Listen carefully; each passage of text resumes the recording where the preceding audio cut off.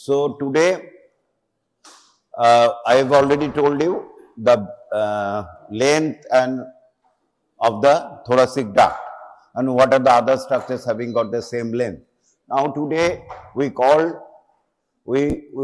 tell the beginning, course and end of the or termination of the thoracic duct, which is very important to write in your short notes. So short notes, a first introduction, then beginning. How it begins? It is the diaphragm. It is the diaphragm, the diaphragm. It is the thoracic cavity, this is the abdominal cavity. And the diaphragm is a musculo-tendinous partition between the thorax and the abdomen. And diaphragm as a muscle, it has got its origin and insertion. Diaphragm has got a various origin, starting from the xiphoid sternum, around this way, and also from the vertebra. In the vertebra, it is the T12 vertebra. It is the T12 vertebra. And it is the L1, obviously lumbar 2 and lumbar 3. Diaphragm, out of so many origins, one of the origin of the diaphragm from the vertebra. On the right side, there are strips of muscular origin of the diaphragm. On the right side of the L1, L2 and L3 vertebra, strips of muscular origin. We called it crus of the diaphragm. Right crus of the diaphragm. Right crus of the diaphragm. Similarly, on the just in front of the touching the or attaching to the left side of the L1 and L2 vertebra, diaphragm takes origin as from the coracoid process, the long head of biceps takes origin. Similarly, one of the origin, diaphragm I have already told you, diaphragm has got a origin from here, from ribs, etc. So from vertebra, it takes origin as a crus of the diaphragm. Plural of the crus is crura, crura of the diaphragm. So it has got a two crura. One is the right crus, one is the left crus. Right crus takes origin from the L1, L2, L3 vertebra, longer, shorter, longer and thicker, stronger. And left crura takes origin from the left side of the L1 and L2 vertebra. And these both two crura joined with each other at the lower border of the T12 vertebra, and this joining arch we called median arcuate ligament. We call it median arcuate ligament.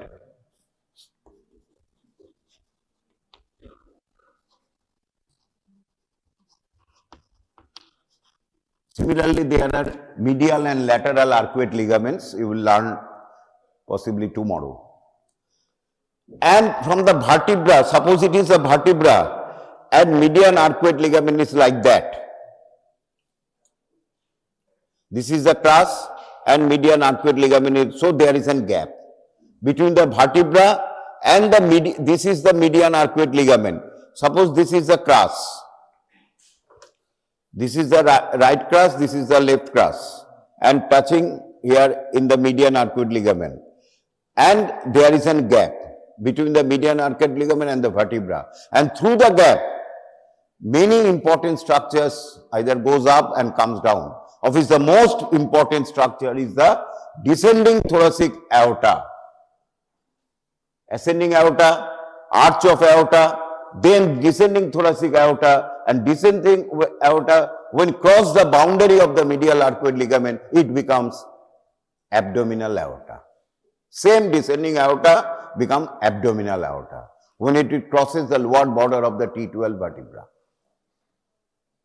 So, we call this opening, this gap in the medial arcuate ligament, aortic opening, because the aorta is the most important structure passing through this opening, aortic opening of the diaphragm. Similarly, diaphragm has got a vena cava opening where the inferior vena cava passing. diaphragm has got a esophageal opening through which the esophagus comes down from the thorax to the abdomen and continued as the stomach.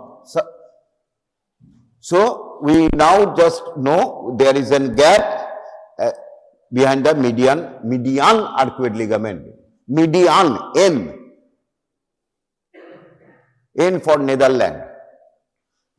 There is another arcuate ligament and it is a single and midline. And there are two other ligaments, medial arcuate ligament, L for Latavia, and lateral arcuate ligament, whatever it may be. So this is the aortic opening.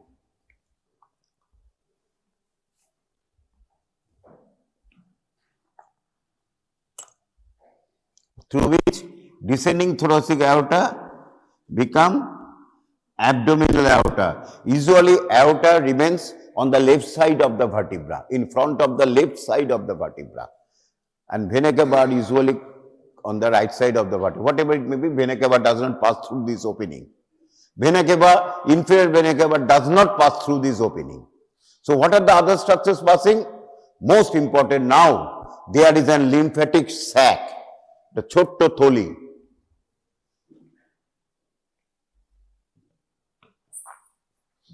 This is known as the cisterna chyli. Cisterna chyli.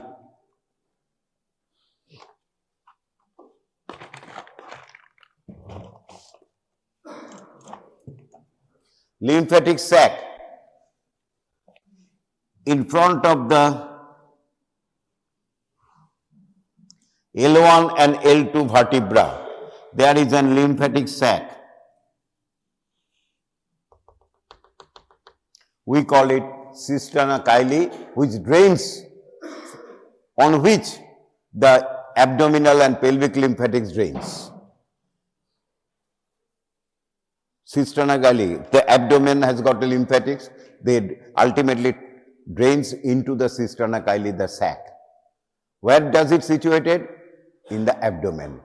Where is the abdomen? Where in the abdomen? In the posterior wall of the abdominal wall. Where? In front of the L1 and L2 vertebrae. And this cisterna chyli, in its upper end, passing below the median aortic ligament, that's mean through the aortic opening of the diaphragm, and continued as thoracic duct. Continued as thoracic duct. So beginning of the thoracic duct at the তাহলে কি লিখবো এত কি লিখতে হবে পড়ি কেন beginning of the thoracic duct is a continuation of the upward continuation of the cisterna chyli at the level of the lower border of the T12 vertebra. Finished. So what is thoracic duct? How does it begin? It's a continuation of the cisterna chyli. Where? At the lower border of the T12 thoracic vertebra or 12 thoracic vertebra. Course. এটা গেল beginning, then course. তারপরে হচ্ছে course.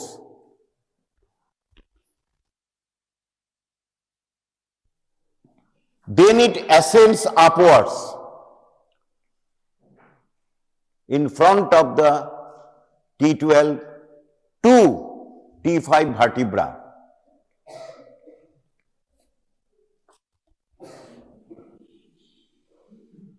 On the right side of the vertebra,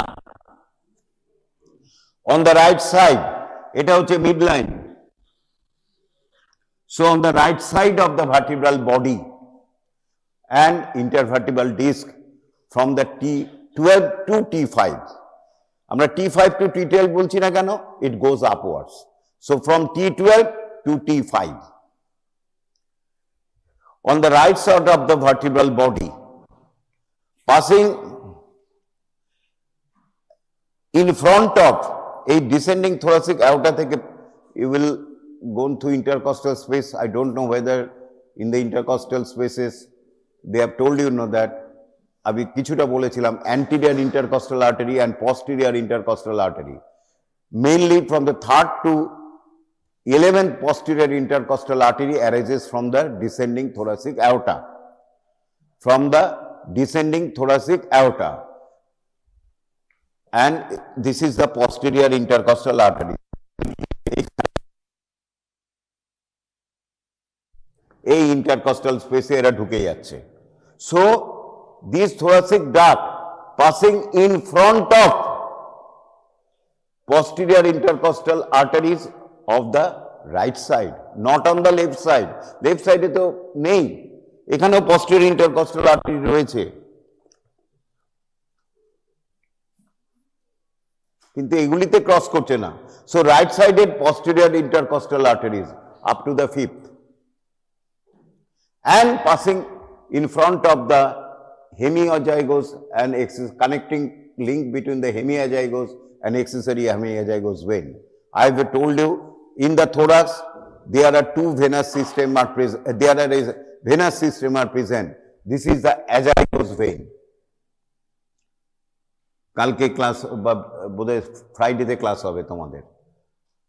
This is the azygous vein, a single vein, azygous vein draining the intercostal spaces, and it starts from the abdomen and goes up, and the T4 vertebra at the level of the T4 vertebra arching in this fashion and drains into the superior vena cava.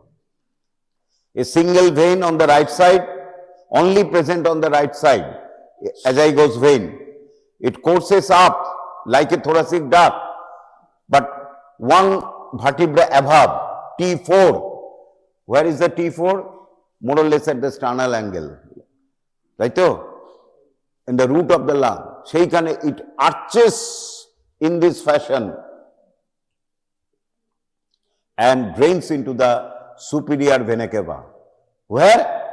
Just the place where superior vena cava pierces the pericardium. I have told you that superior vena cava has got two parts, extrapericardial part and intrapericardial part.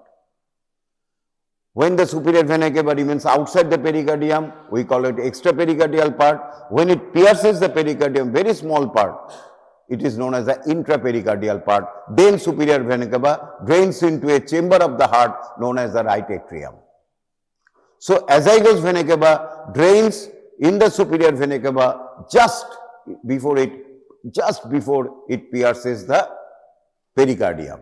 Means just the end point of the extrapericardial part of the superior vena cava. To bole nilam, eta likhbe na ta bole, thoracic duct. Then thoracic ki korche, why it's the important, so passing in front of the, so this is the azygous vein. Similarly, on the left side, similar to azygous vein, there are two veins, one above, one below. The below naam hocche hemiazygous vein, and opore jeta vein royeche accessory hemiazygous vein. But ultimately, both accessory hemiazygous vein and hemiazygous vein drains into the azygous vein. Dekho, cross kore okhane cross korche and it drains. So, আমি তোমার রিলেশনটা বোঝানো যে thoracic duct passing in front of the right sided posterior intercostal arteries, also in front of the connecting of the hemiazygous and accessory hemiazygous vein, and at the level of the T5 it crosses to the left side. It crosses to the left side. It crosses to the left side. এতক্ষণ right সাইডে ছিল, এবার যদি and T4 is the junction between the superior and inferior mediastinum. আগেই বলেছি superior and inferior mediastinum is a plane between the starting from the sternal angle and lower border of the T4 vertebra. তারপরে T5 এ cross করে ঠিক এখান থেকে এই T4 এ চলে গেল, it remains in the superior mediastinum. It enters the superior mediastinum. এতক্ষণ এটা ছিল inferior mediastinum, যেই এখানে এলো it becomes superior mediastinum. তাহলে inferior mediastinum में what do you search for? A surgeon opens the inferior mediastinum. Why do you search for the thoracic duct? On the right side or the left side?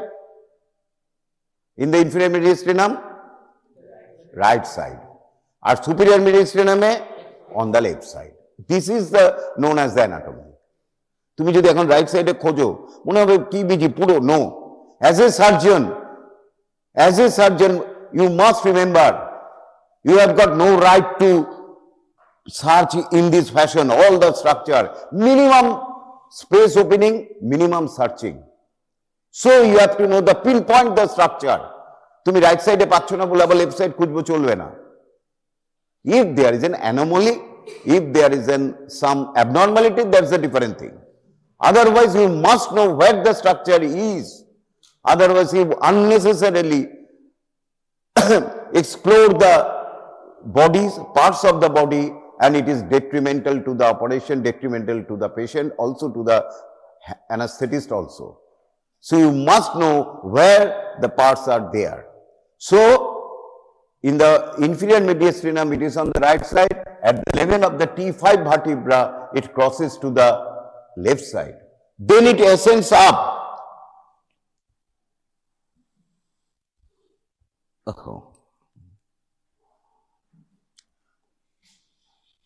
Then it ascends up. Not only it ascends up, it crosses the thoracic inlet.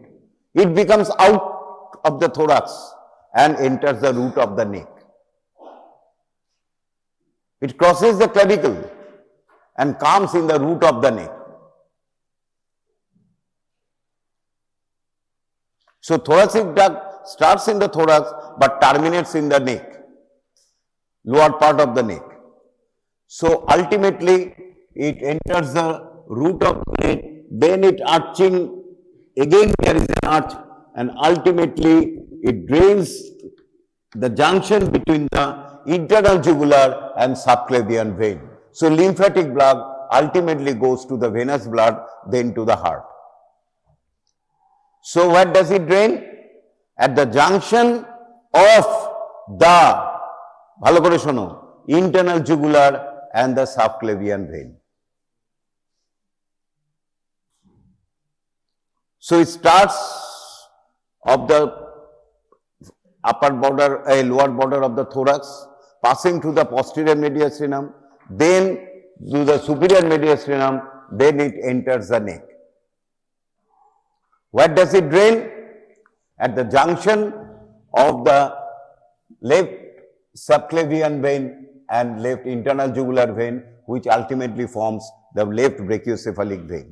এই জাংশনটাতেই drain করছে এবং root of the নেক যখন arching করছে, head নেকে পড়বে, আমি এই details করছি না।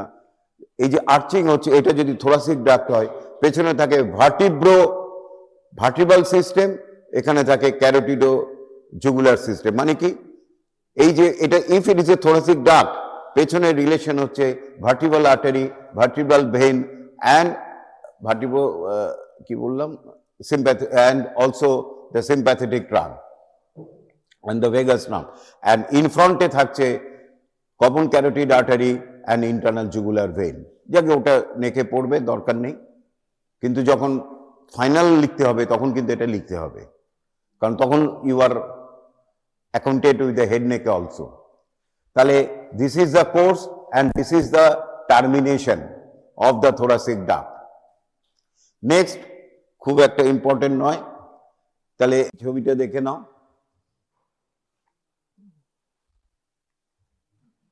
ও, এইটা শুধু আরেকটা ইম্পর্টেন্ট জিনিস, when it courses in the superior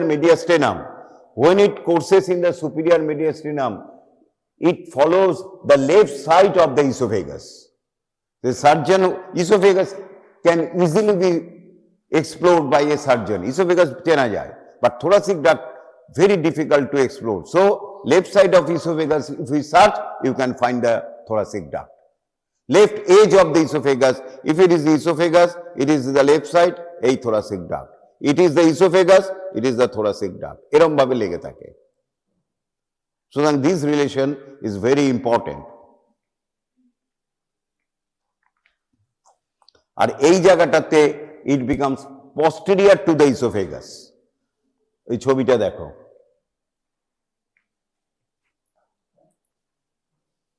বুঝতে পেরেছো কি?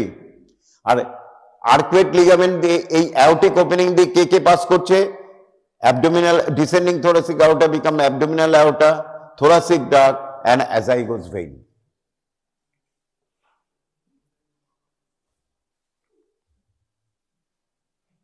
এটা আরেকটা পিকচার, প্রায় সব বইতেই আছে।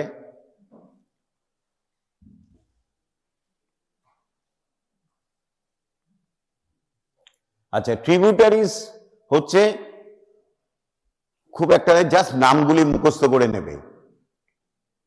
Descending limb trunk from the lower intercostal space, ascending lumbar limb trunk and mediastinal limb trunk.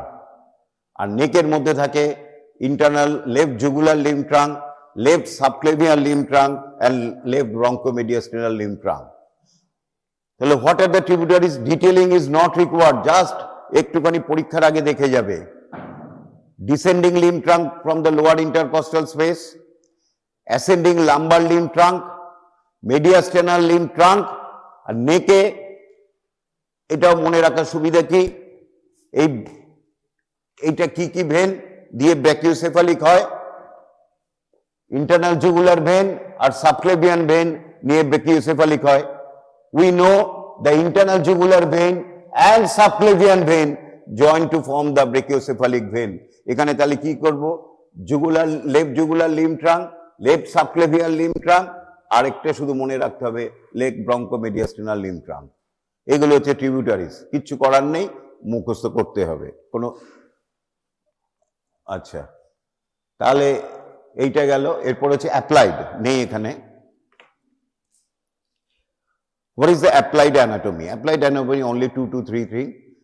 There is a chance of injury of the thoracic duct, especially when surgeon going to block dissection of the neck in the root of the block dissection of the neck.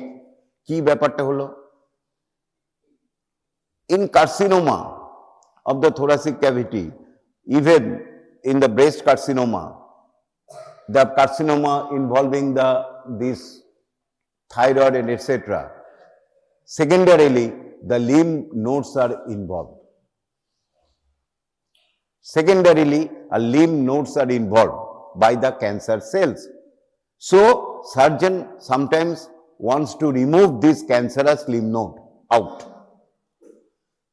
So, they operate there. Of which the most important here, you know afterward, the left supraclavicular lymph node is very often involved in breast carcinoma and even in testicular carcinoma also. And we call this gland Virchow gland. Very important gland, this left supraclavicular lymph node situated here. Often in many carcinoma, stomach carcinoma, these left supraclavicular lymph nodes are involved. And as per the surgeon who discovered it, Virchow, we name it this Virchow gland. So, surgeon wants to remove this cancerous lymph node, and while operating, they damage the thoracic duct. Very fine structure, thoracic duct. They damage the thoracic duct. A simple nick of the thoracic duct causing oozing out of the lymph, whitish lymph from this damaged portion. And you know, not only the thoracic duct, but also another viscera of the thorax comes to the root of the neck. What is that? Important viscera of the thorax comes to the root of the neck. Huh? Very good. Apex of the lung. Lung is a thoracic organ, but apex is neck region, cervical. So, apex of the lung is present in the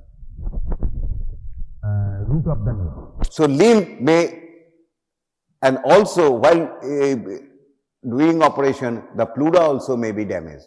So, the lymph may be go to the pleural space, producing fluid, lymphatic fluid present in the pleural cavity.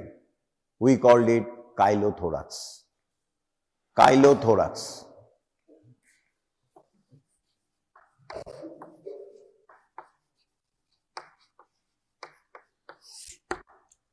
And this is the chylothorax. So, the pleural cavity is full of lymphatic fluid known as the chylothorax, and sometimes it may be huge and compresses the lung producing respiratory difficulty or collapse of the lung, but rare. সুতরাং এইটাই একটা applied anatomy. Next চলে গেছে। আজকে তোমাদের একটুখানি introduction দেব sympathetic trunk সম্বন্ধে। স্প্ল্যাঙ্কটিক nerves, posterior mediastinum. You know there is a spinal cord starting from the brain down to the lower border of the L1 vertebra. There is a spinal cord.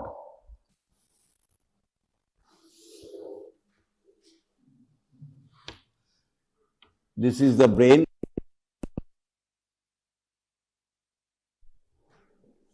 And from the spinal cord, on the either side, the spinal nerve arises.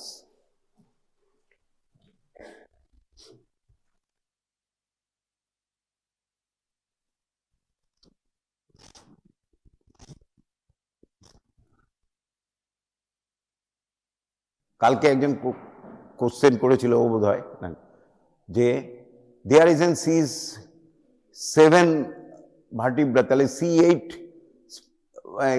কি ব্যাপারটা কি segment brachial প্লেক্সাসে, the vertebra তো 7, actually ব্যাপারটা কি vertebra is 7 but the spinal cord has got a 31 pairs of spinal nerve,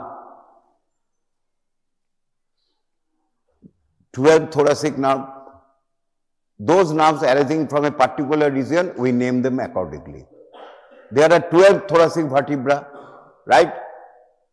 12 thoracic vertebra, and there are 12 thoracic spinal nerve.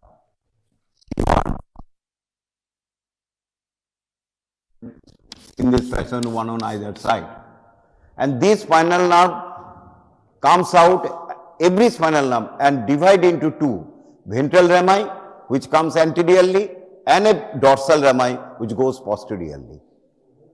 And only the ventral rami form the plexuses, brachial plexus, lumbar plexus, etc. Not only that, in case of a thoracic region, the ventral rami form the intercostal nerve, right? So there are 12 intercostal nerves. Similarly, in the lumbar region, there are 5 lumbar nerves. In case of a sacral, 5 sacral nerve.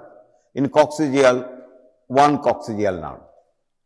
But the difficulty is that, problem is that, in case of a neck, there are 7 vertebra, but there are 8 cervical spinal nerves. So, in case of a cervical region, there are 8,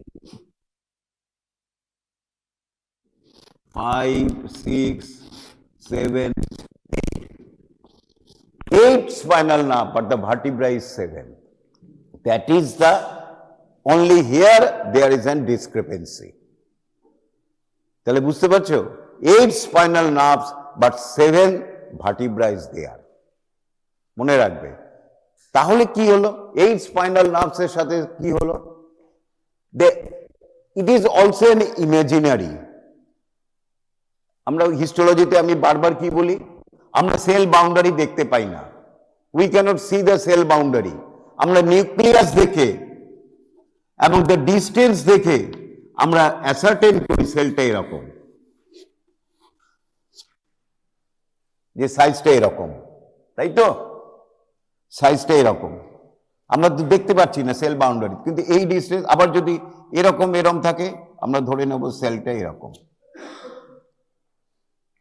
Similarly, imaginarily, a segment of the spinal cord, কোনো ভাগ নেই কিন্তু, cannot differentiate it, from which a pair of spinal nerve arises, we call spinal segment of the spinal cord, right? এটা ভেবে নেই, এইটা এখান থেকে বেরিয়েছে আর এইটা এখান থেকে, this region, কোনো মার্কিং নেই, আমরা আরবিট্রারি কম্বিং করছি, this region corresponds to this spinal nerve, from here the spinal nerve arises, right? So, and this is we call the spinal segment. So there are 8 cervical spinal segment, 12 thoracic spinal segment, 5 lumbar spinal segment,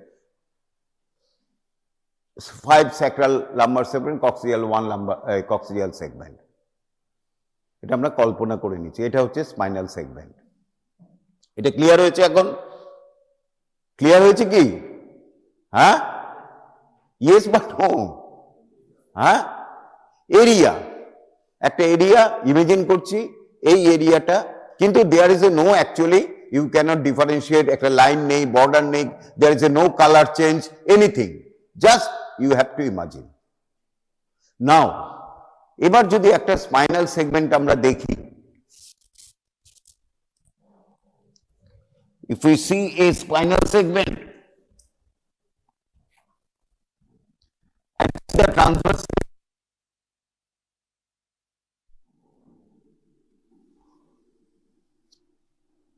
this is a transverse section of a spinal segment.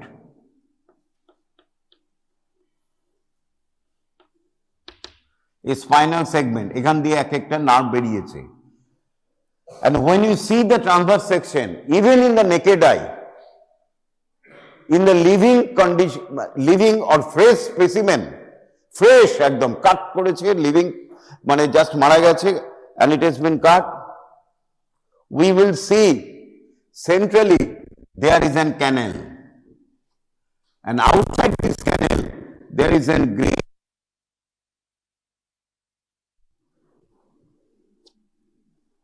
and a white area here, and this grey area surrounding this canal we call spinal cord grey matter, and outside this is called white matter. In the grey matter, mainly the nucleus, a cell body of the nervous cells or neurons situated, and here the actions and dendrons, fibers of the cell body are situated, and these cell bodies are arranged, this grey matter is arranged in like a butterfly, so it has got a posterior tapering end and anterior bulbous end. We call posterior horn, we call anterior horn, সিংহের মতো horn. So it has got a posterior horn, it has got a anterior horn, one on either side of the midline. Anterior horn contains cell body of the motor cells which stimulates the muscle, and posterior horn contains cell body sensory which receives the sensory from touch, pain, temperature from the body, then it goes up to go to the brain to give information to the brain. And this is the motor neuron, and the nerve fibers actions coming in this fashion we call rootlet, ventral rootlet or anterior rootlet. Similarly, and it ultimately it goes to the muscles, it goes to the muscles of our body. Similarly, if we pinch, if we prick, the sensation will come through the nerve.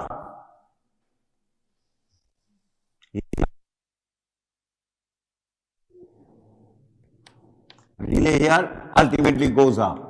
It has got a sensory neuron carrying touch, pain, temperature. And the cell body of this sensory neuron, there is an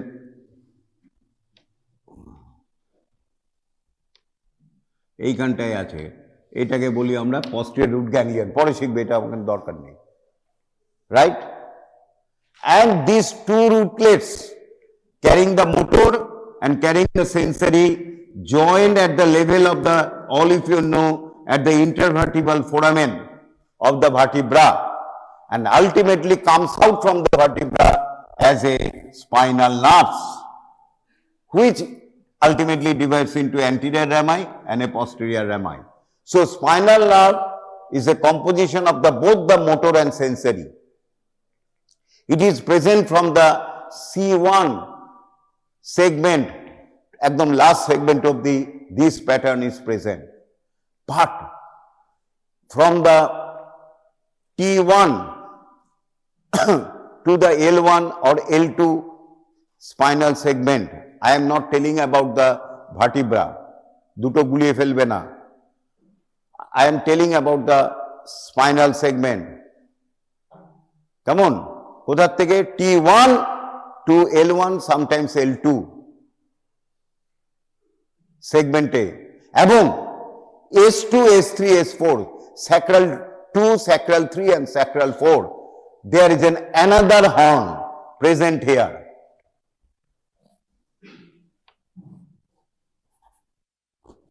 We call lateral horn. We call lateral horn.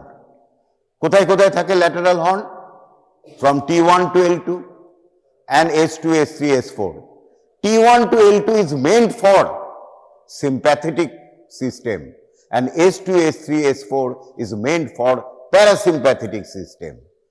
And from T1 to L2, যে lateral horn থেকে যে spinal sympathetic system বেরোয় তাকে আমরা বলি thoracolumbar outflow. Thoracolumbar outflow.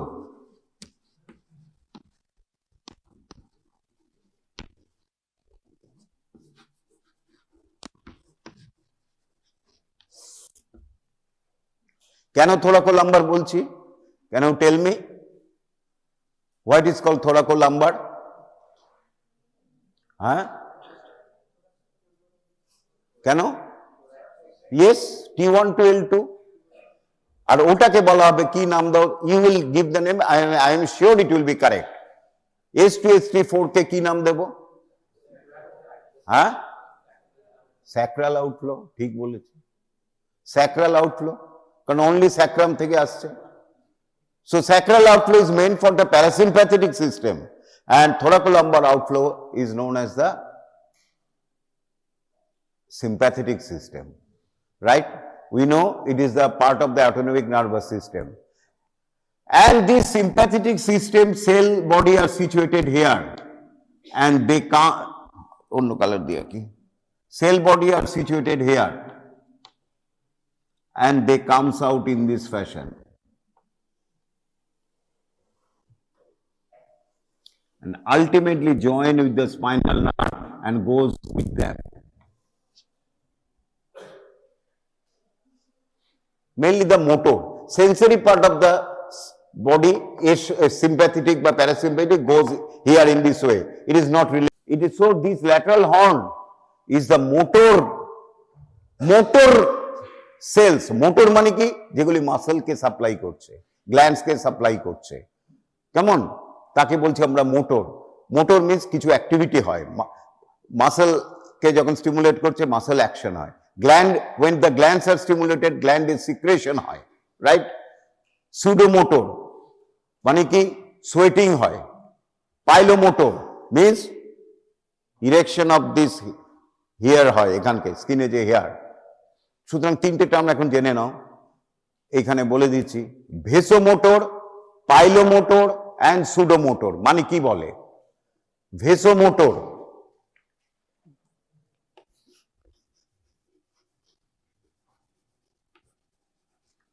আর বলবো না, পাইলোমোটর and pseudomotor. What is the meaning of this term? Vasomotor means motor to the muscles present in the vessel. You know the tunica media, both artery and the vein contain muscle, and these are under control of mainly the sympathetic system. So those sympathetic fibers supply the muscles of the blood vessels. We call it vasomotor. Then pilomotor. In the here, আমাদের বলে না ইয়ে খাড়া হয়ে গেল লোম, these muscles are known as the small hairs which are under control of a muscle situated in the skin known as erectorus pilorum. Muscle টার নাম কি? Erectorus pilorum. when these muscles are stimulated, here on end হয়ে যায়, এই আমাদের ঘায়েল লোম খাড়া হয়ে যায়. So we call, when this is also under control of the sympathetic system, we call pilomotor. Erectorus pilorum, pilorum থেকে টার্মটা এসেছে. Pseudomotor, pseudo means sweat. So when those fibers of the sympathetic system stimulate the sweat gland to secrete sweat, we call it pseudomotor. সুতরাং এই টার্মটা একটু পরে লাগবে. সুতরাং এটা জেনে নাও, vasomotor, pilomotor, pseudomotor, mainly controlled by the sympathetic system, which is continuous outflow from the thoracolumbar outflow. Clear? Next আমি আসছি, এই জায়গাটা খুব ভেরি ইম্পর্টেন্ট বেসিক জিনিস, এটা বুঝতে পারলাম আমরা. এছাড়াও সিম্প্যাথেটিক সিস্টেম একটা স্পেশাল নার্ভাস চেইন রয়েছে, starting from the base of the brain up to the dorsal surface of the coccyx, one on either side, তাকে আমরা বলি sympathetic chain. এটা যদি বেস অফ দ্য ব্রেইন হয়, স্কাল হয়,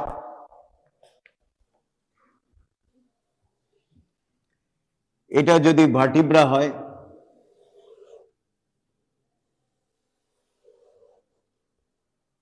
এটা স্যাক্রাম, তারপরে coccyx, one on either side of the vertebra, and sometimes in front of the vertebra also there is a chain of sympathetic system starting from the base of the brain above, ultimately to the dorsal surface of the coccyx, where both these chains join together to form a ganglion. এখান দিয়ে দেখা যাবে না, I am doing it the ventral aspect, it goes to the dorsal aspect of the coccyx. দরকার নেই, পরে পড়ব. These two chain, it is called the right sympathetic chain, it is called the left sympathetic chain.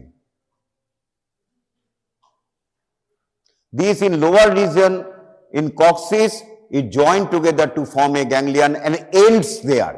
ওখানে শেষ হয়ে গেল, এবং গ্ল্যান্ডটার নাম, এই গ্যাংলিয়নটার নাম হচ্ছে গ্যাংলিয়নিক ইম্পার.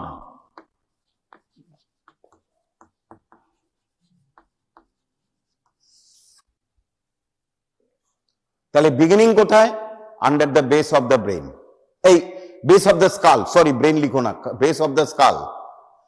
ব্রেন যদি কেউ লিখে রাখো কেটে দাও, base of the skull, skull means bony structure. কোথায় থাকছে? In the posterior region of the neck, posterior abdominal wall, a thoracic wall, posterior abdominal wall, close to the vertebra, one on either side. How does it end?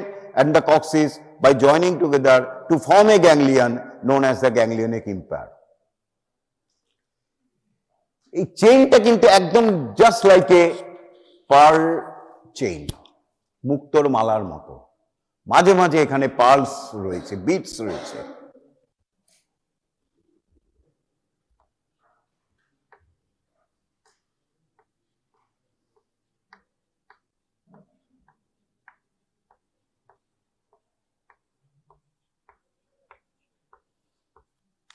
দুপাশেই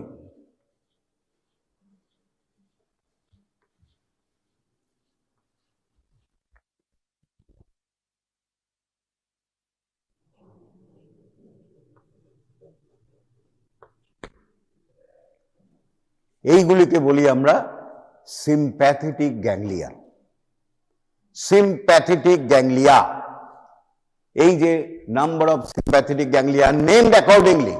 In cervical region, cervical sympathetic ganglia, thoracic region, thoracic sympathetic ganglia, abdominal sympathetic ganglia, so on and so forth. Abdomen অবশ্য L1 L2 অবধি, তার বেশি নেই. তাহলে sorry, তার ভুল বললাম. And also it extends up to the coccyx, so sacral sympathetic ganglia, so it has got a ganglia. Whenever there is a swelling in the course of a nerve, we call it ganglia. It has got a very important relay station function of the sympathetic system. হলো এটা, ganglia রয়েছে. And sometimes these ganglia has got a special property to join together. For example, cervical 1, cervical 2, cervical 3, cervical 4 join করে যায় একসাথে to form a single ganglia. We call it superior cervical sympathetic ganglia. 5, 6 join করে গেল, এরকম ভাবে এগুলি একসাথে join করে এ লার্জ গ্যাংলিয়া তৈরি হলো।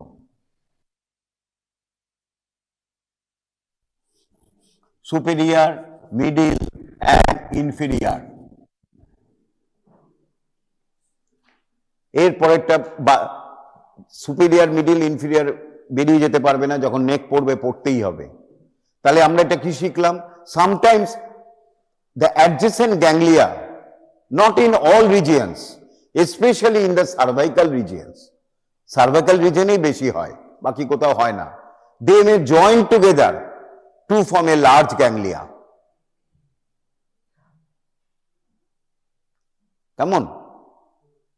Superior, among to form 3 large ganglia in the neck region: superior cervical, middle cervical, and inferior cervical. Inferior cervical ganglia usually formed by the C8 ganglia, but one of the most important part, especially in thoracic region, is that the inferior cervical ganglia নিচে কি থাকবে? C8 এর নিচে কোন ganglia থাকবে? Cervical নিচে কোন গ্যাংলিয়ান থাকবে? থোরাসিক কত নম্বর? T1 থাকবে। আগেই তো বলছি, এটা যদি C1 হয়, C2, C3, C4, C5 জোরে সিম্প্যাথেটিক সুপিরিয়র হলো, C6, C7 জোরে মিডিল হলো, and C8, এবং এর সাথে T1টা জুড়ে যায়। ইনফিরিয়রের সাথে T1 thoracic ganglia join together to form a single ganglia. We call it stellate ganglia. এই নামটা মনে রাখবে, stellate ganglia.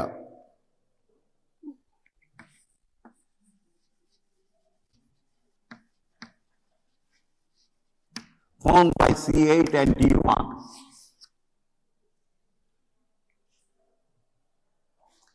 Stellate ganglia. আচ্ছা যাকে ছেড়ে দাও।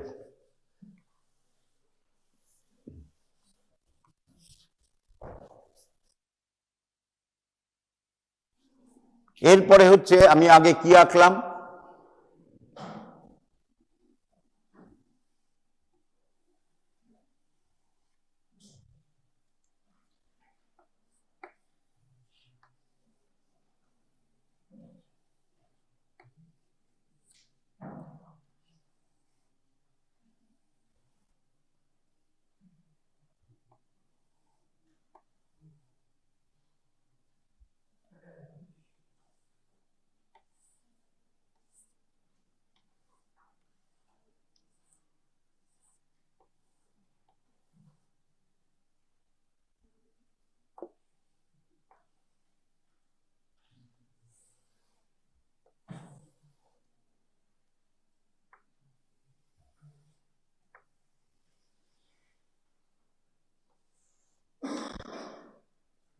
হোয়াইট দিয়ে মোটর আর সেন্সারি, আমি এটা ভায়োলেট দিয়ে আমি এঁকেছি সিম্প্যাথেটিক সিস্টেম।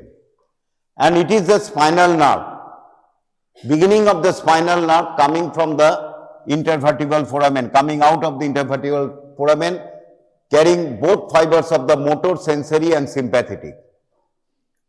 ঠিক স্পাইনাল পাস দিয়ে, ইট ইজ দ্য ভার্টিব্রা, এগুলি তো ভার্টিব্রার মধ্যে আছে। Spinal cord, spinal cord situated in the vertebral canal, ঠিক তার পাশেই রয়েছে সিম্প্যাথেটিক ট্রাঙ্ক।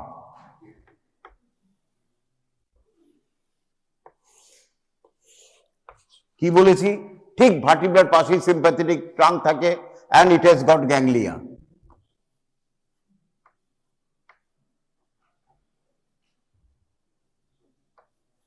এই হচ্ছে গ্যাংলিয়া, এখান দিয়ে যাচ্ছে। এরপরে কি করছে? This train root, sympathetic train root, ভালো করে শোনো এটা, This sympathetic train route connected to the sympathetic chain by means of a two loop line. Train line, দুটো ট্রেন লাইন যেমন ছোট্ট লাইন দিয়ে যোগ থাকে, so this is the spinal nerve, this is the sympathetic chain.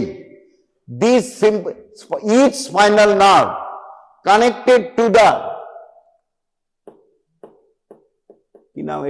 sympathetic chain, especially in the thoracic region. Exception আছে পরে আসবো, আজকে আর হবে না, মাথা গুলিয়ে যাবে, এটা খুব ভালোভাবে আস্তে আস্তে বোঝো, is connected by two loop line. What is they? One here, অন্য কালার দিয়ে আঁকছি,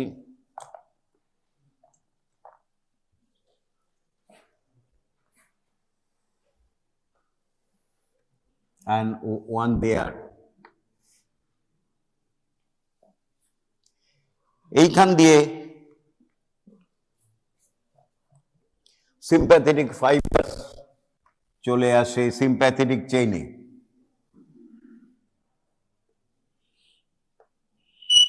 পরে গ্যাংলিয়াতে যায়। তাহলে এই লাইনটাকে কিন্তু অন্য ফাইবারস গুলি বেরিয়ে গেল, মেল ট্রেন বেরিয়ে গেল, কিন্তু এটাকে লুপ লাইন দিয়ে আরেকটা লাইনে নিয়ে গেল। So sympathetic fibers coming from the lateral horn goes here, ultimately leaves the spinal nerve and comes to the sympathetic chain by a loop line we called white rami communicantis. White ramus communicantis singular, plural হচ্ছে white rami communicantis. তাহলে এই sympathetic chain এবার ঢুকে গেল, আর অন্য ফাইবারগুলি বেরিয়ে যাচ্ছে, motor আর sensory গুলি এখান দিয়ে বেরিয়ে যাচ্ছে, এ চলে গেল ওর অরিজিনাল লাইনে সিম্প্যাথেটিক চেইনে বাই এ লুপ লাইন, নামটা কি white rami communicantes. and this sympathetic chain also connected again back to the spinal nerve by another loop line called gray rami communicantis, right? তাহলে আপাতত থাক, আমি পড়াবো statistics.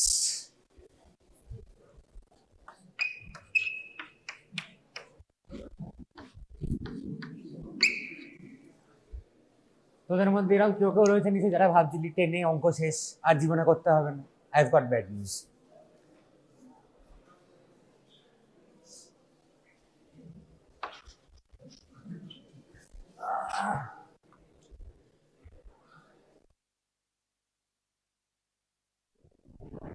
The branch of science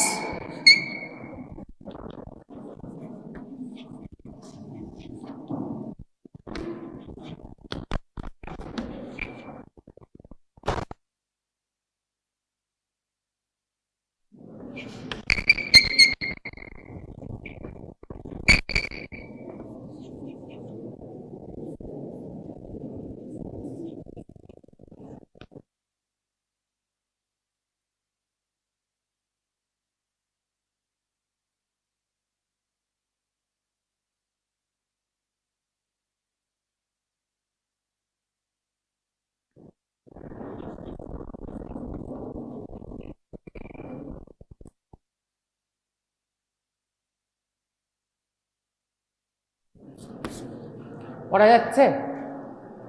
যাচ্ছে তো? The branch of science that deals with collection, analysis and interpretation of data.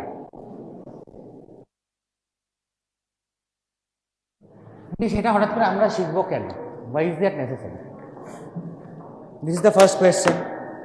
কারণ যদি আমাদের কাছে মানে আমরা নাই জানি এটা শিখছি কেন, তাহলে এটা শিখতে ইচ্ছেই করে না। আমরা এরকম প্রচুর ক্লেমস করি, লাইক একটা vaccine is 70% effective, rabies has 100% mortality. এই নাম্বারগুলো এই কোয়ান্টিফাই করছি কি করে এগুলোকে? আমি একটা স্টাডি পপুলেশন ধরবো, সেই পপুলেশন থেকে স্যাম্পেল নেব, সেই স্যাম্পেলটাকে স্টাডি করব, সেই স্টাডি করে তার ট্রেডসগুলোকে কোয়ান্টিফাই করব, করার পরে এই কনক্লুশনে পৌঁছবো। সেটা করার জন্য যেই সায়েন্সটা লাগবে সেই branch of science is called statistics. So now we know why we need it. We know, right?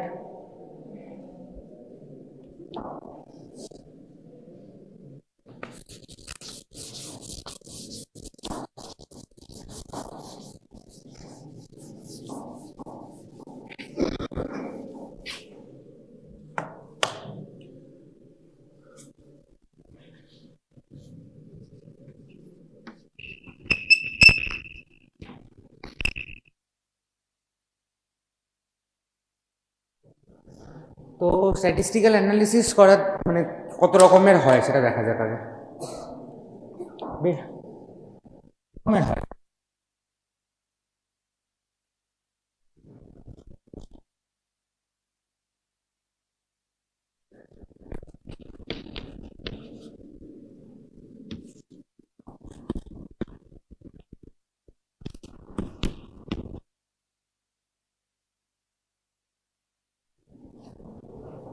এবার এগুলো কি? ধর আমার হাতে 100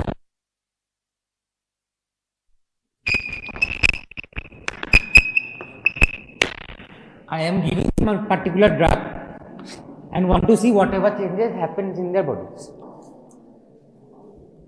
তো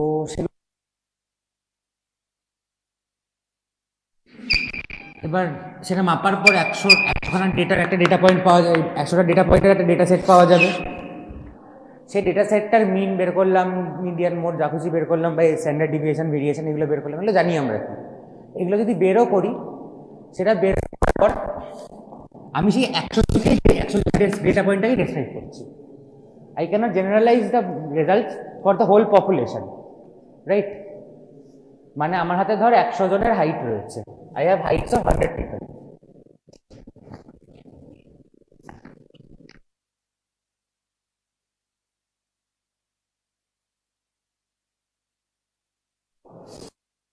If I find the mean average of the 100 people, of the heights of the 100 people,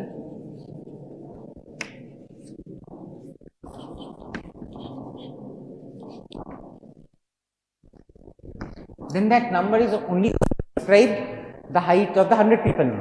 আমি সেটাকে পপুলেশনের জন্য জেনারেলাইজ করতে পারবো না, কিন্তু আমার যে কোনো অ্যানালিসিসে আমি শুধু 100 জনের ওপর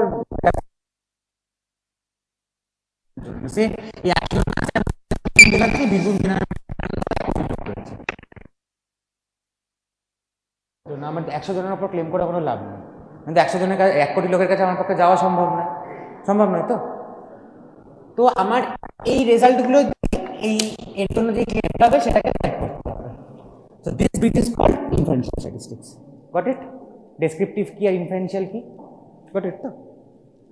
এবার কি টুলস হয় সেগুলো দেখে। ডেসক্রিপটিভ স্ট্যাটিস্টিক্স এর জন্য প্রথম জিনিস central tendency.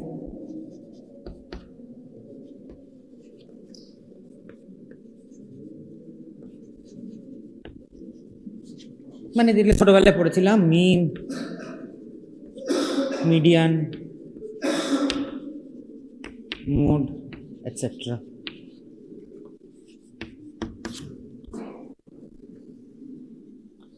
measures of standard deviation, measures of dispersion.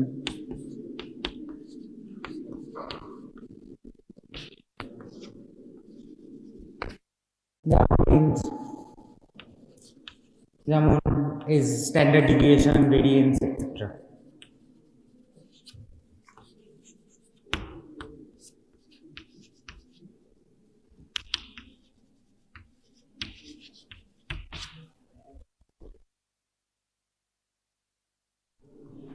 তো বেসিক্যালি আমরা সেন্ট্রাল টেন্ডেন্সি কেন বানাই?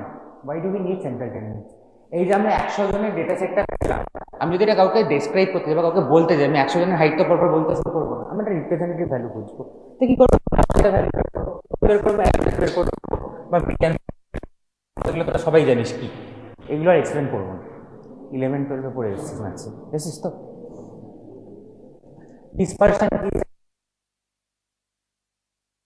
পড়েছিলি নিশ্চয়?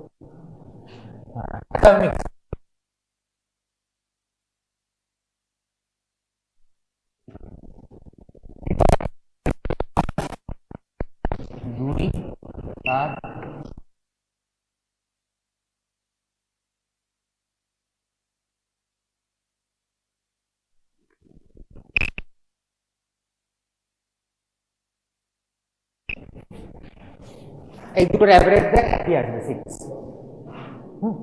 বাট কিন্তু ডেটা সেটগুলো আলাদা, তো দুটোকে রেসপেক্ট করার মধ্যে পার্থক্য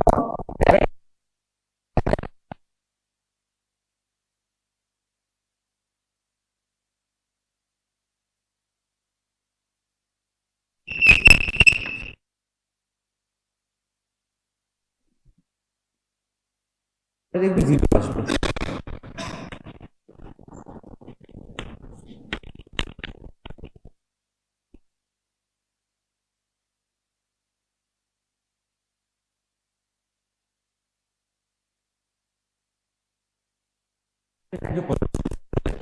মাইনাস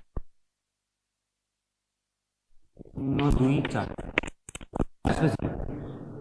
তো নেগেটিভ পজিটিভ করা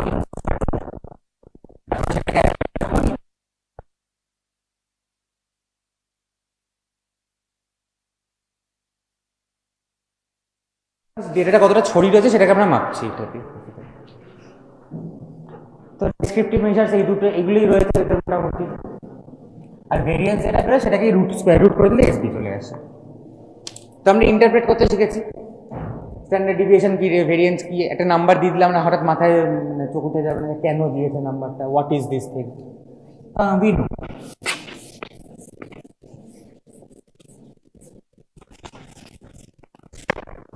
এটার সাবডিভিশন আমরা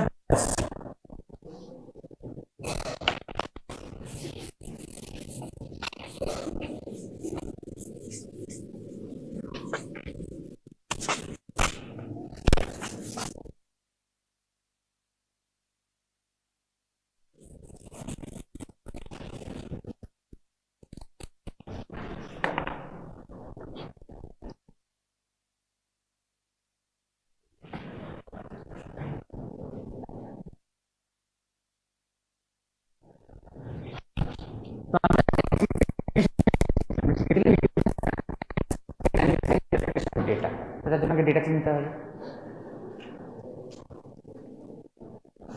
ধর আমাদের 100 জন পেশেন্ট রয়েছেন, তাদেরকে জিজ্ঞেস করলাম তাদের ফ্যামিলি সাইজ কত, মানে তাদের বাড়িতে কতজন মেম্বার রয়েছে, কিরকম নাম্বার ছুটে আসবে, 4 3 2 এসব বলবে তো 2.75 উঠবে, কেউ বলবে না। তো তার মানে এরকম যদি ডেটা হয়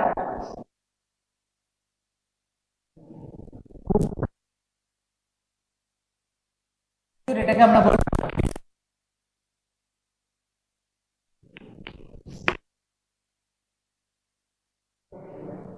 তাহলে ফোন নাম্বার কি ডিসক্রিট না কন্টিনিউয়াস? না। কোনোদিন দুটো ফোন নাম্বার যোগ করেছিস, গুণ করেছিস না? তো তো যেখানে নাম্বারস আসবে সেখানে ডিসক্রিট বা নন ডিসক্রিট এই কনসেপ্ট আসবে, যেখানে নাম্বারস কোনো ভ্যালিউ নেই সেখানে আমি কেন কনসিডার করবো? বোঝা গেছে? বেসিক্যালি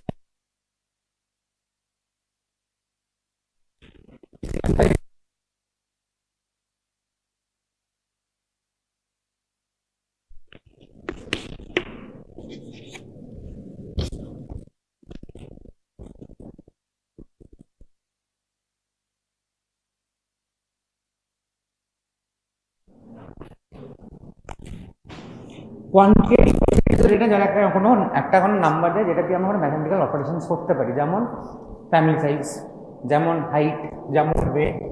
এবার তার মধ্যে যেই টাইপ অফ ডেটা কিছু স্পেসিফিক ভ্যালুজে নিতে পারে তাদেরকে আমরা ডিসক্রিট বলবো, যেমন ফ্যামিলি সাইজ।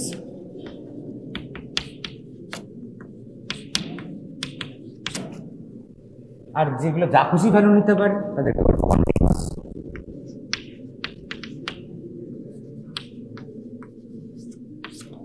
যেমন হাইট, ওয়েট এটসেট্রা। কেউ তো সে বলতেই পারে যে আমার ওজন 57.2357, এমন ভালো অ্যাকুরেসি দিয়ে মেপেছে, কোনোভাবে মেপেছে আমি জানি না, but that is possible. But size of 4.27 is definitely not possible. বোঝা যাচ্ছে পার্থক্যটা? আর কোয়ালিটেটিভ কি, যেটা কোয়ালিটি দিচ্ছে, নাম্বার দিচ্ছে না আমায়, সেটাও হবে দুই রকমের, নমিনাল আর অর্ডিনাল।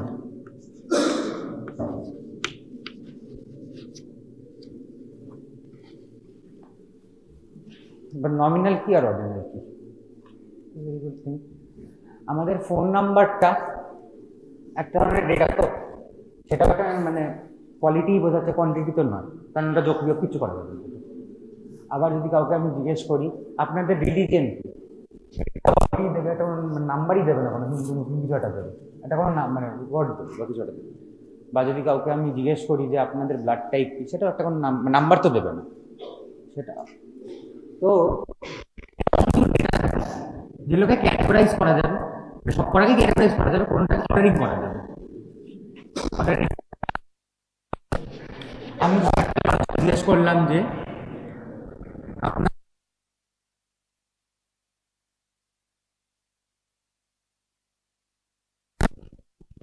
সে কি বলবে, হয় আমি নয় আমি 10 পাস, নয় আমি 12 পাস, নয় আমি গ্র্যাজুয়েট। এরকমভাবে 100 জনকে জিজ্ঞেস করলাম, 100 জনই বিভিন্ন বিভিন্ন কিছু। তো আমি দেখতে পেলাম যে ইলিটারেট আউট অফ 100 আসছে সে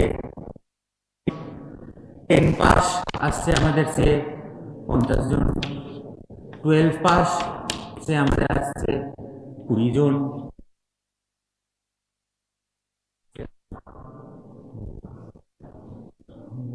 মানে এটা 15 করে 5 জন। এবার যদি আমি হঠাৎ করে এই ডেটাটাকে লেখার সময় আমি বলি না কতজন গ্র্যাজুয়েট হয়েছে আমি এখানে লিখবো, আর কতজন হয়েছে আমি এখানে লিখবো, ডেটা কি দেখতে ভালো লাগছে না? আমরা একটা অর্ডার কাজ করছি এখানে।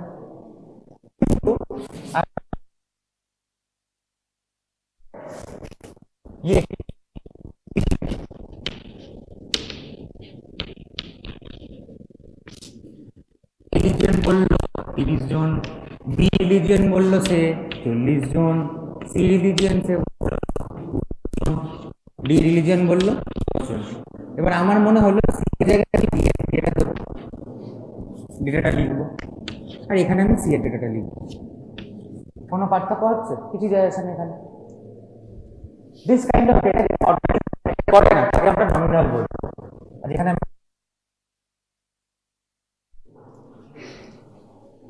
তো আমরা ডেটা চিনতে একটু একটু শিখেছি, ঠিক আছে।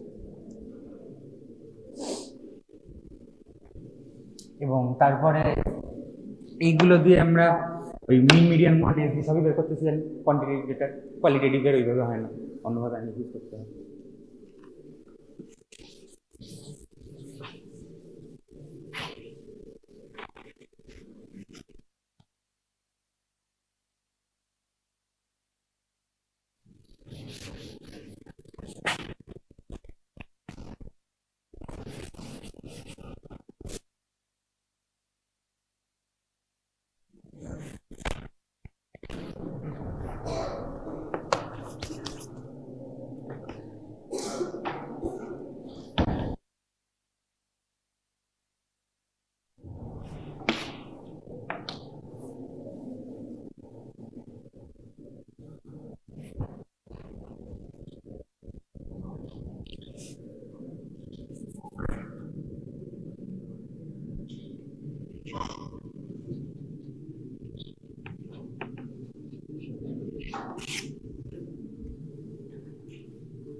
স্যাম্পলিং আর একটা খুব জরুরি জিনিস, আমি স্যাম্পল দিই আপনি স্ট্যাটিস্টিক্যাল অ্যানালিসিসে ওই যে বললাম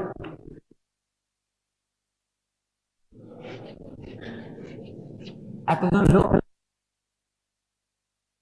যাওয়া আমার পক্ষে সম্ভব না কোনোভাবে, আমি কেন, আমার পুরো টিমের পক্ষে সম্ভব না।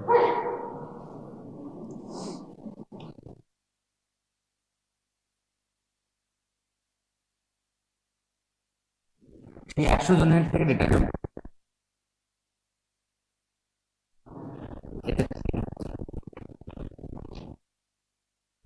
এর যে ট্রেডটাকে স্টাডি করছিল সেটাকে এস্টিমেট করবো, তাই তো। দিস ব্রিজ ইজ কল্ড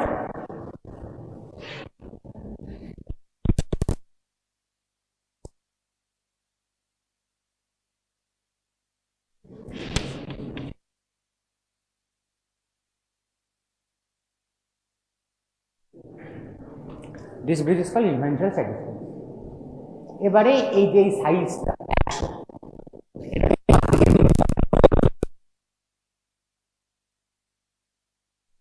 আসবে তো, খুব বড় করলে কোনো পয়েন্টই নেই স্যাম্পলিং এর, সে তো সবাইকে নিয়ে নিচ্ছি।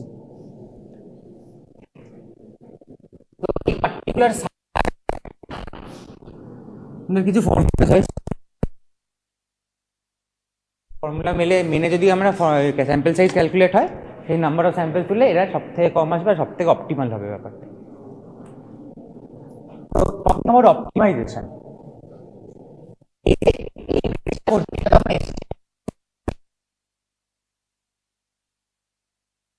বলবো আমরা বায়াস।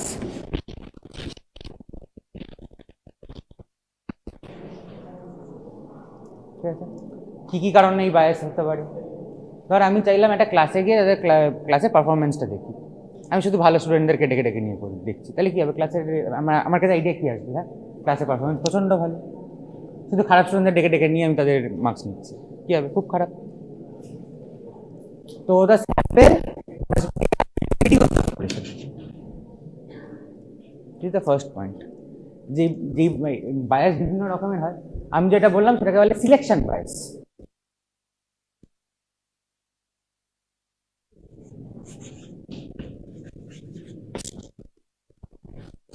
এরকম আরো বিভিন্ন রকমের বায়াস হয়, তো সেই বায়াসগুলোকে আমাদের কমাতে হবে বা মাথায় রাখতে হবে, যেন সেই বায়াসগুলো না আছে, তাহলে আমাদের পুরো অ্যানালিসিসটা জলে। স্যাম্পেলই যদি ঠিকঠাক না হয়, আমি তার উপর কাজ করেছি। Gate my point?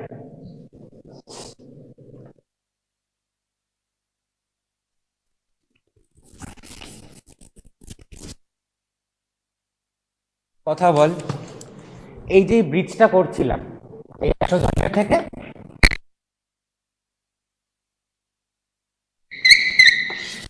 এত ট্রেড আমি স্টাডি করছি 100 জনের হেল্প নিয়ে। কিভাবে স্টাডি করতে পারি? আমি ধর 100 জনের হাইট রয়েছে আমার হাতে, সেটা দিয়ে আমি তাদের অ্যাভারেজ বের করলাম, which is also a mathematical function.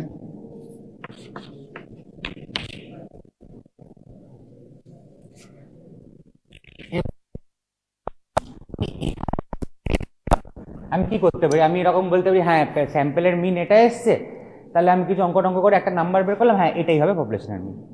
তো আমি এস্টিমেটিং। আরেকটা কি হতে পারে?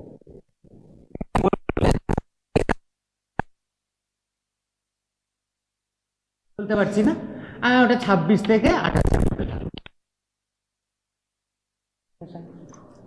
আরেক এস্টিমেশন হলো, এস্টিমেশন ঠিক নয়, ওটাকে বলে টেস্টিং অফ হাইপোথিসিস। ওখানে আমি কি করছি? আমি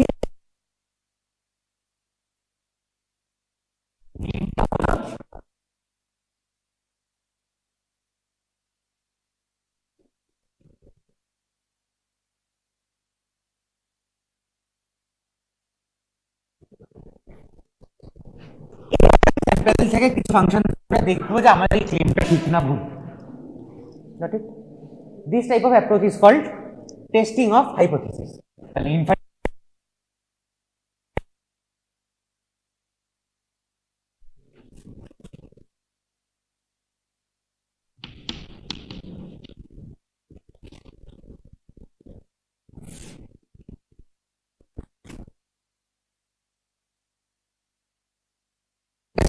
পপুলেশনের একটা চেষ্টা করছি, সেটা কয় রকমের হয়? যে আমি এক্সাক্ট ভ্যালু করলাম বা ইন্টারভাল এস্টিমেশন, যেখানে আমি এখন এক্সাক্ট ভ্যালু বললাম না,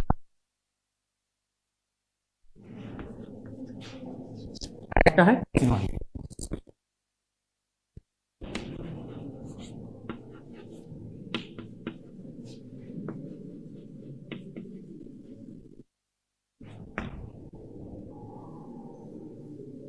এতটা অব্দি মাথায় ঢুকেছে?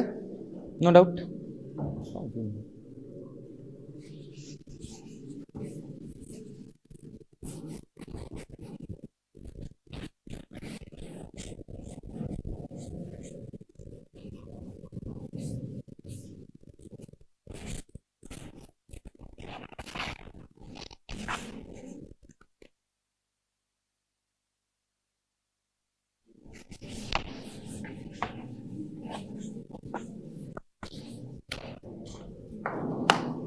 তা মোটামুটি আমাদের আইডিয়া হয়েছে স্যাম্পলিং কেন করি, কি হয়, আর ইনফারেন্স কি করে ড্র করা হয়।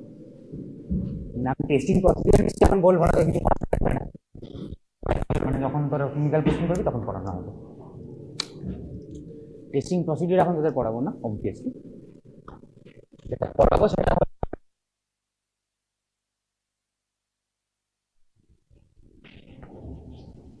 এটা ছোটবেলার চ্যাপ্টার, নিশ্চয়ই তোরা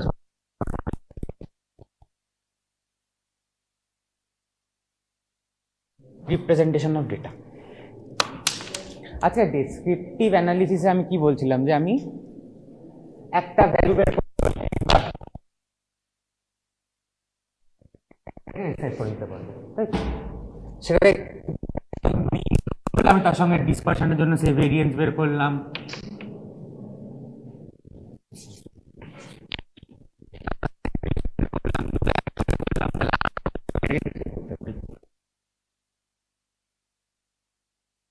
গ্রাফে লিখে দিই, তাহলেও কি সেটা ডেসক্রাইব হলো না, তো লোককে দেখানো হলো না। তো this is also form of descriptive analysis. Anyone?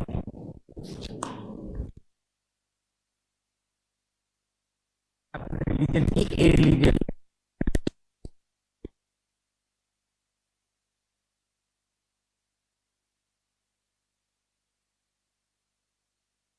Represent করবো with the help of pie chart, তাই তো? কিন্তু আমি যদি এখন বলি ভাই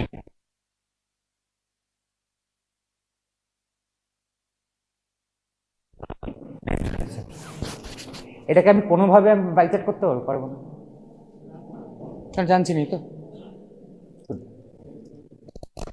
আবার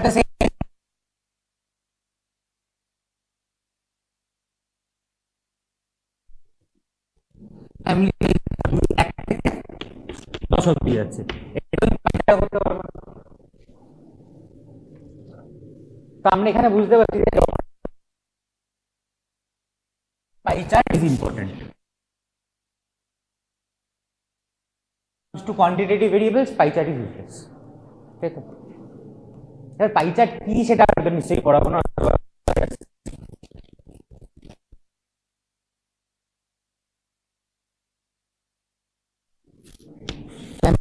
জন্য আমার এক বলেছে 20 জন,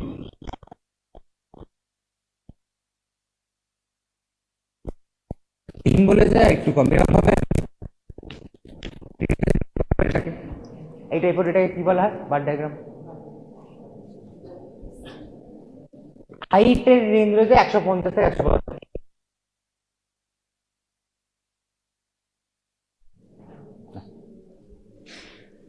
আরে বাবা বললে এটা ডিসপ্লে, এই দেখ 1 আর 2 এর মধ্যেই গ্যাপ, কিন্তু এখানে কেন গ্যাপ থাকবে? কোনো গ্যাপ তো থাকার কথা না। তাহলে এখানে কি ডায়াগ্রাম ইউজ হবে? হিস্টোগ্রাম। করেছিলি তো ছোটবেলায় হিস্টোগ্রাম? মানে জানিস, জিনিসটা দেখেছিস তো? It looks like this.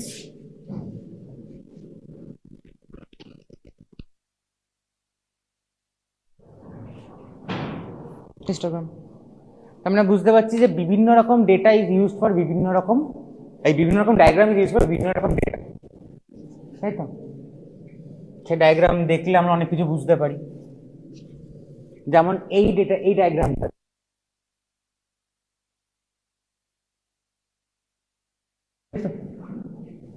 এই ডায়াগ্রামটাতে এরকম হলে আমার এই অ্যানালিসিস করতে সুবিধা হবে। এখানে প্রপোর্শন ঠিক আছে, এখানে এটা চোখে দেখে বোঝা যাবে। অ্যাট দ্য সেম টাইম এটাতে হলে আমরা একটা ক্লাস্টারিংই দেখতে পেয়ে যাবো, একটা প্যাটার্নই দেখতে পেয়ে যাবো। আমি বুঝতে পারবো কোথায়, মানে কোথা থেকে ডেটা আসার প্রবাবিলিটি বেশি, কোথা থেকে আসার কম। Got it? Everyone got it আশা করছি।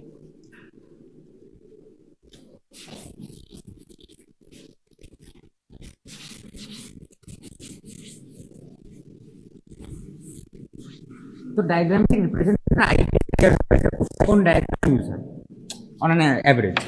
কারণ ডায়াগ্রাম প্রচুর রকমের হয়, কিন্তু জেনারেল হেডটা যদি মাথায় থাকে তাহলে কোনো অসুবিধা হবে না। Got it? যেটা ডায়াগ্রাম হাতে পেলে প্রথমে আমরা কি কি তার চেক করবো সেটা আমার মাথায় ঢুকেছে, যে আমি দেখবো যে তার তারপরে তার হাইট গুলোর কম্প্যারিজন এগুলো আমরা চেক করবো, তাই তো?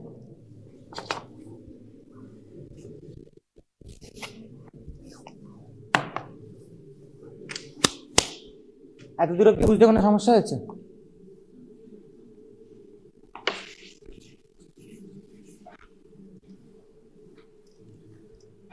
Next part.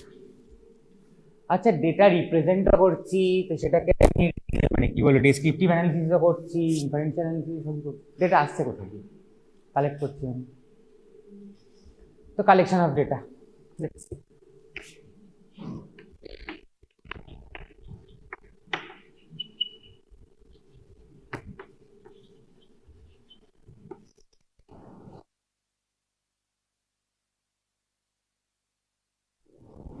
মানে দু রকম মেন টুলস রয়েছে বা অস্ত্র রয়েছে। একটা হলো অবজারভেশন,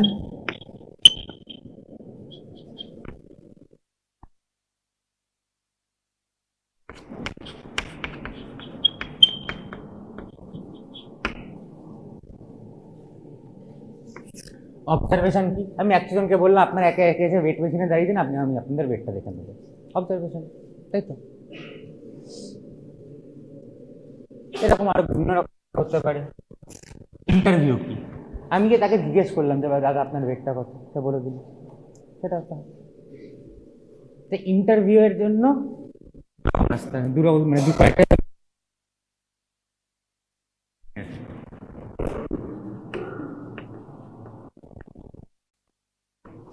ওদের সিনিয়র ব্যাচে এখন পেশেন্টের হাতে নিয়ে ওপিডিতে গেছে ডেটা তুলবে বলে, ক্লিনিক্যাল পোস্টিং চলছে। কোয়েশ্চেনে একটা ডিজাইন সেট অফ কোয়েশ্চেন্স থাকবে, যেটা আমার হাতে থাকবে। আমি গিয়ে পেশেন্টকে দেবো, বললো আপনি পড়ে ফিল আপ করবেন, আমার হাতে ডেটাটা চলে এলো। একটা হয় শিডিউল।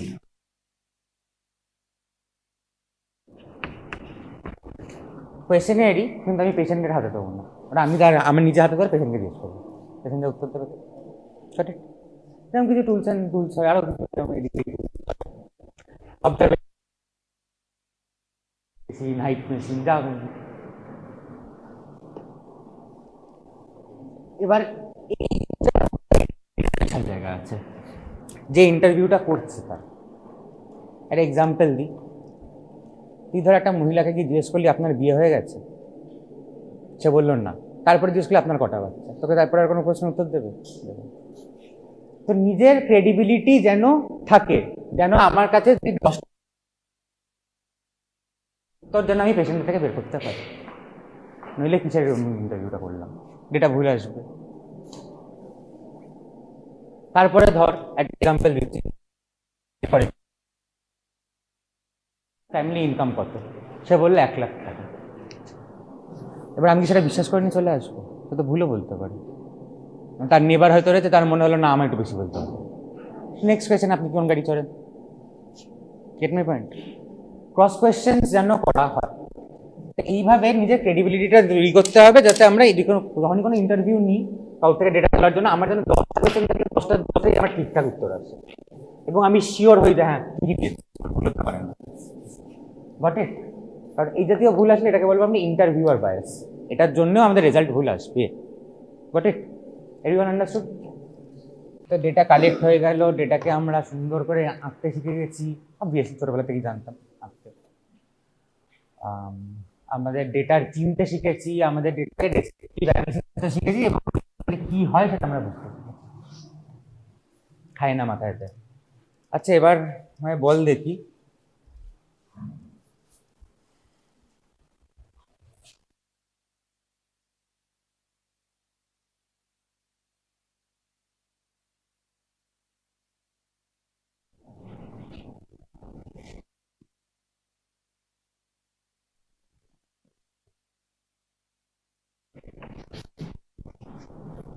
এটা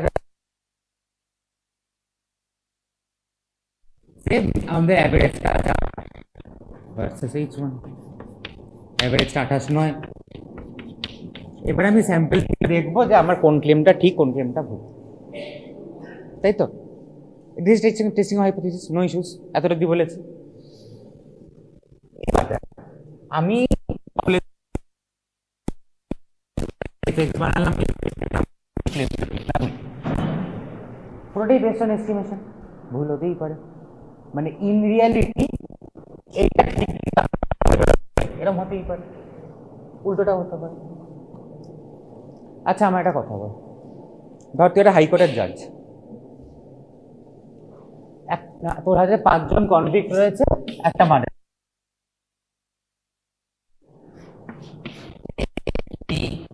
সি ডি আর ই, এই 5 জনকে কনভিক্ট করা হয়েছে, তার মধ্যে যে কোনো একজন মার্ডারটা করেছে, 4 জন মার্ডারটা করেছে ডি। জাজ তুই আগে থেকে জানিস না, তুই এভিডেন্সের উপর বেস করি ব্যাপারটা তৈরি করিস, এভিডেন্সের উপর বেস করে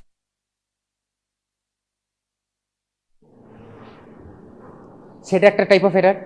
আবার এরকম হতে পারে যে না আমি বুঝতে পারছি না কি এখানে ভুল, আমি 5 জন কিছু, সেটা একটা কাইন্ড অফ এরার। কোনটা বেশি গ্রেভ? তাই অবভিয়াসলি একটা নির্দোষকে ধরে ফাঁসি দিয়ে দিতে, সেটা একটা বেশি গ্রেভ ব্যাপার না? হ্যাঁ হ্যাঁ, এবার মানে বলছি 5 জনকে আমি ধরতে পারছি, মানে অ্যাকচুয়ালি আইডেন্টিফাই করতে পারিনি, এই 5 জনকে আমি ছেড়ে দিয়েছি, আবার ফার্দার ইনভেস্টিগেশন হবে, কিন্তু এই মুহূর্তে আমি 5 জনের মধ্যে একজনকে দাবি করতে পারছি না, বটে সেটা হতে পারে না কি লোক সেটা বেশি খারাপ, তাই তো? তো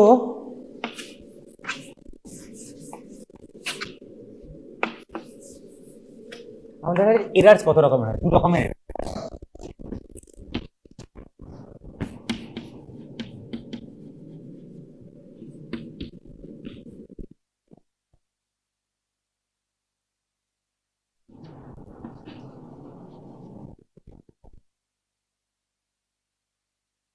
ক্লেমটা আমার ঠিক, আমি সেটাকে অ্যাকসেপ্ট করছি, কোনো এরার হয়নি, তাই তো? এই ক্লেমটা ফলস, মানে এই ক্লেমটা ট্রু, সেটা এটাকে আমি অ্যাকসেপ্ট করছি, তাহলে কোনো এরার হয়নি, এই দুটো ঠিক রয়েছে। কিন্তু যখনই আমার এইখানে আসবে বা এখানে হবে যে আমার এইচ নটটা ট্রু কিন্তু তাও তাকে রিজেক্ট করছি, সেটা ধরনের এরার। এই নটটা ফলস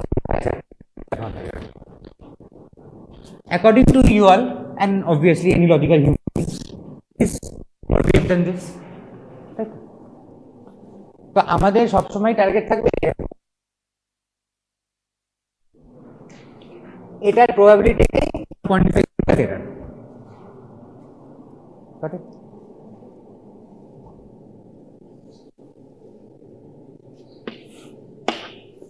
এটার প্রবাবিলিটি এটা তাকে বলবে লেভেল অফ সিগনিফিকেন্স, যে 5%-এর বেশি টাইপ 1 এরার আমি অ্যালাউ করবো না, কিন্তু একে যত কমা তত কম। গট ইট? তো লেভেল অফ সিগনিফিকেন্স কাকে বলে বুঝিয়ে দিয়েছি। যে কোনো থিসিস পড়বি দেখবি একটা আলফা লেখা আছে, alpha 0.05, what is this alpha? This is level of significance, this is the highest probability of type 1 error which we are going to allow, তার বেশি অ্যালাউ করব না। Got it? পুরো টেস্টিং প্রসিডিওরটা তৈরি হবে, এটা দেখেছি, এটা হলো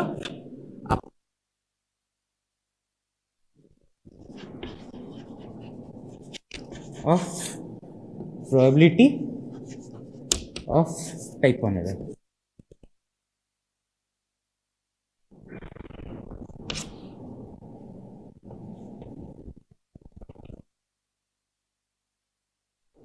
এতটা অব্দি মাথায় ঢুকেছে? ঢুকেছে তো? কারোর কোনো সমস্যা আছে এতদূর অব্দি? না তো? আচ্ছা, everyone understands Bengali out here? এতক্ষণ ধরে পড়িয়ে একটু জিনিসই করিনি। Everyone understands Bengali?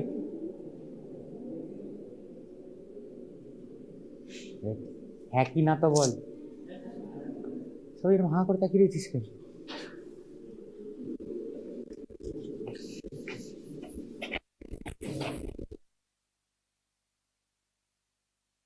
বলতো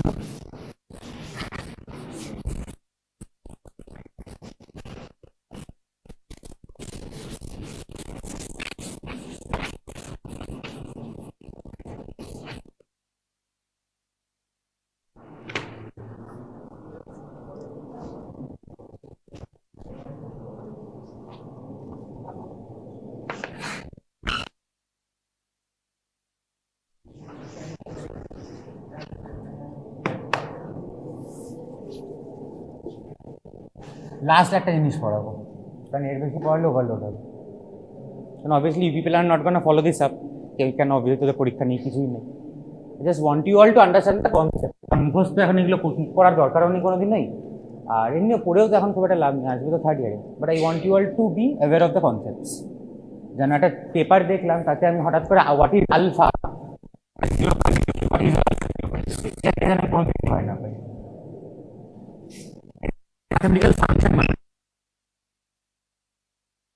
এটাকে আমি জাস্টিফাই করছিলাম যে হ্যাঁ আমার নাল হাইপোথিসিস ঠিক না অল্টারনেটিভ।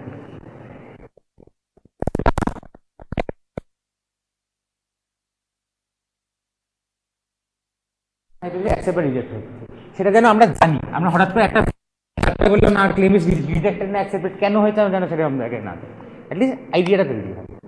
এগুলোকে হাতে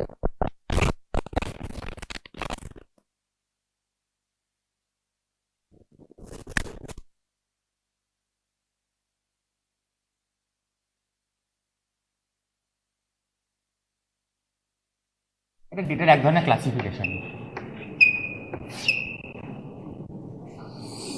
ধর আমি একটা ক্লাসে গেলাম, ক্লাসে গিয়ে 100 জন রয়েছে, 100 জনকে জিজ্ঞেস করলাম কি কত কটা নম্বর পেয়েছে তার একটা পার্টিকুলার পরীক্ষা আছে। এবার আমি এত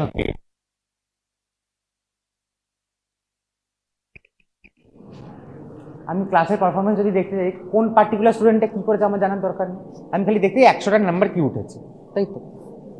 তাহলে আমি এই জাতীয় ডেটাকে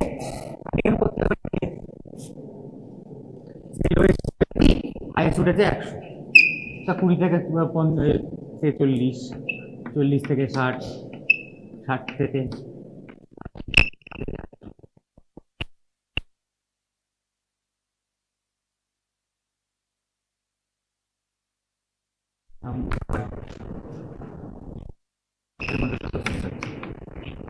এটাকে আমি রিপ্রেজেন্ট করে দিতে পারি। তার মানে এই জাতীয় ডেটাতে ফ্রিকোয়েন্সি অ্যানালিসিস সম্ভব। তো তাহলে ডেটা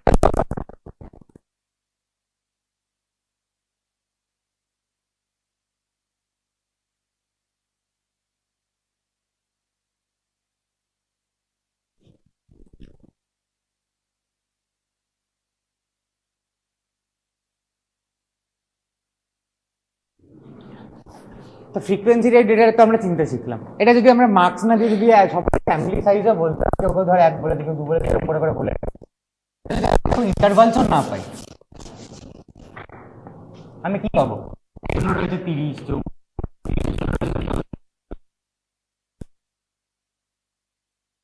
আমি এরকম ডেটাও পেতে পারি, এরকম ভাবে সাজাতে পারি ব্যাপারটাকে। কিন্তু যাই হোক আমরা ফ্রিকোয়েন্সি অ্যাসাইন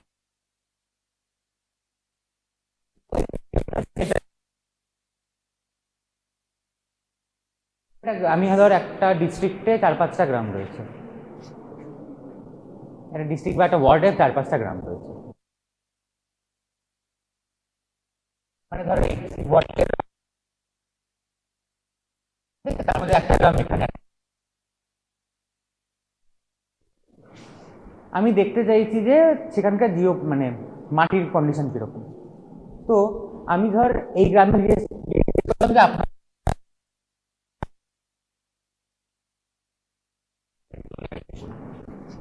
আমি যখন সেই জিনিসটাকে লিখতে পারি, 10 বলে হচ্ছে 2 জন, বলে হচ্ছে 1 জন, 12 বলে এরকম ভাবে করলে আমার পুরো মানে জিওগ্রাফিক্যাল আইডিয়াটাই নষ্ট হয়ে গেল, তাই তো?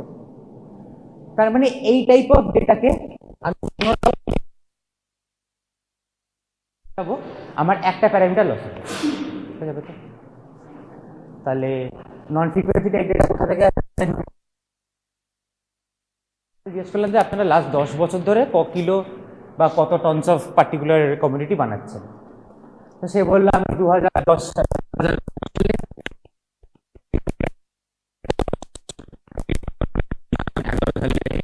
এরকম করতে করতে এই সালে একটা পার্টিকুলার অ্যামাউন্ট অফ ইয়ে বানাতে যাচ্ছি। এখানে আমি ফ্রিকোয়েন্সি অ্যাসাইন করতে পারবো না, তাহলে আমি সুন্দর এই যে একটা প্যাটার্ন দেখতে পাচ্ছি যে হ্যাঁ এই প্রথম বছর এই, তারপরে এই, তারপরে এই, তারপরে এই ফল, এই জাতীয় কোনো গ্রাফি বানাতে পারবো না, তাই তো? তো নন ফ্রিকোয়েন্সি টাইপ ডেটা হয় 2 রকমের, একটা হলো অ্যাকচুয়ালি 3 রকমের। একটা হলো স্পেশাল সিরিজ,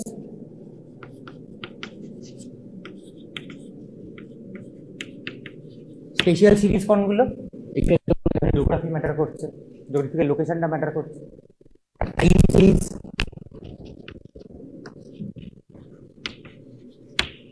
যেখানে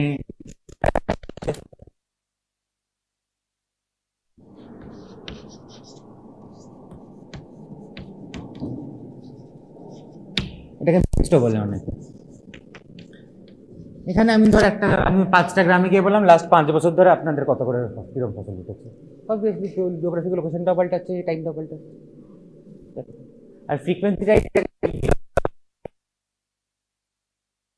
জন্য আমরা ইউজ করব ungroup distribution which is this thing.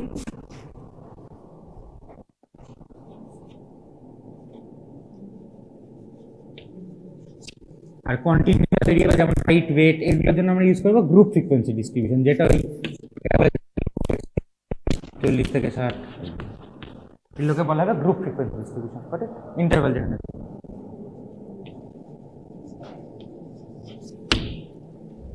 Okay, so I'll take a short class today, and I will leave by 2:45. Okay, by 2:45 I will leave, and you can prepare for your exam. Okay, so today's topic is regulation of cardiac output, right? Regulation of cardiac output. So from your previous knowledge, you already know what is cardiac output. I'll request everyone to settle down. Settle down, everyone. Everyone settle down.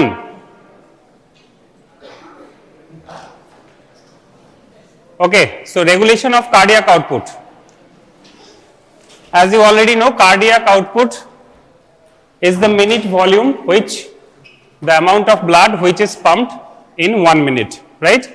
And you know cardiac output is equal to heart rate into stroke volume, right? Heart rate into stroke volume. And by now you already have knowledge on homeostasis. What is homeostasis? Okay, you know what is homeostasis. Homeostasis is the maintenance of normal environment when it is subjected to change, right? Okay, so all the parameters in our body, like your mean arterial pressure, like your blood sugar, like your blood electrolyte level, everything is maintained in a controlled environment and in a particular range, right? In a particular range. So in cardiovascular system, one major important parameter is cardiac output, and we need to maintain cardiac output, because low cardiac output is already you know, we have taught you what is heart failure, and which is defined by reduced cardiac output and reduced tissue perfusion. As a result of low cardiac output, there is reduced tissue perfusion, right? So cardiac output is such a parameter that we need to maintain very accurately or minutely, so that all of your tissues get adequate blood supply, right? So that tissue perfusion is perfect, right? So cardiac output is equal to heart rate into stroke volume. So how to change cardiac output? You can change cardiac output either by changing your heart rate or by changing your stroke volume. Okay, so cardiac output is basically a function of heart rate and stroke volume. Either you can change heart rate, you can change stroke volume, and as a result you can change the cardiac output, right? Okay. So factors, what are the factors that regulate cardiac output? This topic is very important, and every alternate year this question comes on repeating. The question might be coming as the regulation of cardiac output, regulation of mean arterial blood pressure, or simply regulation of blood pressure. The answer will be same in all the cases, right? Answer will be quite same in all the cases. Your question in professional exam may come as regulation of cardiac output, may come as regulation of mean arterial blood pressure, or regulation of blood pressure, simply regulation of blood pressure, right? Okay, so first thing is by changing heart rate. By changing heart rate, you can change your blood pressure, right? And you know the determinant of heart rate in a normal healthy resting individual is SA node, right? So its SA node determines your heart rate, right? And heart rate is this is slow response action potential or fast response action potential. What? You have gone through the action potential in cardiac myocytes and conduction tissues, and there are two different types of action potential. One is slow response action potential and another is fast response action potential. So this is the action potential, what happens in SA node. What type of action potential is this? Is this slow response action potential or fast response action potential?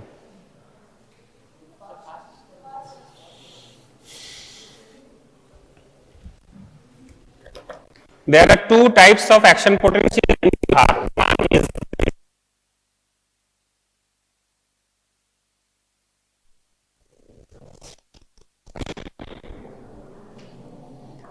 now out of this type of action potential, it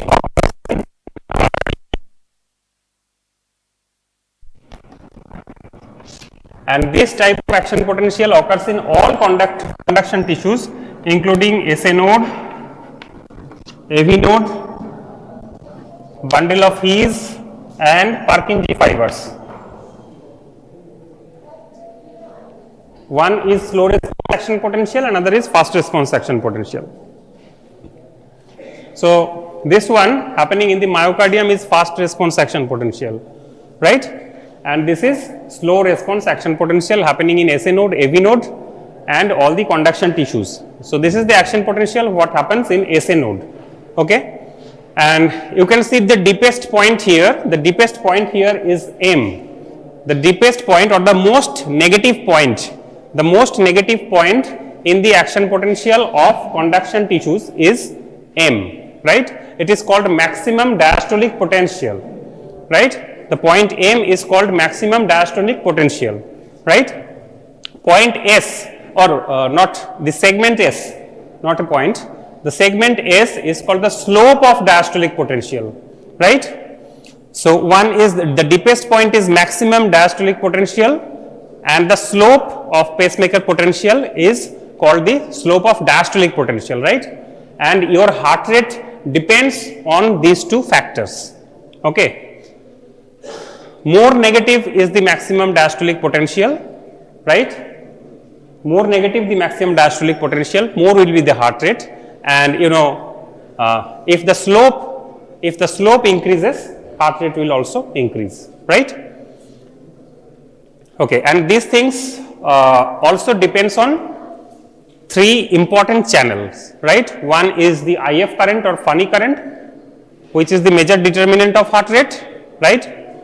Which operates during the phase 4, of pacemaker potential. The funny current is also called the HCN current, okay? Hyperpolarization gated cyclic nucleotide activated. These things have already taught in previous classes, right? So S or the slope of pacemaker potential, it depends on the funny current, it depends on the sodium current and also it depends on the calcium current, okay? Okay, moving on. And now you can also change heart rate by changing your stroke volume. You can change your cardiac output by changing your stroke volume, and you know stroke volume is equal to N diastolic volume minus N systolic volume, okay? Stroke volume is equal to N diastolic volume minus N systolic volume. Usually it is 70 ml, 120 ml N diastolic volume and N systolic volume is 50 ml. So stroke volume will come as 70 ml, okay? 70 ml will be the stroke volume. N diastolic volume depends on atrial filling pressure, atrial filling time and ventricular compliance. These are the three factors upon which N diastolic volume depends, okay? And N systolic volume depends on three parameters. You already know, one is preload, another is afterload and myocardial contractility, okay? Preload, afterload and myocardial contractility. Okay, during the class of heart failure, I have explained what is preload, what is afterload and what is myocardial contractility, okay?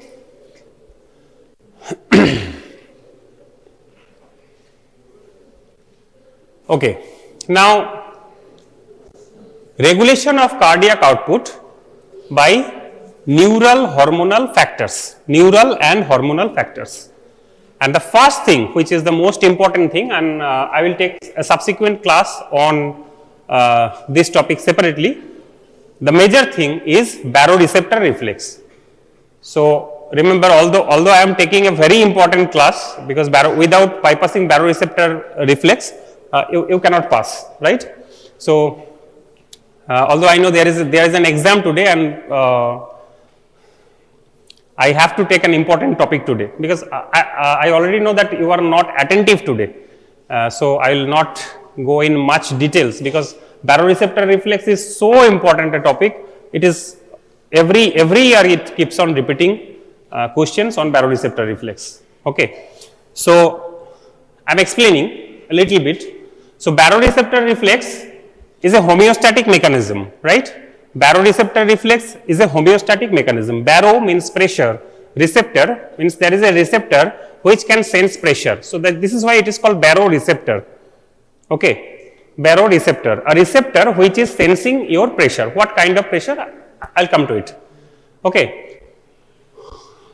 So, as I told that your mean arterial blood pressure is a very important parameter which needs to be regulated at a particular point or within some range, so that your tissue perfusion is perfect. Okay, so that your tissue perfusion is perfect. Otherwise, when mean arterial blood pressure is low, there will be reduced tissue perfusion and the tissues will suffer from hypoxia. You know what is the definition of hypoxia? Hypoxia is reduced oxygen tension at tissue level. Okay, at tissue level. It differs from hypoxemia, which is reduced partial pressure of oxygen in peripheral blood or arterial blood, right? Okay. So, baroreceptor reflex is a homeostatic mechanism which maintains your mean arterial blood pressure at a particular range. That means, if your mean arterial blood pressure is high, baroreceptor will act so that mean arterial blood pressure comes to normal, right? And once your mean arterial blood pressure is low, baroreceptor will act in such a way to increase your mean arterial blood pressure to a normal value. Okay. মানে তোমার মিন arterial blood pressure যদি ফল করে বা মিন arterial blood pressure যদি বেড়ে যায়, so there is an internal homeostatic mechanism that will correct your mean arterial blood pressure to maintain it within a normal range, correct?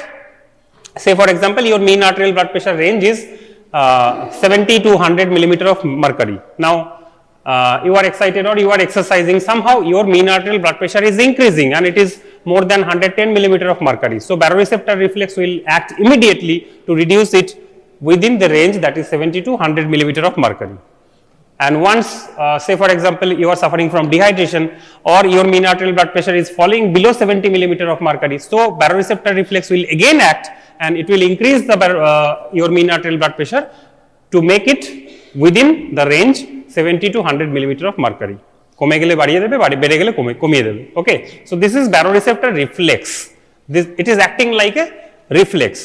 So each and every reflex, it has got a sensor, it has got an afferent pathway, it has got an central integration center, it has got an efferent, right? For each and every reflex. By now, do you know any reflex? Any example of any reflex? Any reflex you know? Knee jerk. Yes, definitely knee jerk. Okay, if you strike on the infrapatellar tendon, okay, if you strike on the infrapatellar tendon, there is contraction of the quadriceps muscle.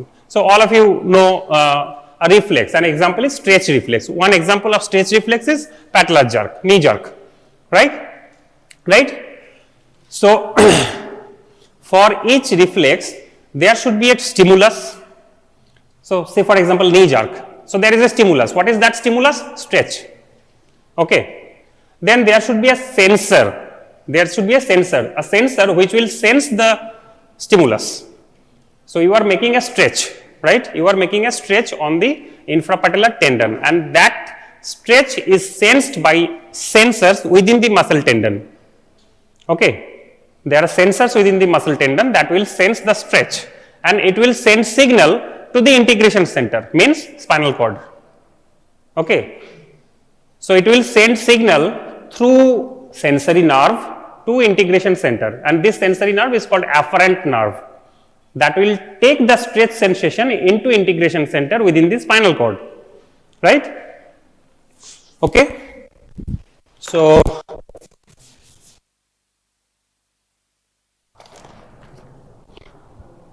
simply stretch, this is muscle tendon. Okay, from the muscle tendon the afferent nerve arises. Okay, and the afferent nerve will enter into the spinal cord, right?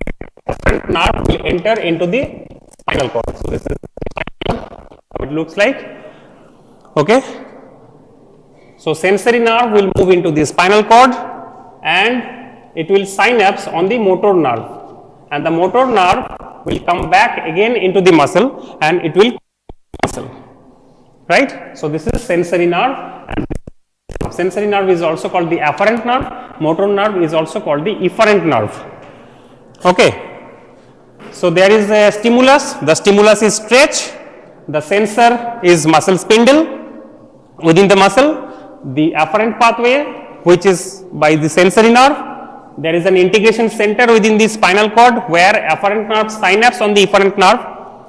Now the motor nerve or alpha motor neuron, it emerges from the ventral root of the spinal cord, and this is the dorsal root of the spinal cord.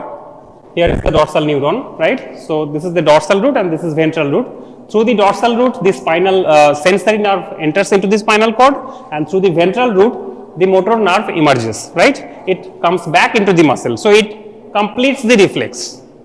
So for each and every reflex, there should be a sensor, an afferent pathway, an integration center, efferent pathway, and the effect. Effect is muscle contraction. Okay, so this is how any reflex work. So here, baroreceptor reflex, right? So there is a big pathway in baroreceptor reflex. I will not teach this today because your brain is not adaptive today. It will not accept. I know. So just know what baroreceptor reflex does. What baroreceptor reflex does. Okay. So say for example, mean arterial blood pressure is increased, right? Mean arterial blood pressure is increased. So what will happen? Baroreceptors will be stimulated. Baroreceptor, it can sense pressure, it can sense bar pressure. Baro means pressure. Okay, so it will sense pressure, that pressure is high. Now I need to act immediately and I need to reduce the blood pressure. It is happening automatically. You are not taking any medication to reduce your blood pressure. Your body is trying to restore your blood pressure to normal value, right? Okay, so your blood pressure is high, baroreceptor is stimulated, and the final outcome is bradycardia and vasodilation. Bradycardia and vasodilation. Okay. So now the baroreceptors are located within the carotid sinus and aortic arch. Okay. Baroreceptors are located within the carotid sinus and aortic arch in your heart. Right. Now once your mean arterial pressure is high, these receptors will be activated and they will send signal to the brain stem. Okay. They will send signal to the brain stem. There is a particular area within the brain stem which is called vasomotor center. Okay, vasomotor center. They will send signal to the vasomotor center, and a signal will come back from the vasomotor center within the heart, within the blood vessel, and the final outcome will be vasodilation and bradycardia. And once there is vasodilation and bradycardia, blood pressure will fall. Okay, so we had started with high blood pressure. Now after baroreceptor works, blood pressure will fall. So automatically it is maintaining your blood pressure or mean arterial pressure within a particular range. So it is a homeostatic mechanism. If you face any question, what is homeostasis, and give us an example of homeostatic mechanism, you can definitely write baroreceptor reflex. What parameter it is maintaining? Mean arterial pressure. Okay. So mean arterial pressure is high, baroreceptor will act, and mean arterial blood pressure will be low. Once mean arterial blood pressure is low, baroreceptor will act and mean arterial blood pressure will rise, right? So this is how it works. This is the simplest way I have told, because you have to remember and you have to memorize. Every time I tell physiology is concept, but there are few things which you need to remember, right? So there are lots of neural pathway and lots of areas within the reflex.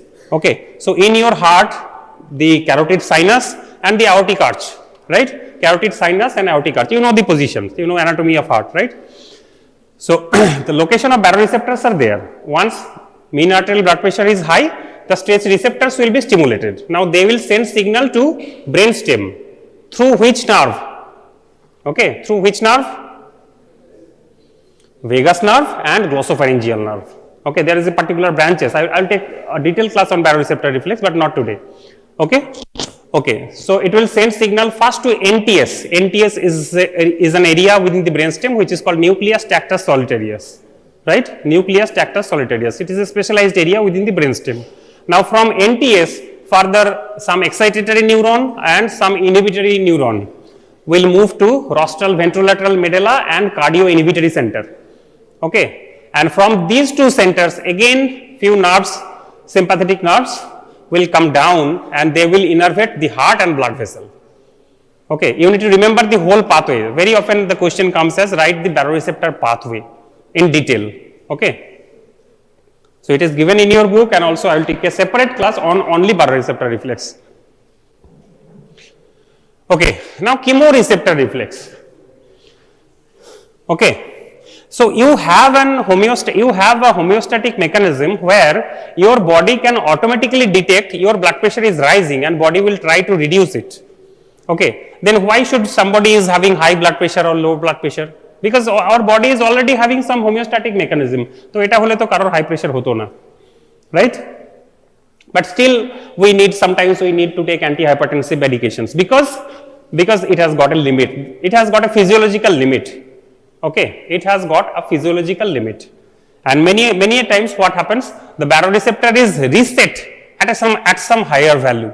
Okay, say for example, I have given already an example.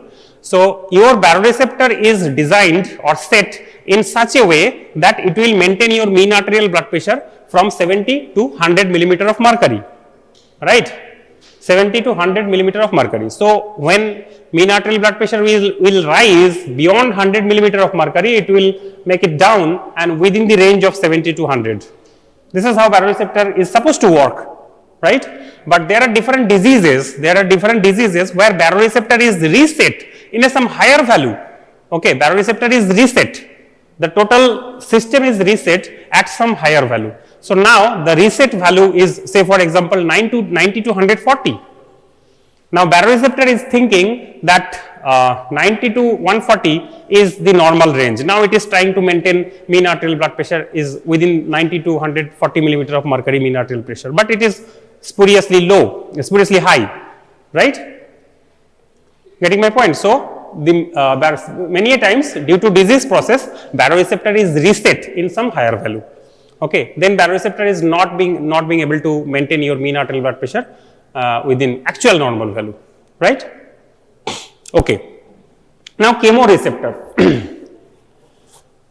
As your body is able to sense the normal mean arterial pressure, your body is also able to detect the chemical composition of your blood. Okay, your body is also able to identify the chemical composition of your blood, like what is the pH of your blood, what is the partial pressure of carbon dioxide in your blood, what is partial pressure of oxygen in your blood, everything your body can detect. Okay, your body can detect the chemical composition of your blood, and once it is disturbed, say for example, your arterial blood is having low oxygen tension, partial pressure of oxygen is low, normal partial pressure of oxygen is 95 to 100 millimeter of mercury. So once it is below 90, we call it partial pressure of oxygen is low, right? So it can be detected by chemoreceptors. Just like baroreceptors, which can sense your pressure, the chemoreceptors can sense the chemical composition of your blood. Okay, and the location of chemoreceptors are carotid body and aortic body. Very important MCQs, very frequently comes in your NEET PG. Nowadays, you will be sitting for next PG. So whatever be the name of the exam, it is a very frequent question that comes in the examination.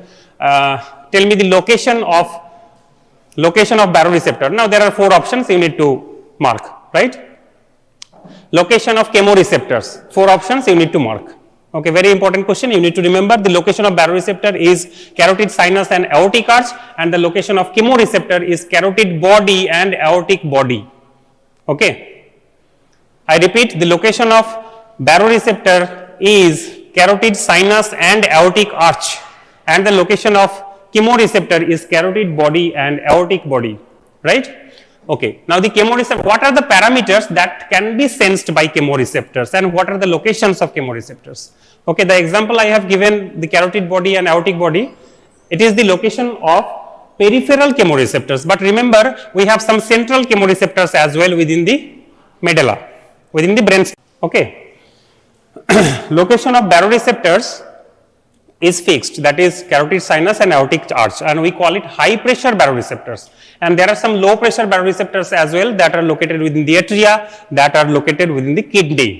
Okay, in kidney and atria we have low pressure baroreceptors, and conventionally by telling baroreceptor we understand the high pressure baroreceptors which are located in carotid sinus and aortic arch. And what is the location of peripheral chemoreceptors?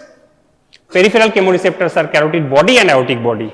And what are the location of central chemoreceptors? That are within the DRG, dorsal respiratory group neurons যেখানে থাকে. Okay, so it is within the brainstem. So I'll again take a detailed class on chemoreceptors. Okay, baroreceptor, chemoreceptors in detail. But what is the function of chemoreceptor and what are the chemical parameters that can be sensed by chemoreceptors? Okay, so the parameters are low partial pressure of oxygen. The most important point is low partial pressure of oxygen, high partial pressure of carbon dioxide and acidosis. These are the parameters that can be sensed by your chemoreceptor. So your chemoreceptor can detect if you are suffering from hypoxemia, if you are suffering from hypercapnia. Hypercapnia means high partial pressure of carbon dioxide.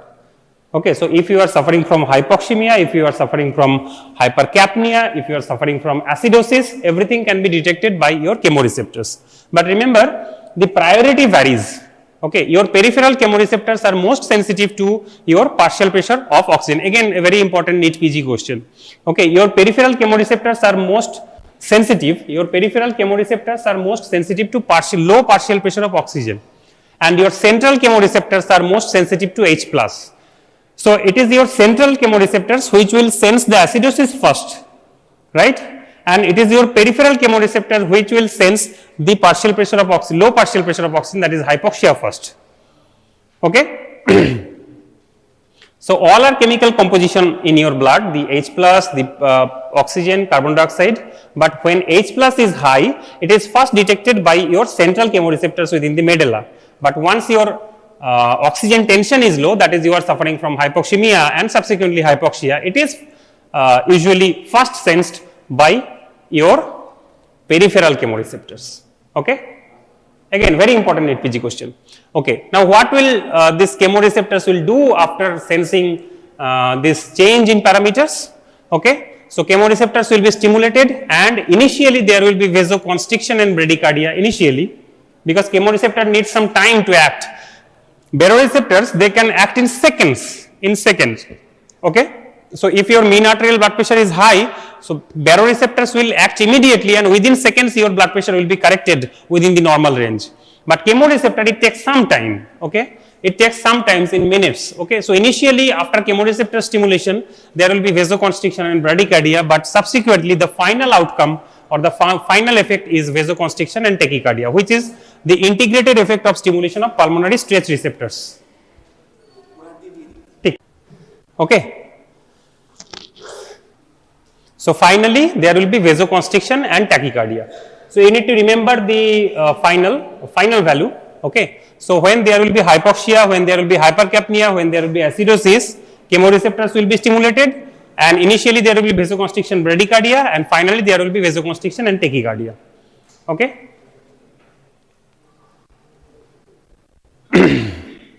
Now the Bainbridge reflex or low pressure baroreceptor. I already mentioned you what are low pressure baroreceptors. Okay, low pressure baroreceptors. So low pressure baroreceptors are located in these 6 locations. So these are the 6 locations where low pressure baroreceptors are located. Okay. So again I am telling baroreceptors are of 2 types. One is high pressure baroreceptor, another is low pressure baroreceptor, right? High pressure baroreceptors are carotid sinus and aortic arch, and low pressure baroreceptors are these 6 locations: the pulmonary artery, the junction of right atrium and vena cava, junction of left atrium and pulmonary veins, the right atrium, left atrium and ventricles. So almost everywhere in heart you have low pressure baroreceptors. Okay, and the reflex which is caused by the low pressure baroreceptor is called Bainbridge reflex. Okay, the reflex caused by low pressure baroreceptor is Bainbridge reflex. Okay, now I will just show you a single graph. I need to understand, I want you to understand that graph, and I will finish today's class with this because there needs to be some preparation for biochemistry exam, right?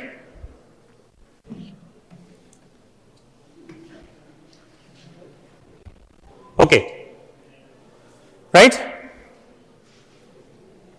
So I want you to understand this graph. Okay, pardon because this is hand drawn. Okay, so this is baroreceptor reflex, right? And this is the percent change, and this is the extracellular fluid volume. Okay, extracellular fluid volume.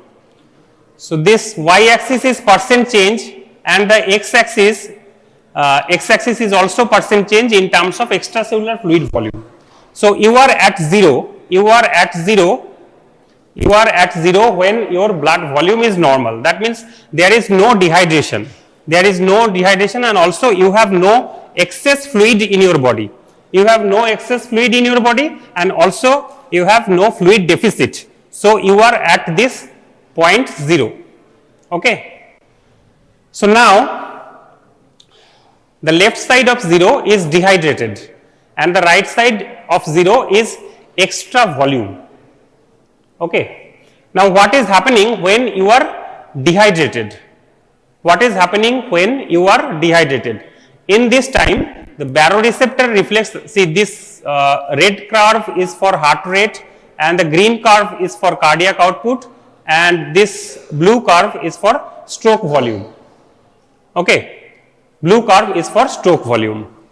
So as you see, if we start from minus 40% of fluid volume, if we start from the minus 40% of fluid volume, so if you see minus 40 to minus 30, if I am increasing the fluid volume, so that means I am increasing mean arterial pressure, right? If I increase fluid volume, my mean arterial pressure will increase. I told it in previous classes that mean arterial pressure is diastolic blood pressure plus 1/3 of pulse pressure. You had calculated. Okay, mean arterial blood pressure is equal to diastolic pressure plus 1/3 of pulse pressure. But before applying this formula, you need to be ensured that body fluid volume is normal.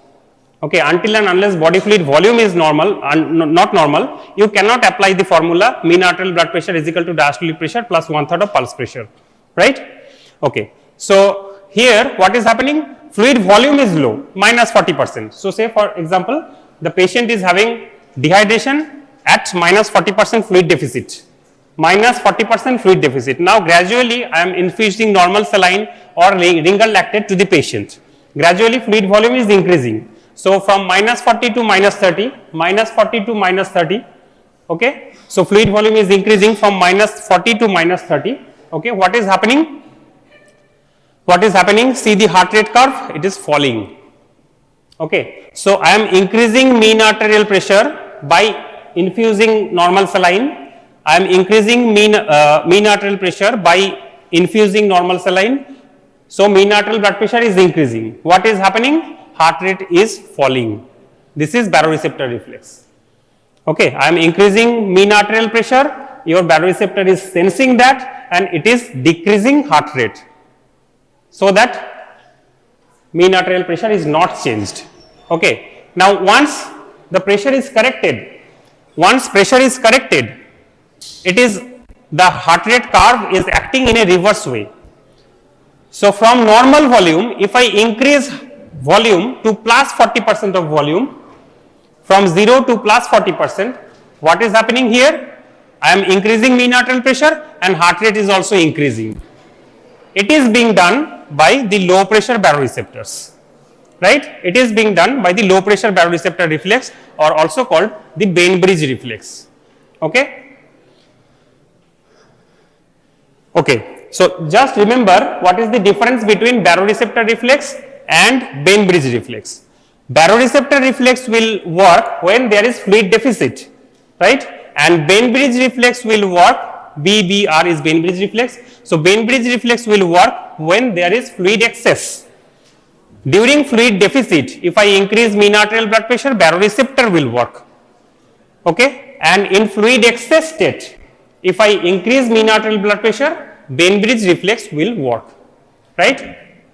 Okay, so only I have explained only the heart rate curve and not the cardiac output and stroke volume curve, because these are much more difficult to understand. So with this I am ending today's session. I will continue with baroreceptor reflex in subsequent class, right? Okay, thank you. আজকে পড়বো the sources and of water and the disinfection of water. কেউ তোমাদের জিজ্ঞাসা করলে যে what is safe and wholesome water, মানে what is drinkable water, তাদের characteristics কি হতে হবে, এই চারটে বলতেই হবে। চারটে তোমাদের বইতে আছে। What are this? They should be free from pathogenic agents, they should be free from harmful chemicals, they should be pleasant to taste, মানে free from colour and odour, smell আসবে না কোনো, আর they should be usable for domestic purposes. So this is the safe and wholesome water. মানে তার মধ্যে যে inorganic বা অর্গানিক পলিউটেন্টস থাকবে সেগুলোর অ্যাবসেন্স হতে হবে। There shouldn't be anything in there so that the water can be consumed. এটা তোমরা সবাই স্কুল লাইফে দেখেছো, এটা তোমাদের এক্সপ্লেন করবো না ভালো করে।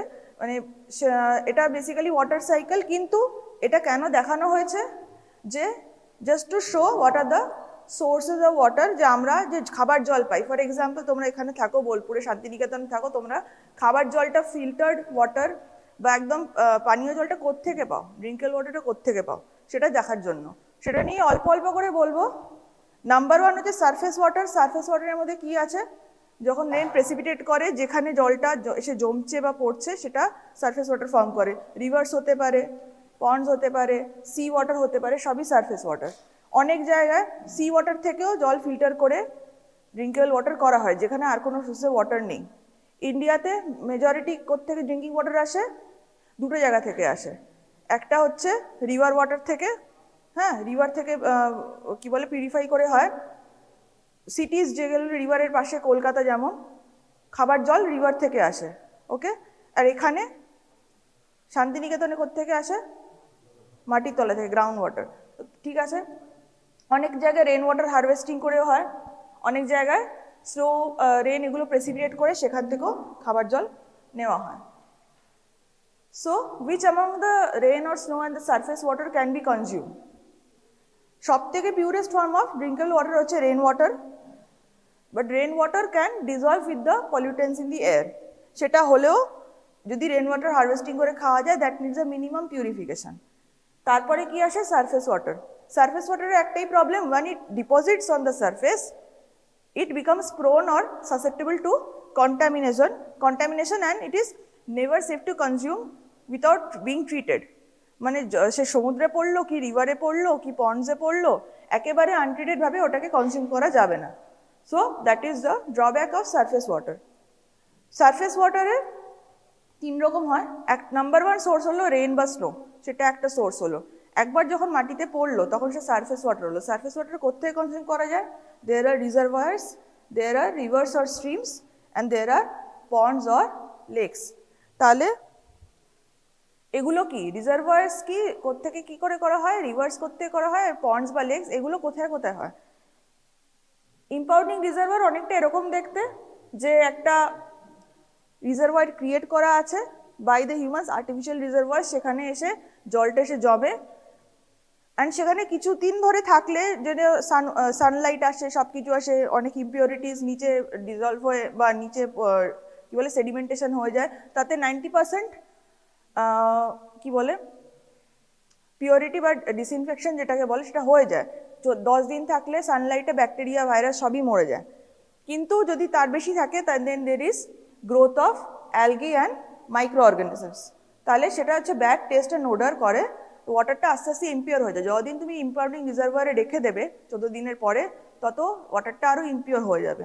সো তাই জন্য ড্যামস থেকে they let out water at regular interval to supply to the river or the irrigation channel, যেখান থেকে আবার ড্রিঙ্কিং ওয়াটারটা যায়। তাই জন্য ইম্পাউন্ডিং কোনো রিজার্ভারে বেশি দিন রাখা যাবে না, ফর আ মিনিমাম অন্টার টাইম রাখা যাবে। এগুলো সব ন্যাচারাল জায়গায় হয়।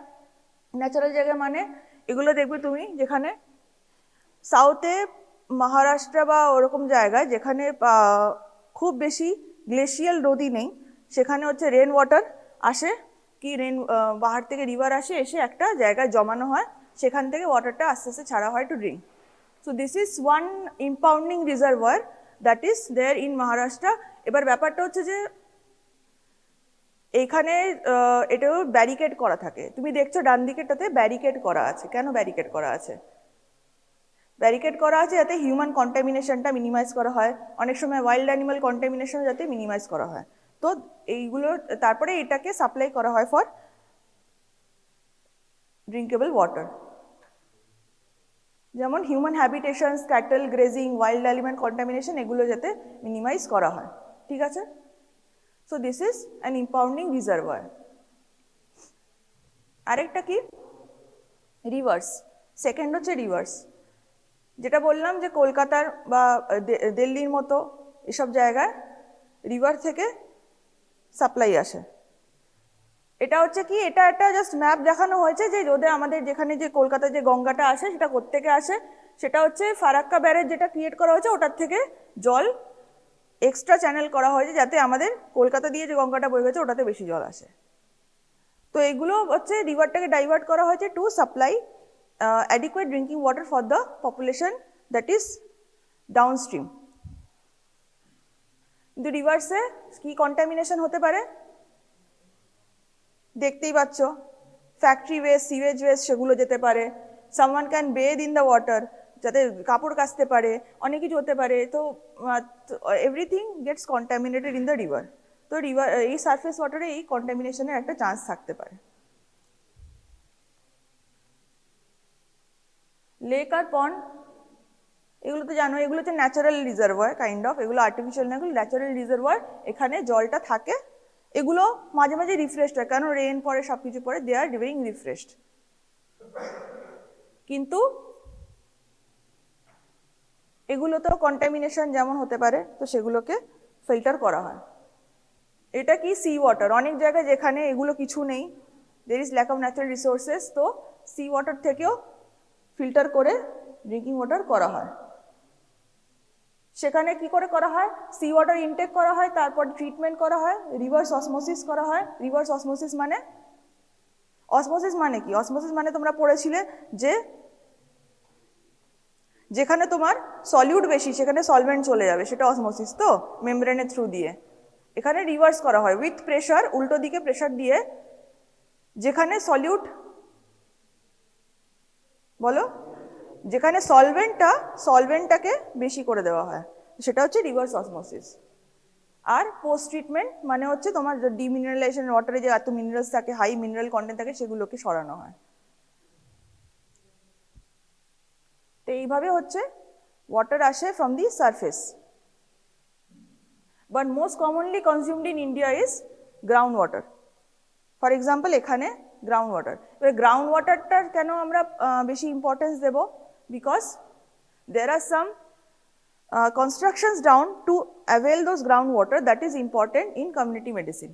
যেমন কি লেয়ার্স কি থাকে, প্রথমে একটা পোরাস লেয়ার থাকে, যেমন গ্রাউন্ডের উপরে পোরাস লেয়ার, রেন ওয়াটার ঢুকে যায়, ঢুকে একটা ইম্পারভিয়াস ক্লে লেয়ার থাকে, মানে সেটার মধ্যে দিয়ে ওয়াটার অতটা ভালো করে ঢুকতে পারে না। তো ইম্পারমিয়েবল ক্লের উপরে ওটা আটকে যায়, কিছুটা আটকে যায়, আস্তে আস্তে আরো ট্রিকল ডাউন হতে পারে করে হচ্ছে আরো দুটো লেয়ারের মধ্যে the water gets trapped, সেটা হচ্ছে কনফাইন্ড অ্যাকুইফায়ার। এবারে দুটো রকম ওয়েল দেখতে পাচ্ছ, একটা হচ্ছে শ্যালো ওয়েল, একটা হচ্ছে ডিপ ওয়েল। শ্যালো ওয়েলটা কি মানে হচ্ছে যেটা একদম জাস্ট উপরের লেয়ারের নিচে যেটা ট্যাপ করা যায়, বেশি দূর যেতে হয় না, not under, it is above the impervious clay layer, সেটাকে, সেখানে যদি কোনো ওয়েল কনস্ট্রাক্ট করে সেখান থেকে জল তোলা, সেটাকে শ্যালো ওয়াটার বলে। আর ইম্পারমিয়েবল ক্লের ছাড়িয়ে আরো নিচে কনফাইন্ড অ্যাকুইফায়ার থেকে যেগুলো জল তোলা হয়, সেটা হচ্ছে ডিপ ওয়েল।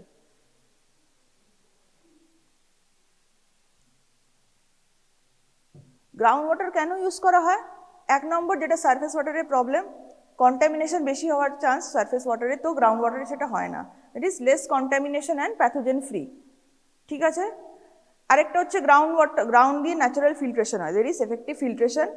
অ্যান্ড যেটা কনফাইন্ড অ্যাকুইফায়ার, সেটা ইভেন ডিউরিং ড্রাই সিজন, অনেক জায়গায় যেখানে গ্লেশিয়ার থাকে না, সব কিছু থাকে না, সেখানে রিভার শুকিয়ে যায়, সেটা রিভারের উপর ডিপেন্ডেন্ট করা যায় না, তো ড্রাই সিজনেও গ্রাউন্ড ওয়াটার থেকে you can tap the water. কিন্তু কি দরকার পড়ে এগুলোকে অ্যাক্সেস করার জন্য, সেটা হচ্ছে pumping is required from the ground and high mineral content. High mineral content থাকে গ্রাউন্ড ওয়াটার, বিকজ গ্রাউন্ডের থ্রু দিয়ে যাচ্ছে, সব মিনারেলগুলোকে ডিজলভ করতে করতে যাচ্ছে, তো সেটা হাই মিনারেল কন্টেন্টটাকে সরাতে হবে টু মেক ইট ড্রিঙ্কেবল। কিন্তু but this are naturally purified water, তাই জন্য এগুলোকে মোস্ট কমনলি ইউজ করা হয়, আর ইন্ডিয়াতে এটা অনেক বেশি অ্যাবান্ডেন্স আছে apart from the rivers and lakes. তো এটাতে দু রকম কথা আসে, এটা হাই মিনারেল কন্টেন্ট হলো আর নর্মাল যে রেন ওয়াটার হলো, কিন্তু ডিফারেন্সটা কি, একটা হচ্ছে হার্ড ওয়াটার, একটা হচ্ছে সফট ওয়াটার। তোমরা এটাও জানো hard water soft water. Hard water কি, যেখানে হাই মিনারেল কন্টেন্ট আছে, সফট ওয়াটার কি, যেখানে লো মিনারেল কন্টেন্ট আছে। আর হাই মিনারেল কন্টেন্ট বলতে কি, যেখানে ক্যালসিয়াম, ম্যাগনেসিয়াম এগুলো বেশি থাকে, আর যেগুলো ডিজলভেবল তোমার মলিকুল, সেটা হচ্ছে সোডিয়াম, এগুলো যেটা থাকে সেটা হচ্ছে সফট ওয়াটার।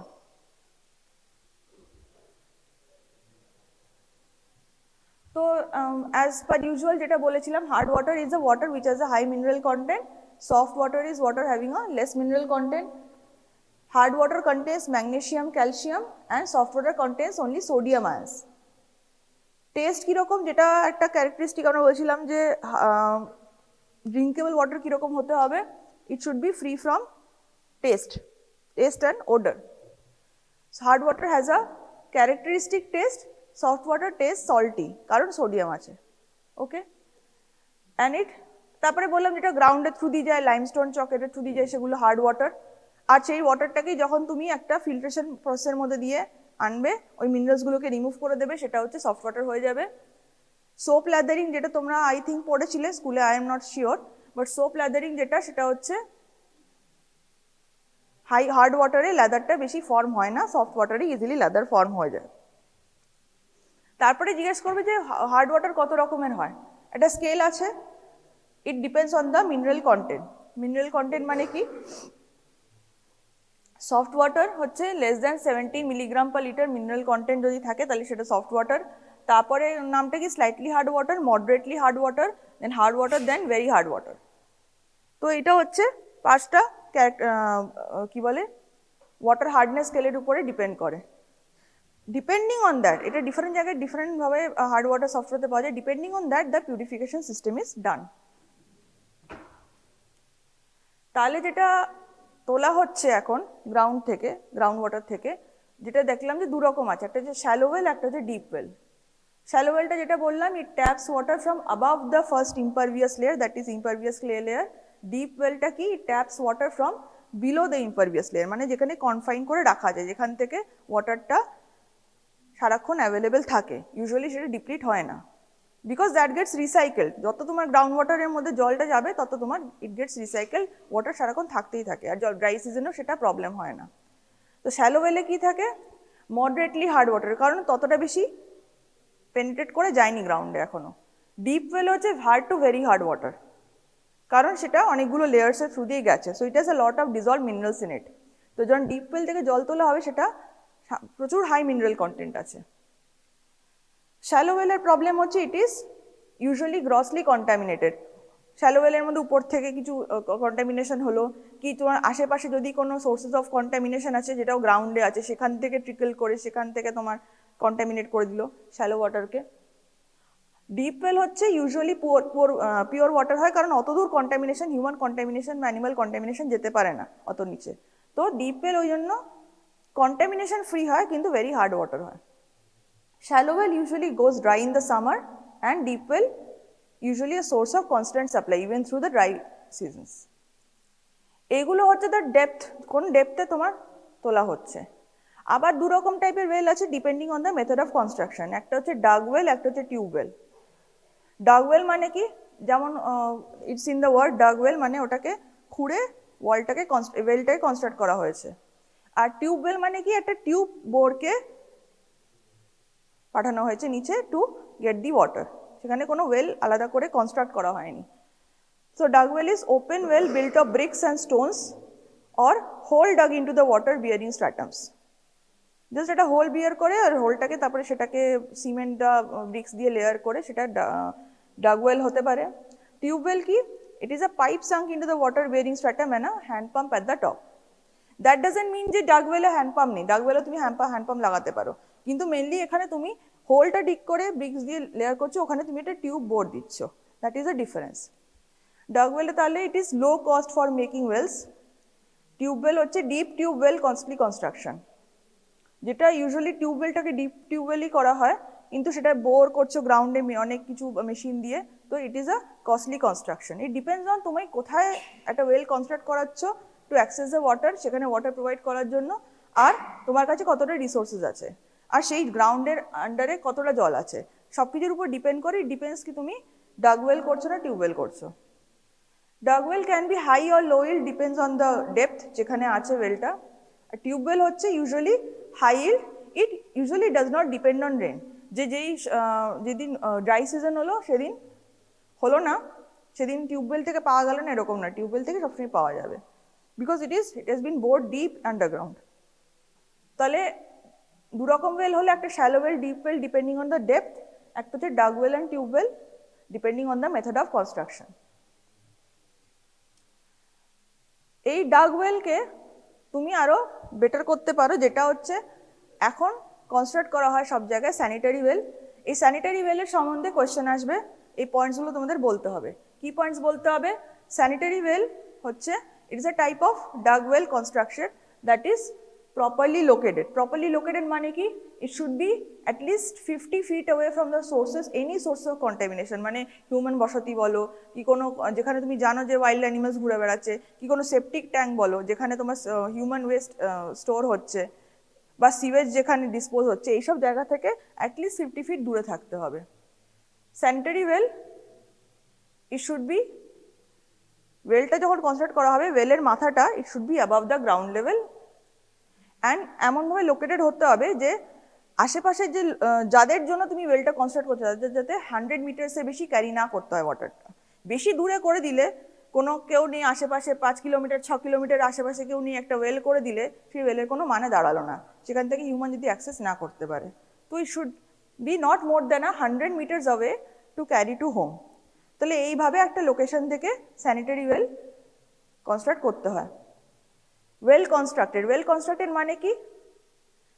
লাইনিংটা থাকবে। লাইনিং মানে হচ্ছে অ্যাটলিস্ট সেই ওয়েলটাকে লাইন করাবে আর নিচে যাবে at least up to a depth of 6 metre below and 3 feet above the ground, মানে 20 feet below and 3 feet above the ground. এইভাবে লাইনিংটা করতে হবে ওয়ালের।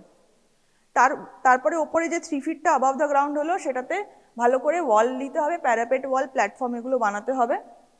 অ্যান্ড ওটার একটা ড্রেন থাকবে, যে যখন যদি ওয়েলটা ওভারফ্লো হয় তাহলে সেই ড্রেন থেকে যাতে একটা কি বলে ওয়েল থেকে যাতে ড্রেন করা যায় জল, সেটা হচ্ছে তার জন্য একটা ড্রেন বানাতে হবে। It is to carry off spilled water. তো this should be well constructed. তো এই টার্মসগুলো তোমাকে মেনশন করতে হবে when someone is asking about sanitary well. এগুলো আছে, ভালো করে আছে তোমাদের বইতে। কি কি আছে? Properly located, well constructed with a lining, parapet wall and drain. আচ্ছা, লাইনিংটা কেন এরকম বলছে যে up to a depth of at least 6 metre বা 20 feet? কেন? কারণ ওটাই to stop the source of contamination from getting in. তুমি যেটা লাইনিং সিমেন্ট দিয়ে না দাও, বাইরের গ্রাউন্ড থেকে যে কোনো জায়গার কন্টামিনেশনটা ওটা কি বলে ওয়েলের ব্রিক্সের মধ্যে দিয়ে সিপ করতে পারে জল, আর জলটা কন্টামিনেটেড হয়ে যাবে। To avoid that is why you have to give the lining. আর ওপর থেকে যাতে কন্টামিনেশনটা ইজিলি না হয় তাই জন্য প্যারাপেট ওয়াল অ্যান্ড প্ল্যাটফর্ম, আর ওই ওয়েলটার উপরে কাভারিংও দেওয়া হয়। So it is protected from contamination. Top of the well to be covered, it is to be equipped with hand pump. যদি করা যায় it is to be equipped with hand pump. Consumer responsibility মানে কি? এখন well সব জায়গায় ভালো করেই কনস্ট্রাক্ট হয়েছে, তার সত্ত্বেও যদি যারা নিতে আসে জল তারা নোংরা কি বলে নোংরা জিনিসপত্র নিয়ে আসে, যেমন নোংরা কি বলে ওটাকে ক্যারিয়ার নিয়ে আসে, যেমন জাগ নিয়ে আসে, কি কলসি নিয়ে আসে, যেগুলো পরিষ্কার নয়, তো সেটাতেও ডিজিজ ছড়াতে পারে। সো ওয়েলসটা ভালো করে কনস্ট্রাক্ট করলেও it is a responsibility of the consumer to bring clean water holders, যেটা করে ওয়াটার নিয়ে যেতে পারবে। আর ফাইনালি ওয়াটার কোয়ালিটি টেস্টিং, ওয়াটারের কোয়ালিটি ঠিক আছে কিনা, যেমন অর্গানিক ইনঅর্গানিক ম্যাটেরিয়াল এগুলো সব ঠিক আছে কিনা ওর মধ্যে, সেটাকে দেখার জন্য ওয়াটার কোয়ালিটি টেস্টিং আগে করে নিতে হবে। দেন ইট ইজ ডিক্লেয়ার্ড যে হ্যাঁ this water is fit to drink. তারপরে সেই ওয়েলটাকে অ্যাক্সেস করতে পারবে the entire population that it is catering to. তো এইগুলো হচ্ছে points of the sanitary well. এবারে টপিকে আসছি, সেটা হচ্ছে to combat water pollution, what are the measures taken. এর মধ্যে থেকে আমরা আজকে দুটো পড়বো, ওকে? একটা হচ্ছে স্টোরেজ, 2 নম্বর হচ্ছে ডিসইনফেকশন, আর 3 নম্বর হচ্ছে ফিল্ট্রেশন, স্টোরেজ, ডিসইনফেকশন আর ফিল্ট্রেশন। ফিল্ট্রেশনটা একটা এক্সটেন্সিভ প্রসেস, ওটা একটা লার্জ স্কেলে ফিল্ট্রেশন হয়, একটা স্মল স্কেলে ফিল্ট্রেশন হয়, ওগুলো নেক্সট কোনো লেকচারে পড়ানো হবে। আজকে আমরা পড়বো শুধু স্টোরেজ অ্যান্ড ডিসইনফেকশন। স্টোরেজটা খুব ইজি, স্টোরেজের একটাই ব্যাপার, সেটা হচ্ছে ওয়াটারটা যেমন ইম্পাউন্ডিং রিজার্ভার দেখালাম, ওয়াটারটা স্টোর করে রাখা হচ্ছে, ওখানে কি হয়, there is natural purification, 90% impurity settle with gravity, there is penetration of the light, তারপরে ওর মধ্যে যে ব্যাকটেরিয়া থাকে সে অ্যারোবিক ব্যাকটেরিয়া অক্সিডেশন করে, there is a drop in bacteria count with the time and optimum storage of river water for 10 to 40। তারপরে যেটা বললাম ওই smell হবে, ব্যাড ওডার হবে, ওইগুলো ডেভেলপ করবে, ইম্পিউরিটিস জমে যাবে তার বেশি রাখলে। সো ওয়াটার স্টোর করে রাখা একটা water pollution measure that is very effective, কিন্তু ওটা লার্জ স্কেলে করা হয়। হলো, স্টোরেজ হয়ে গেল। এরপরে আসে ডিসইনফেকশন। তোমরাও জানো সবাই যে বাড়িতে অনেক সময় ওয়াটার, যে কোনো পন্ড আছে, কোনো লেক আছে তোমাদের বাড়ির আশেপাশে যেখানে থাকো, সেখানে অনেক সময় ব্লিচিং পাউডার ছড়িয়ে দেওয়া হয়। 1 নম্বর, হ্যাঁ, to basically remove the contamination, যা যা কন্টামিনেশন আছে, সেই কন্টামিনেশনটা তোমার ডিজিজ ক্রিয়েট করতে পারে। সেই কন্টামিনেশনটা সরানো হয়েছে কারণ ওখান থেকে হয়তো লোকে জল নেয় খাবার জন্য, তো ইন এনি কেস সেটাকে ডিসইনফেক্ট করার জন্য ব্লিচিং পাউডার দেওয়া হয়। এই প্রসেসটাকে একটা নাম আছে, এটা হচ্ছে chlorination. This will come in your practical, তাই জন্য এটা এখানে ইনক্লুড করা হচ্ছে। ডিসইনফেকশনের মধ্যে ক্লোরিনেশন বা ব্লিচিং পাউডারের কী কী ইউজেস, কী করে ডিটারমাইন করা হয় কত ব্লিচিং পাউডার ইউজ করা হবে, this is a calculation that will come in your practical exams. তো এটা একটু ভালো করে শুনবে। Bleaching powder, it is chlorinated lime, তার মধ্যে 33% অ্যাভেলেবেল ক্লোরিন থাকে। আরও অনেক টাইপ অফ প্রোডাক্টস আছে অ্যাপার্ট ফ্রম ব্লিচিং পাউডার, যেটা হচ্ছে ক্লোরিনেশন করে। অ্যাভেলেবেল ক্লোরিন এখানে 33%, ওখানে অন্য কোনো measure. So when bleaching powder is added into water, hydrochloric and hypochlorous acids are formed. মানে ব্লিচিং পাউডার অ্যাড করা হলো, ক্লোরিনটা বেরোলো, ক্লোরিনটা হচ্ছে ওয়াটারের সাথে ডিজলভ করে hydrochloric and hypochlorous acid form করে। Hypochlorous acid ionises to form hydrogen ions and hypochlorite ions, মানে H+ and OCl-। আর hypochlorous acid to a certain extent the hydrochloric acid is germicidal action. তো chlorine bleaching powder দেওয়া হলো, ওটা germicidal action করে by this molecules. It kills the pathogenic bacteria, it controls the algae formation, it disinfects water. It cannot kill spores and certain viruses. Bleaching powder দিয়ে তুমি একটা জলকে হাইপাটাইটিস কি পোলিও ভাইরাস মুক্ত করতে পারবে না, সেটার জন্য আর এক্সটেন্সিভ ফিল্ট্রেশন দরকার। ওটার জন্য তোমরা হচ্ছে এখন ওই অ্যাকোয়াগার্ড ইউজ করো to remove the spores and everything, বা অসমোসিস যেটা প্রসিডিওরটা হয়। কিন্তু ক্লোরিনেশনে বেসিক্যালি ব্যাকটেরিয়াটাকে কন্ট্রোল করার জন্য, অ্যালগিটাকে কন্ট্রোল করার জন্য ক্লোরিনেশন করা হয়। It has germicidal action. It also oxidises the iron, manganese and hydrogen sulphide. ইনঅর্গানিকগুলোকেও সরিয়ে দেয়, ইনঅর্গানিক মলিকুল যেগুলো পলিউটেড সেগুলোকেও সরিয়ে দিতে পারে। তো এটা হচ্ছে ক্লোরিনেশন। ক্লোরিনেশনের প্রিন্সিপালস কি, কী করে ক্লোরিনেশন করা হয়? First of all, water should be free from turbidity. Water যদি টার্বিড হয়, মানে ঘোলা জল হয়, যদি ঘোলা জল হয় সেখানে ক্লোরিন অ্যাড করে খুব একটা বেশি অ্যাকশন করতে পারবে না। Water should be free from turbidity, ঘোলা জল যাতে না হয়। আচ্ছা, chlorine demand to be estimated, মানে কতটা ক্লোরিন দেবো, একটা জলকে তো ডিসইনফেক্ট, একটা ওয়াটার বডিকে বা একটা ট্যাঙ্কের মধ্যে কতটা ক্লোরিন অ্যাড করবো বা কতটা ব্লিচিং পাউডার অ্যাড করবো, সেই টার্মটাকে বলা হয় হচ্ছে chlorine demand. So what is chlorine demand? It is a difference between the amount of chlorine added to the water and the residual chlorine remaining at the end of the specific period of contact at a given temperature and pH of water. মানে আমি add করলাম ক্লোরিনটা action করলো, তারপরে একটা টাইমের পর ওটার action আর দরকার নেই, পুরোটা পিউরিফাই হয়ে গেছে, 60 মিনিটস পরে পিউরিফাই হয়ে গেছে, তারপরে যে এটা ক্লোরিনটা বেঁচে থাকলো সেটা হচ্ছে রেসিডুয়াল ক্লোরিন। সেইটুকু রেসিডুয়াল ক্লোরিন জলে থাকে to maintain the disinfective properties of the water, সেই ক্লোরিনটা থেকে যায়। তো যতটা তোমার ওই ক্লোরিনটা পুরো ফর্ম হচ্ছে, রেসিডুয়াল ক্লোরিন পুরো স্যাচুরেট হচ্ছে, আর ক্লোরিনের আর অ্যাকশন হচ্ছে না to for this pathogenic activities, সেই যে অ্যামাউন্ট অফ ক্লোরিন লাগে সেটা হচ্ছে chlorine demand. So it is a difference between the amount of chlorine added to the water and the residual chlorine remaining at the end of the specific period of contact at a given temperature and pH of water. Chlorine demand জিজ্ঞেস করলে এটা বলতে হবে। আচ্ছা, তারপরে chlorine demand যখন meet হলো, সেটাকে বলছে হচ্ছে ব্রেক পয়েন্ট ক্লোরিনেশন। এবারে আমরা দেখছি একটা ডায়াগ্রামটা দিয়ে করছি।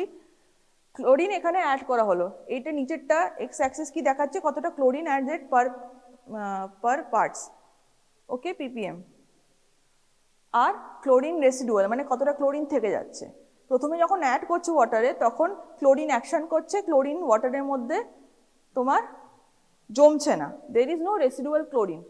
আস্তে আস্তে কি হচ্ছে যে অ্যাকশন করছে প্লাস কোনো মলিকুলের সাথে এবারে বা ওয়াটারের কোনো মিনারেলসের সাথে সেটা কম্বাইন করেছে, সেটা হচ্ছে কম্বাইন রেসিডুয়াল। তো আস্তে আস্তে ক্লোরামিন ক্লোরো অর্গানিক কম্পাউন্ডস এগুলো ফর্ম হবে, আবার ওইগুলো ডিস্ট্রয় হবে, আস্তে আস্তে আরও ক্লোরিন অ্যাড করবে, তো এই ক্লোরামিন আর ক্লোরো অর্গানিক কম্পাউন্ডসগুলোকে ক্লোরিনই ডিস্ট্রয় করবে। তো আবার there is reduction of the residual chlorine, মানে কতটা ক্লোরিন এমনি জলে আছে। ফাইনালি যখন এই রেসিডুয়াল ক্লোরিনটা রিচ করে গেল, তারপরে হচ্ছে তুমি যত ক্লোরিন অ্যাড করবে তত তোমার রেসিডুয়ালের লেভেলটা এক্সপোনেনশিয়ালি বাড়তে থাকবে। তখন শুধু ফ্রি ক্লোরিন পাওয়া যায় ওয়াটারে, আর কিছু পাওয়া যাবে না, ফ্রি ক্লোরিন আর মাঝে মাঝে কম্বাইন্ড রেসিডুয়াল। তো এই যে when there is a destruction of the chloramine and chloroorganic compounds, total destruction হয়ে গেল, আর finally the formation of a free chlorine and presence of chloroorganic compounds are not destroyed, R destroy হচ্ছে না কিছু। এবারে যত অ্যাড করছো free ক্লোরিনটা বাড়তে থাকছে। তো এই যে পয়েন্টটা যেখানে ক্লোরিন অ্যাড করলে আর কোনো অ্যাকশন হচ্ছে না, মানে না প্যাথোজেনিক অ্যাকশন হচ্ছে না ব্রেকিং অফ দ্য ক্লোরোঅর্গানিক কম্পাউন্ডস হচ্ছে, একদম জাস্ট ক্লোরিন অ্যাড করছে তো ক্লোরিন হিসেবেই থেকে যাচ্ছে জলে।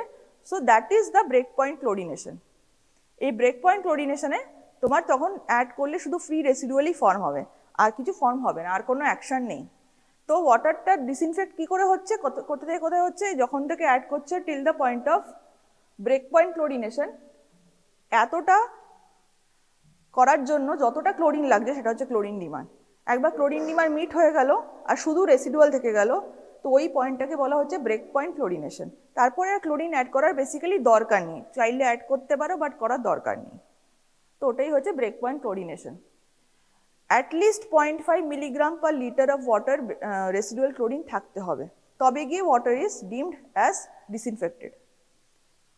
রেসিডুয়াল ক্লোরিনের লেভেলটা অ্যাটলিস্ট 0.5 মিলিগ্রাম পার লিটার, এইটা মাথায় রাখবে এই ভ্যালুটা।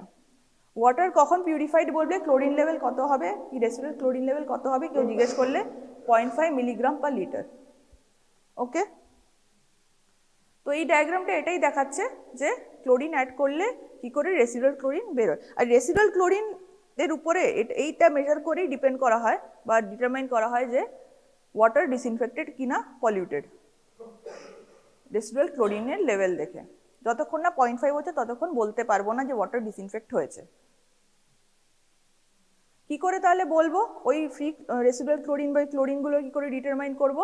দুটো টেস্ট আছে, একটা হচ্ছে অর্থোটলিরিন টেস্ট, একটা হচ্ছে orthotolidine arsenite test, OT test বা ওটিএ টেস্ট।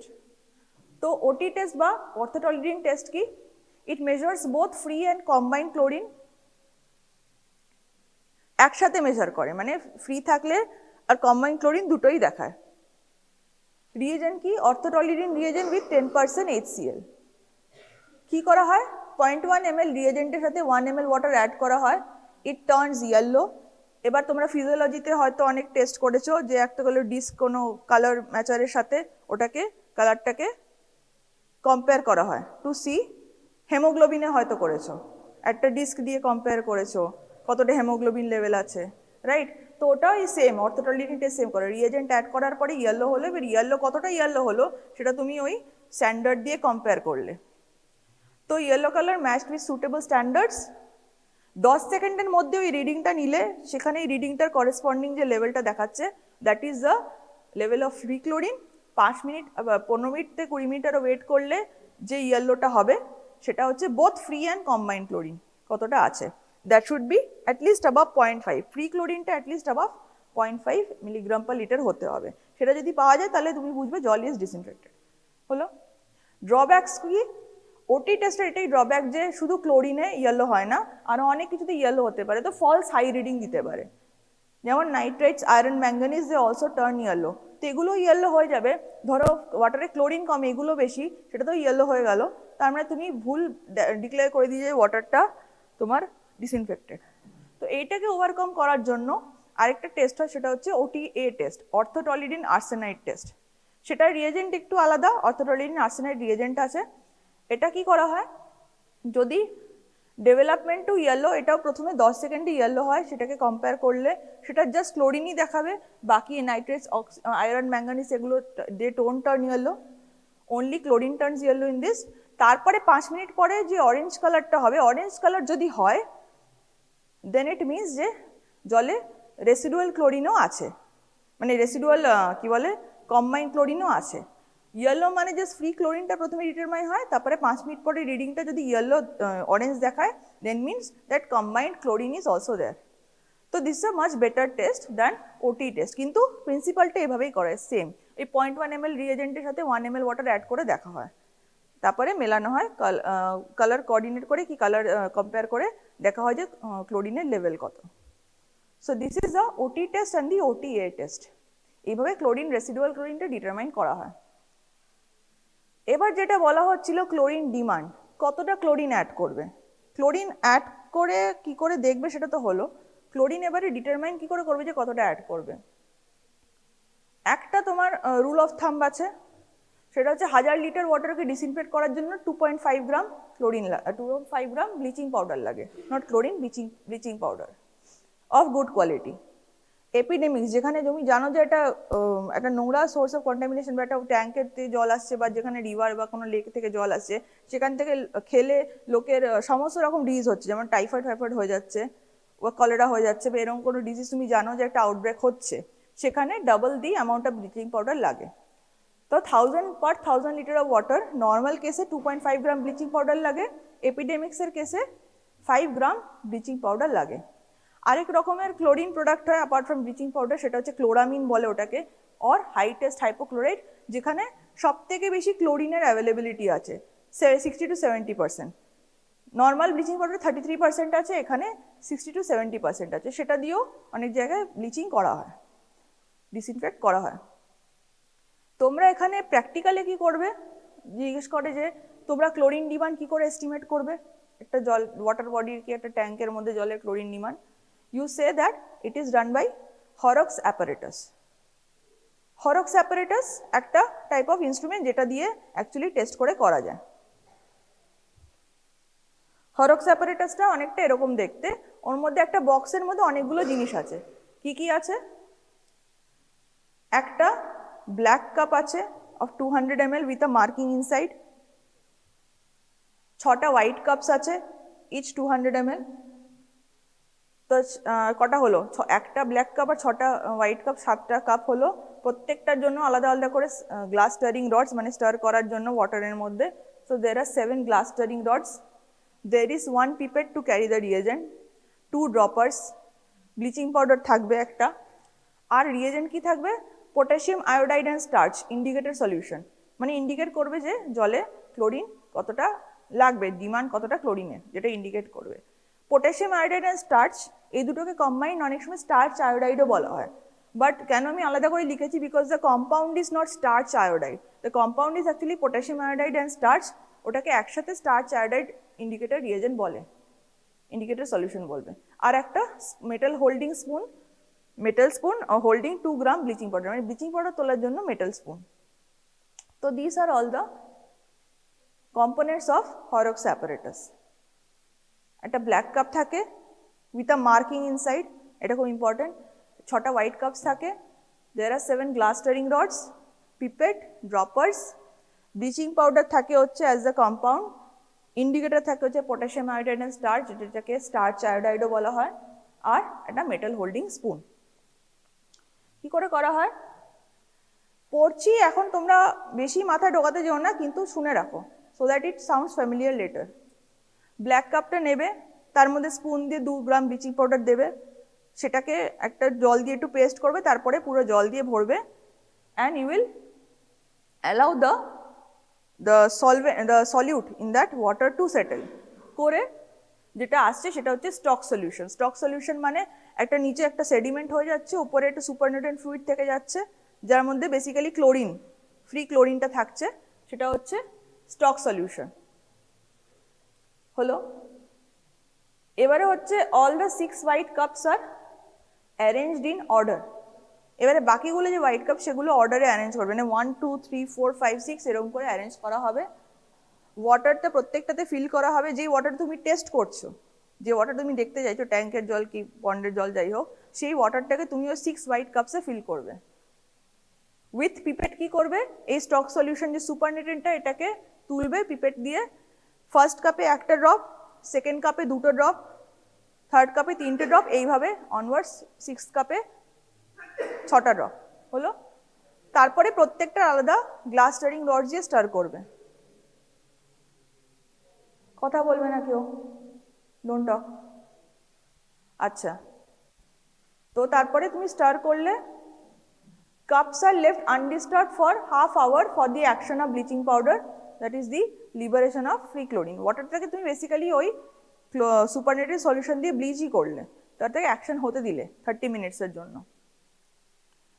তারপরে কি করলে, ওই একবার অ্যাকশন হয়ে গেল, after that you add 3 drops of freshly prepared starch iodine solution, that is added to all the white cups by dropper and stirred again.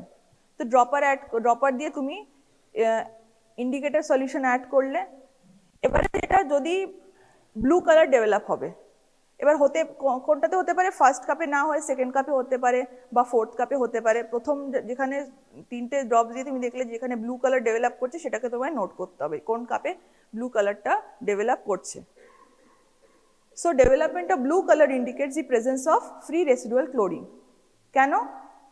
যদি free residual chlorine থাকে, ঠিক আছে, ফ্রি রেসিডুয়াল ক্লোরিন মানে যত তোমার cup না 1 2 3 4 5 করে তুমি বেশি বেশি করে ব্লিচিং পাউডারের সলিউশন অ্যাড করেছো, মানে কতটা স্ট্রং ব্লিচিং পাউডার অ্যাকশন হয়েছে to generate the free residual chlorine, সেটাই তোমার স্টার্চ আয়োডাইড ইন্ডিকেট করে দেয়। কি করে? যদি ফ্রি রেসিডুয়াল ক্লোরিন থাকে, ধরো ফোর্থ কাপে ধরো থাকলো, কি করে ওটা, সেটা হচ্ছে the free residual chlorine it reacts with potassium iodide in the indicator solution. আয়োডাইডের সাথে ক্লোরিনটা কি করে, তারপরে ক্লোরিনটা হচ্ছে জুড়ে যায় পটাশিয়ামের সাথে, আর আয়োডিনটা রিলিজ হয়। আয়োডিনটা তারপর যে স্টার্চ আছে সলিউশনে সেটার সাথে রিঅ্যাক্ট করে it gives a blue colour. তো এইভাবে ব্লু কালারটা ডেভেলপ হয়। ধরো ফোর্থ কাপে হলো, so note the first cup which develops blue colour. 6টা কাপের মধ্যে ফোর্থ কাপে হলো, তাহলে তো সেখান থেকে ক্লোরিন ডিমান্ড তাহলে কি করে এস্টিমেট করলে, amount of bleaching powder required to disinfect 455 liters of water is that number of the cup multiplied by 2, মানে 4 into 2 8 gram, 8 gram of bleaching powder is required to disinfect 455 liters of that water, that contaminated water. So this is the calculation.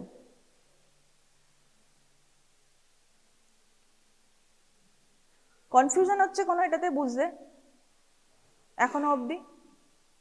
স্টেপসগুলো অত ডিটেলে এখনো মাথায় ঢোকাতে হবে না, কিন্তু কনসেপ্টটা বুঝতে পারছো যে 6টা কাপ সাজিয়ে প্রথম যে কাপটাতে ব্লু কালার ডেভেলপ করলো সেই কাপটার নাম্বার মাল্টিপ্লাইড বাই 2।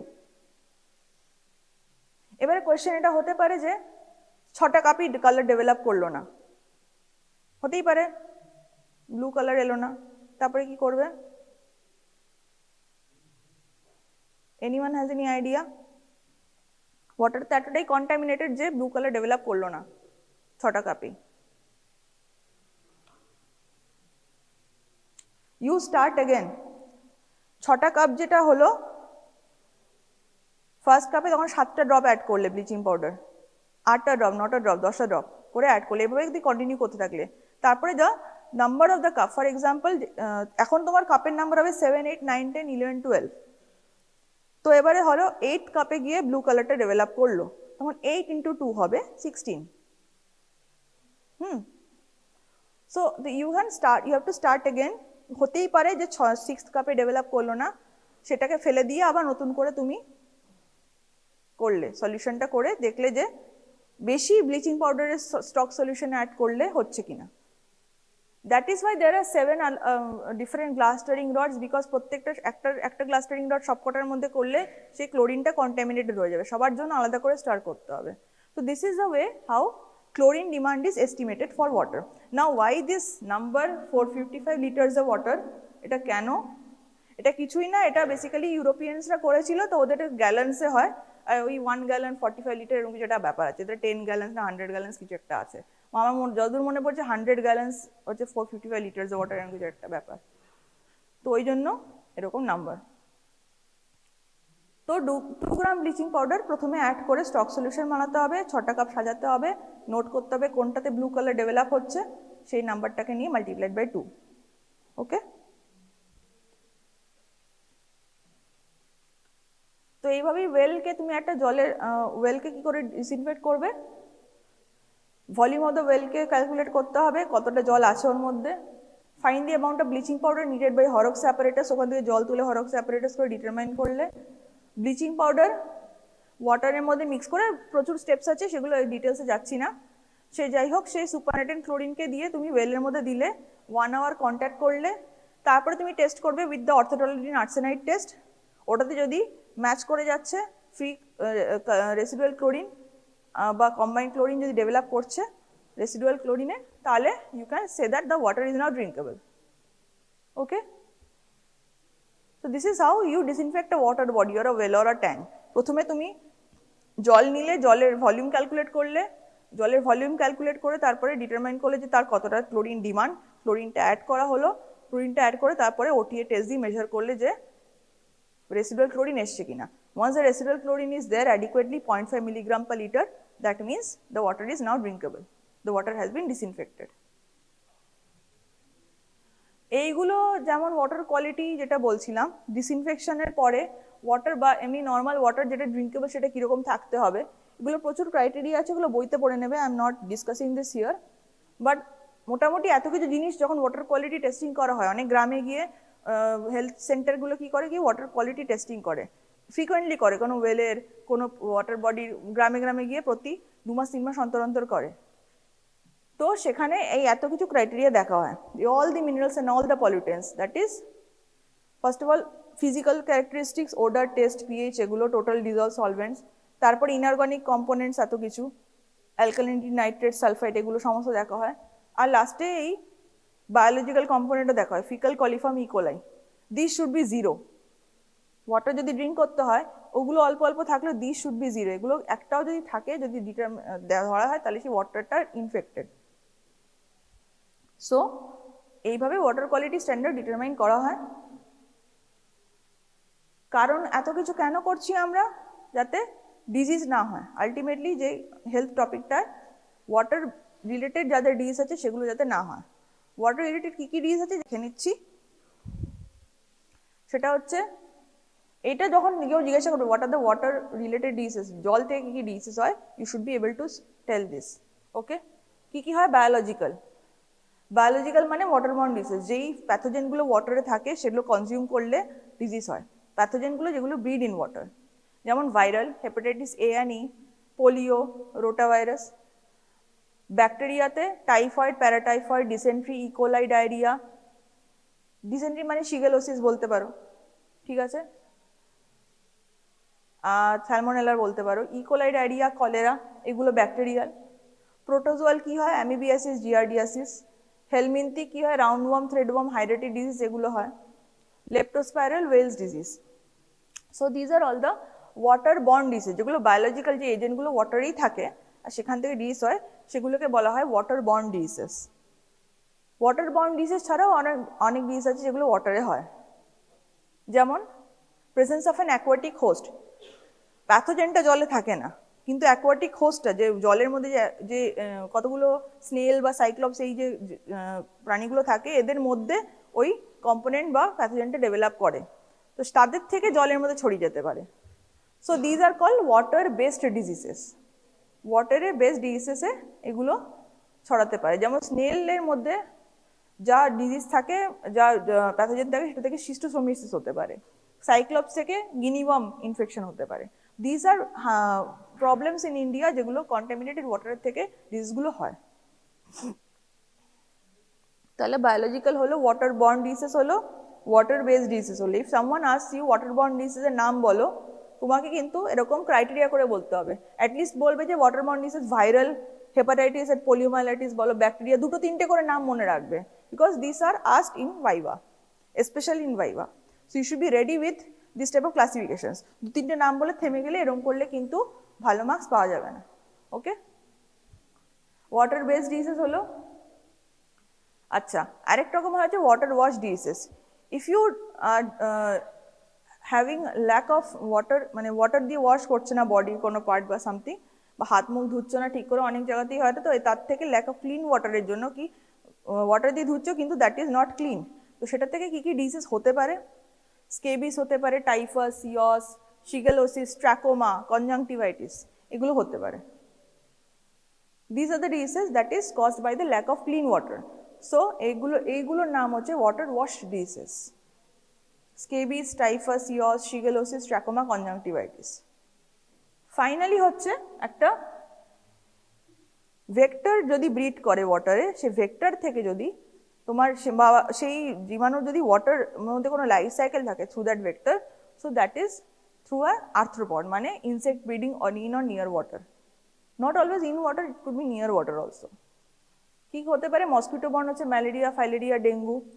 অঙ্কোসার্সিয়াসিস হচ্ছে ব্ল্যাক ফ্লাই, ট্রাইপোসোমিনাসিস হচ্ছে সেটসে ফ্লাই, লিশম্যানিয়াসিস হচ্ছে স্যান্ড ফ্লাই। তো এইগুলো যেগুলো ওয়াটারের চারিপাশে থাকে ভেক্টরসগুলো, তারা কি কি ডিজিজ ছড়াতে পারে? বিকজ ওয়াটার ছাড়া তো এরা ব্রিড করতে পারবে না, ওয়াটারের থ্রু দিয়ে এরা ব্রিড করবে, they lay eggs, they develop, they undergo their life cycle. তো ভেক্টর যতদিন আছে ততদিন এই ডিজিজগুলোও আছে। তো তাই জন্য ওয়াটারের সাথে এটাও related. Malaria, filaria, dengue, onchocerciasis, trypanosomiasis, leishmaniasis, এগুলো সব ইনসেক্ট ব্রিডিং বা আর্থ্রোপড রিলেটেড ডিজিজেস। তাছাড়া এগুলো অর্গানিক কম্পাউন্ডস হলো, ইনঅর্গানিক কম্পাউন্ডসের মধ্যে যদি ফ্লুরোসিস বেশি থাকে, ফ্লুরাইড বেশি থাকে, তাহলে ডেন্টাল ফ্লুরোসিস হতে পারে, মটলিং অফ এনামেল। আরেক হতে পারে যে cyanosis of infant, high nitrate কন্টেন্টের জন্য মেথহেমোগ্লোবিনিমিয়া হয়ে যেতে পারে, তো তাতে দের মাইট বি সাইনোসিস। এছাড়াও আরও হচ্ছে এরপরে যাদের পলিউটেন্স হচ্ছে আর্সেনিকের পলিউশন, সেটা তো তোমরা শুনেইছো যে পুরো ব্ল্যাক ডিসকালারেশন হয়ে যায়, ঘা হয়ে যায়, ইনফেকশন হয়ে যায়, তো দ্যাট ইজ আর্সেনিকের তোমার কন্টামিনেশন। নাওয়াডেজ এটা ডিটারমাইন করে যে গ্রাউন্ড ওয়াটারও এইগুলো অনেকটা কন্টামিনেশন থাকতে পারে। তো গ্রাউন্ড ওয়াটারও অনেক সময় যদি ধরা হয়, ওয়াটার কোয়ালিটি টেস্টিং দিয়ে যদি ধরা হয় যে গ্রাউন্ড ওয়াটারের মধ্যে বা ওয়েল থেকে জল আসছে তার মধ্যে এগুলো বেশি হচ্ছে, সেগুলোকে আগে অ্যাডিকুয়েটলি ট্রিট করতে হবে, তবে গিয়ে লোকজনকে বলা যেতে পারে যে তুমি এটা খেতে পারো। So this is the water related diseases. Today's topic is diagnosis of pregnancy. We will discuss various methods to diagnose pregnancy. So what is pregnancy?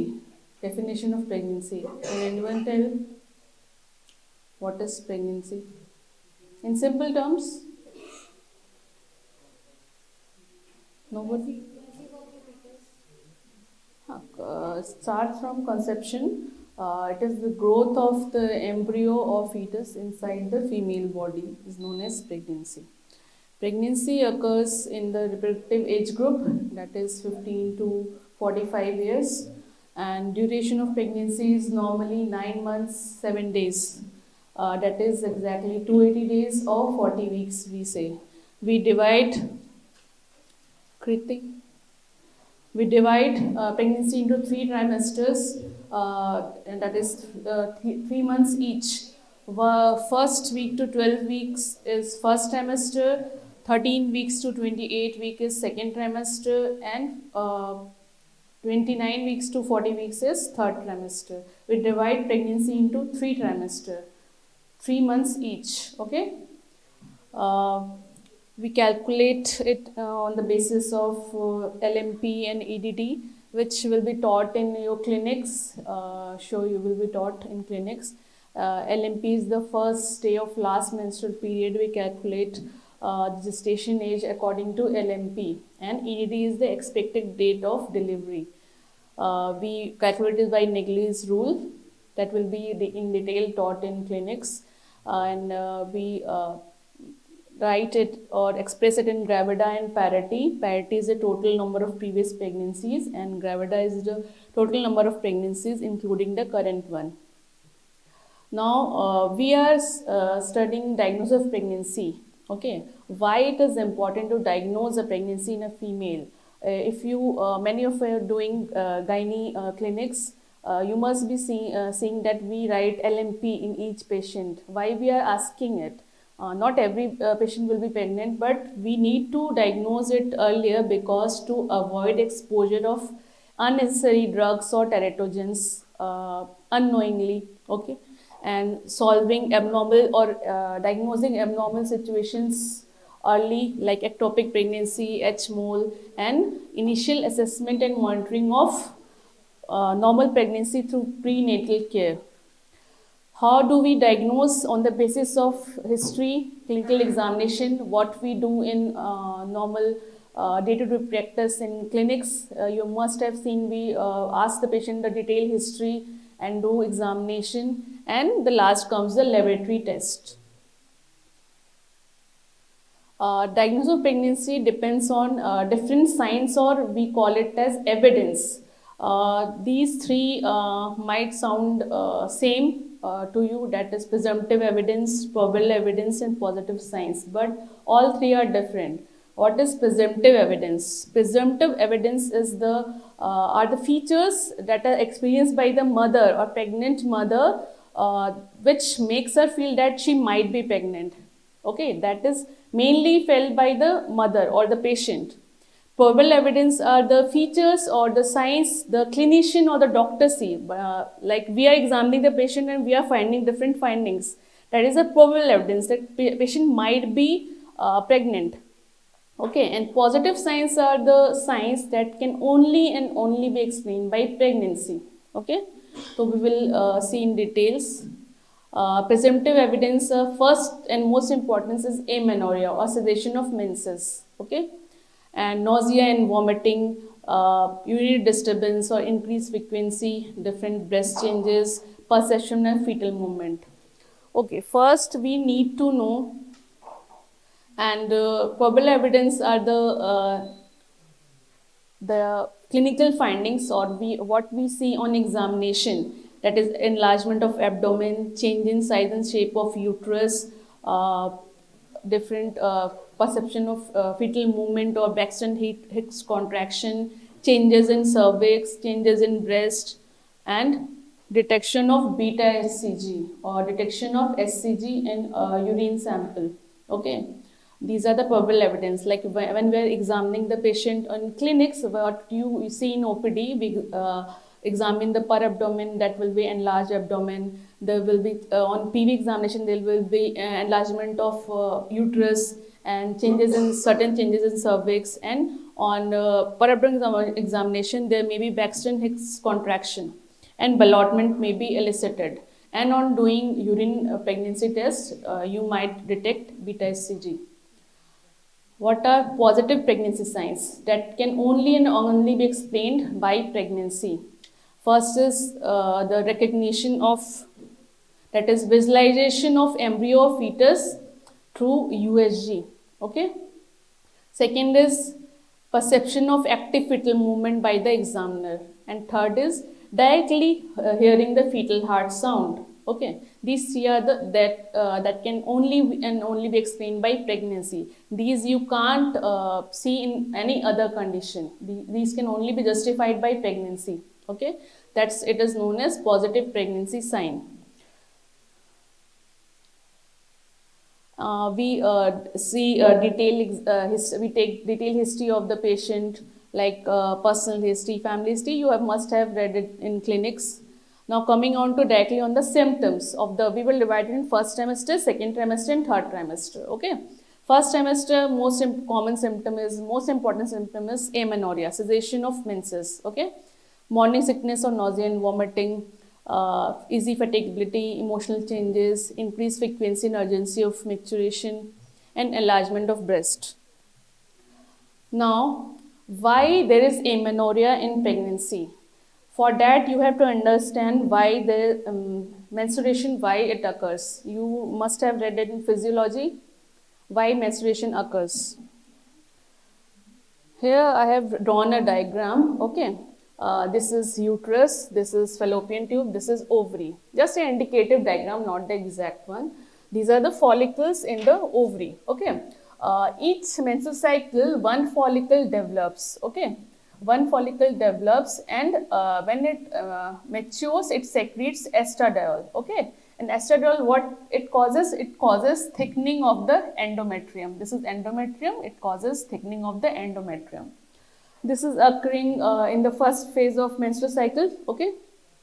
Then around 14th day or mid of the menstrual cycle, ovulation occurs. Okay. Ovum is released and this forms corpus luteum. Okay. This corpus luteum, the remaining follicle, that converts into corpus luteum. Corpus luteum. Okay. This secretes progesterone. What does progesterone do? Progesterone causes further proliferative changes in the endometrium. Okay. And this ovum goes in the fallopian tube and waits for the sperm. Okay. For fertilization. And if fertilization doesn't occur, what happens? This corpus luteum degenerates, progesterone decreases, and there is shedding of this endometrium. That's why menstruation occurs every menstrual cycle. And if this ovum gets fertilized by the sperm,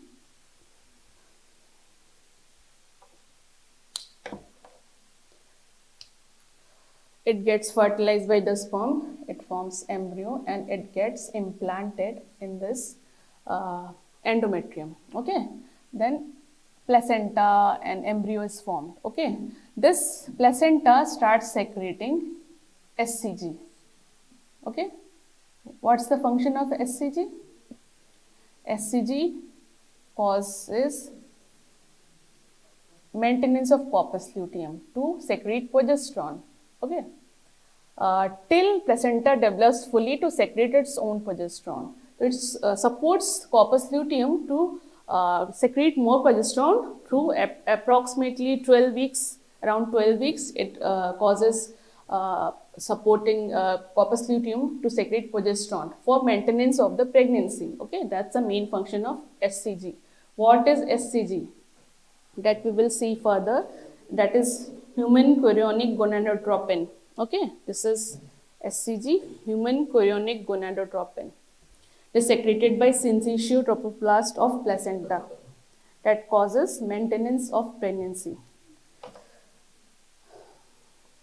Now, amenorrhea. So, when this fertilization occurs and implantation occurs, that progesterone causes development of the endometrium further, and placenta develops, and there is cessation of menses. Okay, that's where cessation of menses occur. And absence of menstruation may be due to other conditions other than pregnancy, and pregnancy may occur in period of amenorrhea like lactational amenorrhea. And what are the other conditions where amenorrhea can occur apart from pregnancy? Do you know? Many times the clinics patient will come with amenorrhea of 3 to 4 months, where on doing urinary pregnancy test that will be negative. Do you know any condition? Huh? Lactational amenorrhea and? Yes, very good. Hormonal imbalance, we say PCOS. Nausea and vomiting is the most common symptom in the first trimester. Why does it occur? Nausea and vomiting? Anyone knows? There are many theories. Some say it is due to SCG production, and some say it is mainly due to estrogen progesterone. So we commonly believe that it is due to progesterone, because progesterone causes stasis or the decreased mobility of the GI tract. Stasis further causes nausea and vomiting. Okay, the main cause we say that is progesterone.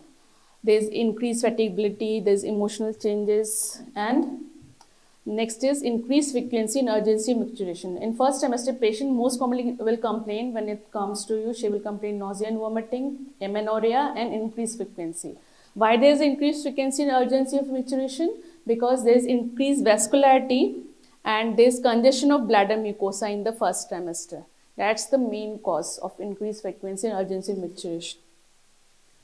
There is enlargement of breast. Okay. There's heaviness, tingling sensation. Patient may complain actual pain maybe in the breast. Okay. There are different signs in the first trimester. First, we will see the breast signs, then the cervical and uterine signs. Breast signs, there is increased size and sensitivity of the breast and nipple because there is increased vascularity and appearance of subcutaneous vein. There is dark pigmentation of nipples and areola. Here you can see there mostly in the first trimester, breast enlarged and nodular. It starts enlarging in the first trimester.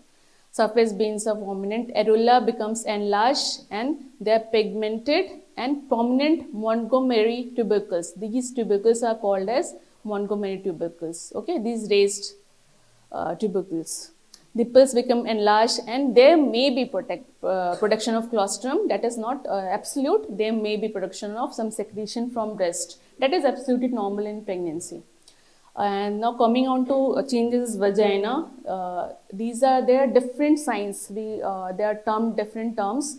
I will tell you one by one. First is the Jacquemus sign or Chadwick sign, that is bluish or violet discoloration of the vaginal and cervical mucosa.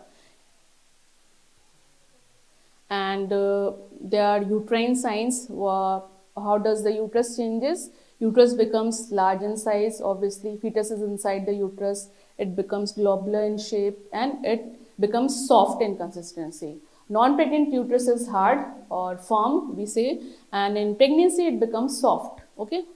And Palmer sign, what is Palmer sign? Palmer sign is the uterine contraction that is elicited by bimanual examination. You might be thinking, what is bimanual examination? We do it in clinics. I will show further. And for next sign is Hagar's sign. Hagar's sign is also elicited on bimanual examination. First we introduce 2 fingers in the anterior fornix and the other hand over the abdomen behind the uterus. The main funda over here is why Hagar's sign is positive, because the isthmus or the lower segment of the uterus becomes soft as compared to cervix and fundus. That's why you can easily approximate the internal and external fingers. Here you can see clearly. First you place 2 fingers in the anterior fornix. This is cervix. This is the fundus. This is the lower segment or isthmus we call. This becomes extremely soft as compared to fundus and cervix. That's why when you place the second hand over the abdomen, you can easily approximate the two. Okay. This is known as Hagar's sign. Hagar's sign positive. And in detail here, you can see internal os. This is cervical canal. This is isthmus. Middle part is isthmus. Internal os, external os, and here it is isthmus. Okay. Cervical signs. Cervix becomes soft. That is known as Goodell sign. Cervix becomes soft. And already I told you the purplish or violet discoloration of the vagina and cervix is known as Chadwick's or Jacquemus sign. That is all mainly is due to increased vascularity. The main thing is that uterus, cervix, vagina all becomes vascular in pregnancy. That's why all these signs can be elicited or seen. That's the main thing. Goodell sign, the cervix becomes soft. This is Goodell signs. There is purplish bluish discoloration of cervix and vagina. That's Chadwick's signs, and this is Hagar's sign. These are many different signs, but mainly you need to know Piscacek's sign. That is, one half of the uterus may become firmer than the other half. Why it occurs? Due to lateral implantation. If the embryo gets implanted to one side, it becomes more soft as compared to the other side. That is known as Piscacek's sign. And the other is Osiander's sign. Increased pulsation felt through the lateral fornix. That is mainly due to increased vascularity. You can feel the pulsation through the lateral fornix. That is Osiander's sign. The other things which we can diagnose in first trimester, earlier I told you, that is ectopic pregnancy, H-mole, and other is multiple pregnancy. If twin pregnancy is there, triplet pregnancy is there, we can diagnose it in first trimester. And blighted ova. Blighted ova means without any yolk sac and embryo. Now coming on to second trimester. What are the symptoms in second trimester? Amenorrhea obviously continues. Morning sickness, that is nausea, vomiting, and bladder symptoms decreases in second trimester. breast and abdomen continues to enlarge, and there is quickening. What is quickening? Quickening is perception of fetal movement. First fetal movement is known as quickening. It occurs around 16 weeks in primigravida, and it occurs around 18 to 20 weeks in 18 to 20 weeks in primigravida and 16 weeks in multigravida. On examination, there are different changes in skin, breast and abdomen. There is hyperpigmentation actually. What we say different terms, we can call it as chloasma that occurs on cheeks of the pregnant patient. That is hyperpigmentation. Butterfly rash, we call it as chloasma. It is hyperpigmentation in shape of butterfly on the cheeks of the patient. There are different breast changes which I already told you that will be enhanced in second trimester. There is linea nigra, stria gravidarum, and uterus is palpable per abdomen. Obviously, in first trimester, around 12 weeks, it is not palpable per abdomen. If you do abdominal examination on a pregnant patient in first trimester, you will not be able to palpate the uterus. But in second trimester, you will be able to palpate. That is, just above the pubic symphysis, you will be able to palpate the uterus. This is linea nigra. These are the stria gravidarum. Okay. Acha, why does hyperpigmentation occurs in pregnancy patient? Chloasma, linea nigra, stria gravidarum. Why does it occur? It is because there is a MSH, melanocyte stimulating hormone secretion, increases during pregnancy due to HCG. Okay, that causes hyperpigmentation. That's why you see different signs and different examination findings. On examination, when you are examining the patient in second trimester, she comes in around 20 weeks, 24 weeks, you will be able to palpate the uterus parabdominally, and you will be able to feel the different fetal parts, and you will be able to feel the fetal movements, active fetal movements, and obviously external ballottement will be there and internal ballotment will be there. What is ballotment?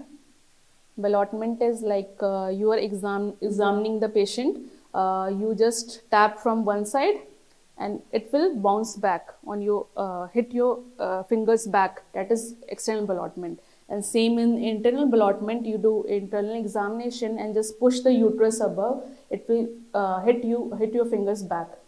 That is internal ballotment. In the third trimester, same, amenorrhea continues, enlargement of abdomen. There is again frequency of micturition increase in third trimester. That was decreased in second trimester, but it increases in second trimester. Why? Because due to enlargement of uterus, it gives pressure over the bladder and causes increased frequency of micturition. Same fetal movements are increased, fetal heart sound may be heard, and fetal lie position parts may be identified, and fundal height. Part we will talk about different tests and or say investigation done to diagnose the pregnancy. In the first part, we examined the patient. We took history and examined the patient. On the basis of history and examination, we were diagnosing the pregnancy. Okay. Now we will diagnose on the basis of test and investigation.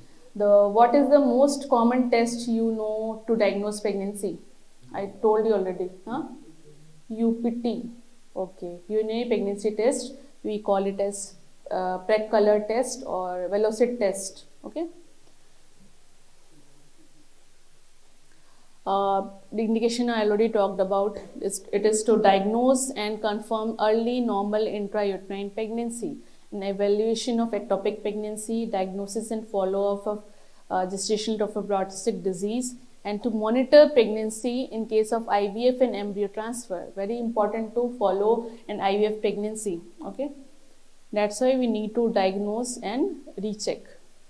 Most common test, as you told, it is urinary pregnancy test, or it can be done on blood also. The pregnancy test can be done either on urine and or blood samples. Both tests detect. The major principle here is detection of the hormone called human chorionic gonadotropin, HCG. Okay. For the urine specimen, what we say or tell the patient to collect the first morning urinary sample, and it should be stored. If stored in refrigerator, it should be used within 72 hours. If for longer storage, sample should be frozen at -20 degrees Celsius. SCG concentration is expressed as milli international unit per ml. What is SCG? Human chorionic gonadotropin is secreted by, as already told you, syncytial trophoblast of placenta. The primary function is to support the corpus luteum until the placenta produces adequate amount of progesterone to support the pregnancy. The hormone appears in the urine when it first appears around 9 days of conception. Okay, it reaches peak at around 7 to 12 weeks of gestation, then it plateaus. It has two subunits, alpha and beta. SCG is actually a glycoprotein. It has two subunits, alpha and beta. Okay, alpha unit is similar to alpha unit of LH, FSH, and TSH, and beta unit is specific for this pregnancy, and that's why we use beta subunit to diagnose pregnancy, not alpha subunit. All the tests uses beta SCG. Other conditions where pregnancy test can be positive. Patient is not pregnant, but you will see UPT positive. Urine pregnancy test is positive. What are the different conditions? H mole, okay, hydatidiform mole, choriocarcinoma, renal cell carcinoma, carcinoma of ovary, GI tract, lungs. There are many carcinomas which produce SCG in different amount. Methods, there are different methods of measuring beta SCG level. There are different assays, bioassays. These are nowadays obsolete, but I will tell in just a small section. Immunoassay, radioimmunoassay, radioreceptor assay, immunometric assays. What are bioassays? Bioassays are the tests performed by using experimental animals. That's why these are obsolete nowadays, because it uses animals. It is not used nowadays, and it takes time. First of all, it can only be performed after 2 to 3 weeks of conception, and it takes time to see the result. That's why we don't do these nowadays. These are different tests used in bioassay or biological tests: Asham Zondox test, Copperman test, Friedman test, Hogben test. These are different. These uses mice, rabbit, rat, frog, and main thing is you see ovulation. If you can see ovulation, the test is positive. With no ovulation, test is negative. These are not done nowadays because it requires animal. It takes time, and results are not obtained quickly. It has to wait. You have to wait for at least 2 to 48 hours, and involves tedious process such as sacrificing the animals. Now coming on to different immunoassays, these are normally used nowadays. Simple, expensive, and but rapid test. Normally, the level reaches peak, as I told you, 7 to 12 weeks, approx 1 lakh international unit per ml. It will decline from peak to plateau at around 15 to 16 weeks. In normal pregnancy, there is doubling of or 60% rise of SCG in 48 hours or 2 days. There is every 48 hours there is doubling of beta SCG level. But in ectopic pregnancy, there is level is significantly lower than the normal uterine pregnancy. That's why we are able to diagnose ectopic pregnancy. In ectopic gestation, it is around 20 to 20,000 milli-international unit after 4 to 8 weeks of gestation. And in ectopic pregnancy, rise will be less than 30% every 48 hours. Okay. There is doubling of beta SCG level FT 2 to 3 days in normal pregnancy up to 12 weeks, then it plateaus. These are different levels of beta SCG according to the gestation age in weeks. Okay. In non-pregnant patient, it is less than 5, and in pregnancy patient, it is these are the levels according to gestation age. It peaks around with 12 weeks. These are the different immunological tests used for diagnosing the or testing the beta HCG. Latex agglutination inhibition test, hemagglutination inhibition test, one-step immunoassay, radioimmunoassay, ELISA, enzymatic immunoassay. Coming on to Gravidex test, latex agglutination inhibition test, LAI. What is the principle behind this? Here, one major molecule is used, SCG is coated over it, okay? Here you can see, this is hapten carrier conjugate that is coated with latex particle coated with SCG, and this is anti-SCG antibody. In case where is non-pregnant, then this latex particles combines with antibody, this agglutination occurs. You can see agglutination, that means test is negative, pregnancy test is negative. In pregnant patient, what occurs? These are the SCG in the urine. The antibody get combines with the SCG in the urine, and these latex particles are not agglutinated. There is no visible clumping, and in no agglutination is present, that will be urinary test positive. Okay, this is the basis of latest agglutination inhibition test. In other tests, just the particle is different, like here it is latex, in other there will be RBC, in other there will be enzyme. Okay, just the main molecule changes and the SCG antibody remains the same. Hemagglutination inhibition test, here the sheep RBC coated with SCG are employed, like there was latex particles, here it is sheep RBC. The test is done in test tube and observation are made after 2 hours. Principle is same as LAI. One step immunoassay test. Now coming on to the most important, what we say urinary pregnancy test. What you see in UPT or the pregnancy kit, how it occurs, why it occurs. Okay, you see one line, it is negative pregnancy test, 2 line positive pregnancy. You all know that is the most simple test. But why it occurs, anyone knows how it occurs? So first I need to tell you just in describing on diagram. This is the kit, UPT kit, okay, red color test kit. It consists of different zones, okay.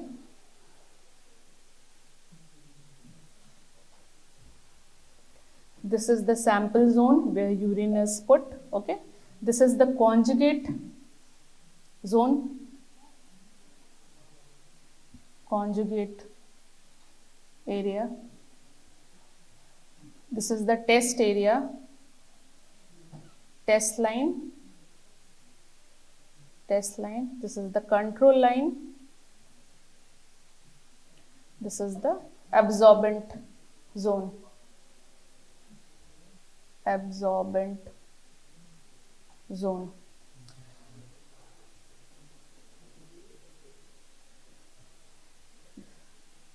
What happens is here in conjugate area there are SCG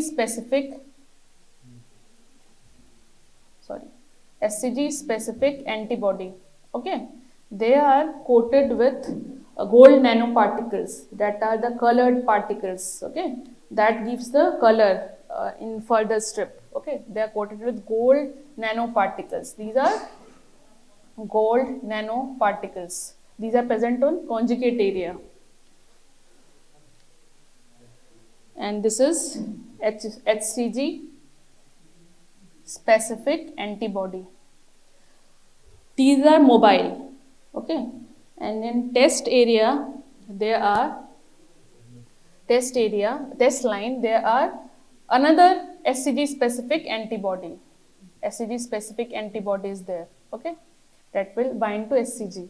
In control line, there is SCG antibody against SCG antibody, okay. antibody against SCG antibody. So when urine sample is put over here, if there is SCG present in urine, it will cross over here and SCG will bind to the antibodies, SCG specific antibody. Okay, and when it comes here, it will bind over here.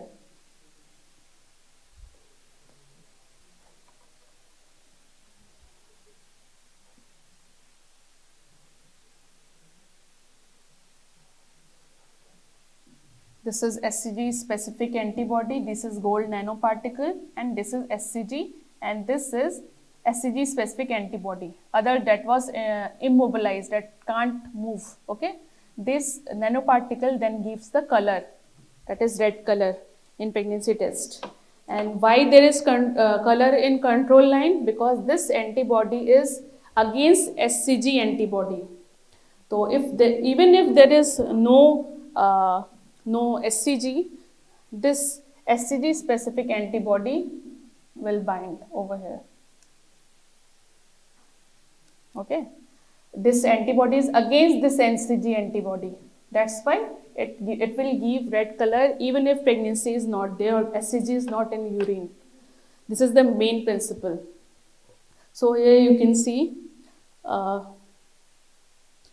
this is the sample area, this is the conjugate area, this is the retection zone, and this is the absorbent area. This is the SCG specific antibody coated with gold nanoparticles. This is SCG. If SCG is present in urine, it will bind to this and it will move further on to the test site. In test site, this antibody specific to SCG is already present. It will again bind to the same SCG and bind to the SCG, and this nanoparticle will give the red color. Okay, and the control area, this antibody is against the SCG antibody, not against SCG. It is against the SCG antibody. That's why it will bind to this, only this. So it will give the red color even if SCG is not present. That's why a control line is always positive, even if pregnancy is there or not.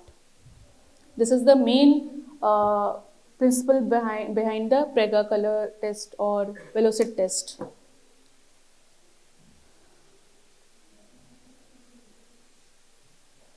And this Preg color test is based on lateral immunoassay, lateral flow immunoassay. Next, coming on to radioimmunoassay. Here the SCG is radio labeled with iodine. The same like there was that latex particle, here is radio labeled iodine. Is treated with fixed amount of antibodies and the urine or blood sample. This method is more sensitive and can detect easily the beta and alpha subunit. ELISA, it is enzyme is used in place of radioactive substance.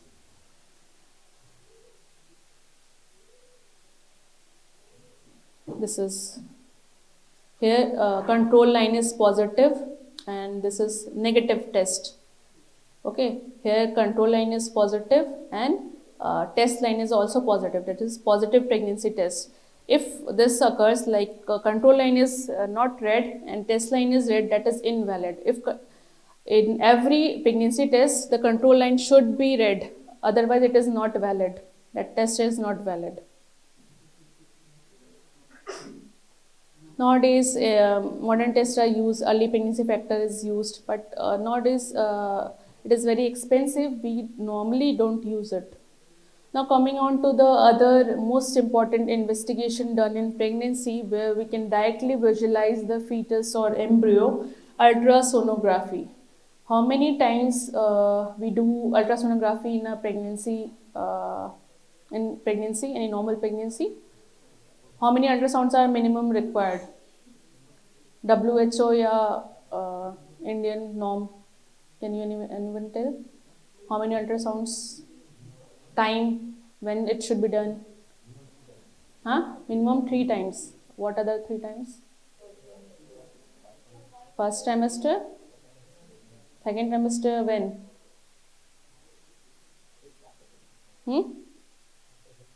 After 5th month, you have to say in weeks, okay? You are doctors, patient say in months, you have to say in weeks, okay? That will be difference in you and patient. Now coming on to ultrasonography. Intrauterine gestational sac is identified as early as 29 to 35 days of gestation. That is, G-sac and yolk sac is visible at around 5 weeks of pregnancy. You can see G-sac and yolk sac. Fetal pole and cardiac activity will be visible by 6 weeks. Embryonic movement will be seen by 7 weeks. Here you can see this is TVS. Here you can see this is uterus. Okay, this is the ultrasound picture. This is the uterus. This is the endometrial cavity. This hyperechoic area. Okay, this is more white than this area. Na? You can see. You can differentiate. This is the endometrial cavity. This whole is endometrial cavity, and this is the G-sac. Okay, round area, and this is hypoechoic black area. This is the G-sac, but surrounded by a white ring. This is the G-sac. This is visible around 5 weeks. Okay. Fetal viability is determined by detecting the following structures on TVS or ultrasound: gestation sac and yolk sac by 5 weeks. Here you can see this is the endometrial cavity. This is the yolk sac, just a white ring. Okay, and this is blackish. That is hypoechoic. We say in terms of ultrasound, we call it as hypoechoic. Okay, hypoechoic. This is hyperechoic, white line, and again hypoechoic. Just a white ring is known as, simple in your terms I can say white ring, that this is known as yolk sac, and this is fetal pole. This hyperechoic area, whitish area, this is fetal pole. Okay, it can be seen around 5 weeks, at around 5 weeks. And cardiac activity will be seen in this fetal pole. Later at around 6 to 7 weeks we see cardiac activity in this fetal pole. Okay, and this will disappear later on. We will not be able to see. And as you told that first trimester ultrasound is done, that is mainly done around 11 to 14 weeks. We do NT scan at around 11 to 12 weeks. And second trimester ultrasound is done at around 18 to 20 weeks. That is anomaly scan. We call it as anomaly scan, to see the detailed survey of fetal anatomy, placental localization, to detect any malformation. That is basically to detect any malformation, you have to do ultrasound in second trimester. That is the must. You have to do it. Either if you are not doing first, patient is not able to do first trimester ultrasound, but you have to do second trimester ultrasound absolutely. Even if in rural areas you have to do it. Anomaly scan 18 to 20 weeks. Okay, this is the must. Even if patient is not able to do first trimester, or you patient came late, you have to do this. Absolute. This is the must. Okay, anomaly scan. Because there is medico-legal aspect. If you are seeing, suppose you are seeing a pregnancy patient, you are posted in district or rural area, pregnancy patient, you are medical practitioner or medical officer there, you are seeing the patient, you are prescribing different medication, and you did ultrasound later on, like around 7-8 months, 9 months just before delivery, you did a ultrasound that baby is all right and she will be delivered, or cesarean section will be done. But after delivery the baby was malformed. Okay, then the patient will sue you that doctor didn't do the anomaly scan. Because you can terminate the pregnancy at around 24 weeks if the baby is anomalous. Any like anencephaly is there, that is not viable. The baby will be not viable after delivery. So you can terminate the pregnancy earlier. So you can save the patient from harassment further on. That's why anomaly scan is very important. You have to do it in any case. There are different differential diagnosis of pregnancy, like you see a patient comes with amenorrhea, but on examination, per abdomen examination, you are seeing enlarged abdomen or enlarged uterus. So that is not sure of, you can't be sure of pregnancy.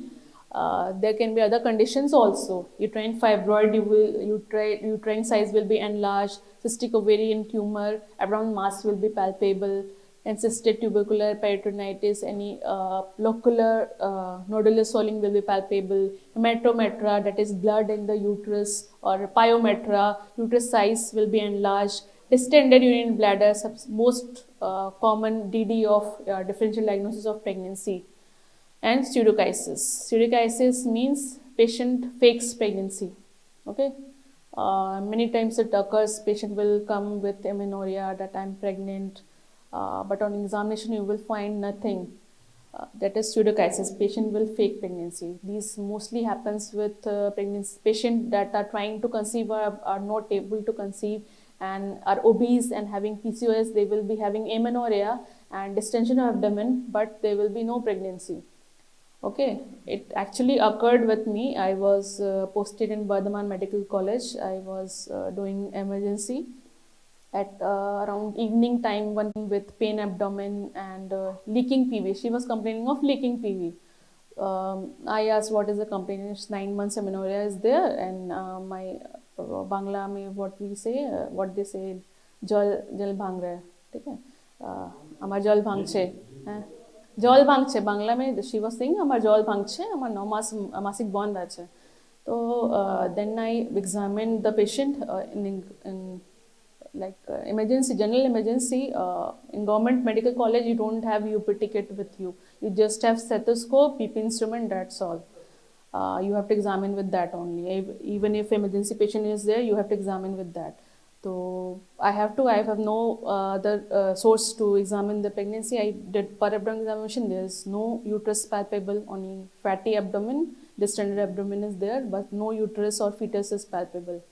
Then I asked her to do unique pregnancy test. It took time, around half an hour. They went to the store, bought it, did it. It was negative. This is an example that she was faking pregnancy. That was not leaking PV. That was white discharge, and she was faking pregnancy. Okay, this, many patients comes, they will tell you the whole story, but she will not be pregnant. That's just a short story. Okay, any confusion,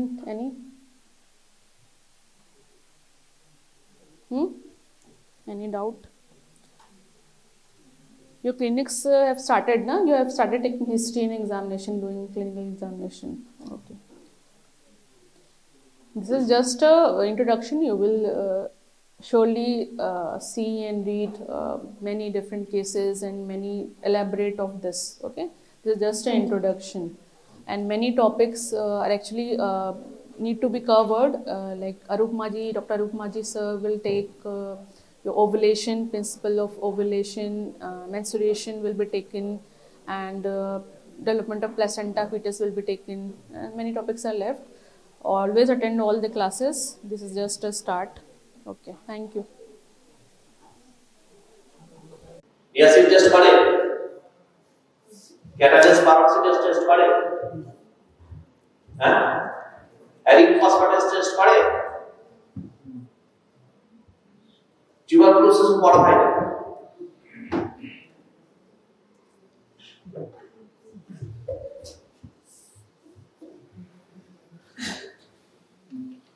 Pathogenicity in guinea pig. Tuberculosis and pathogenicity guinea pig করে না করে না? কি টেস্টে করে? কিভাবে করে?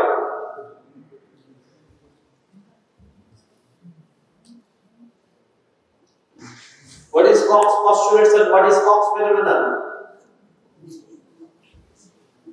না স্যার গিনি পিগ তো করবে Cox phenomenon কি? মাইক্রোবায়োলজি বইয়ের 3 পাতায় আছে, প্রথম থেকে পড়লে 3 পাতায় 8 পেজে।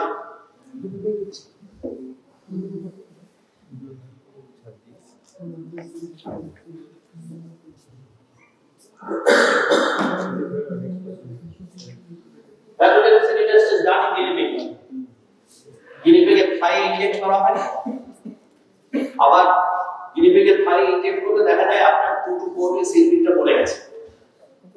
সাবসিকুয়েন্টলি Cox কি করলেন, আবার একটা guinea pig এর আরেকটা থাই, অন্য একটা নয়, সেম guinea pig এর আরেকটা থাই ইনজেকশন করলেন, সেম ফুড প্রিপারেশন আছে, দেখা গেল guinea pigটা বেঁচে গেল। তাহলে একদিকে hypersensitivity reaction destructive আর একদিকে হচ্ছে protective। সেটা কিন্তু প্রমাণ করেছিলেন by Koch's postulates, Koch's phenomenon। Pathogenicity in guinea pig, non-pathogenic in rabbit, rabbit non-pathogenic, pathogenicity is করা হয়। All of them, answer হচ্ছে all of them। For Buruli ulcer, what is Buruli ulcer? Sir, Buruli তে হয়। What is Buruli ulcer?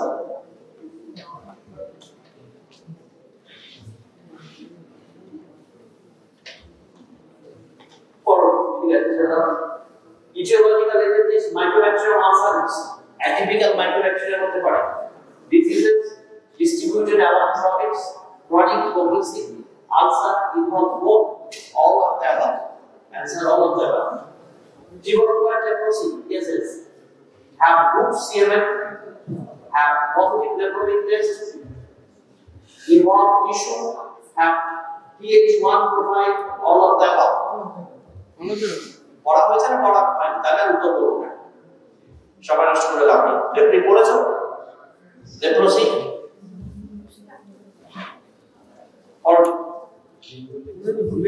একটা bacteria কোন একটা bacteria পড়েছো? একটা ব্যাকটেরিয়ার নাম করো যেটা পড়েছো ভালো।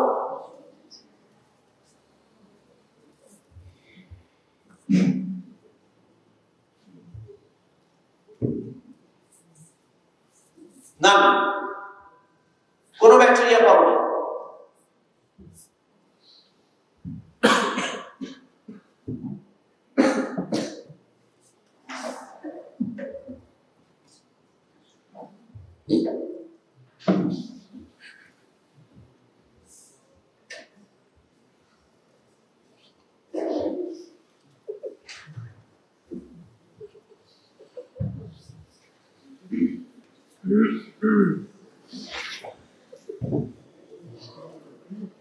আর ক্লাস করার ইচ্ছা নেই আমার, এই কোশ্চেনগুলো দিয়ে দিচ্ছি, এগুলো নিজেরা যদি মনে করো তাহলে পড়ো, তাহলে পড়া যাবে। এলাম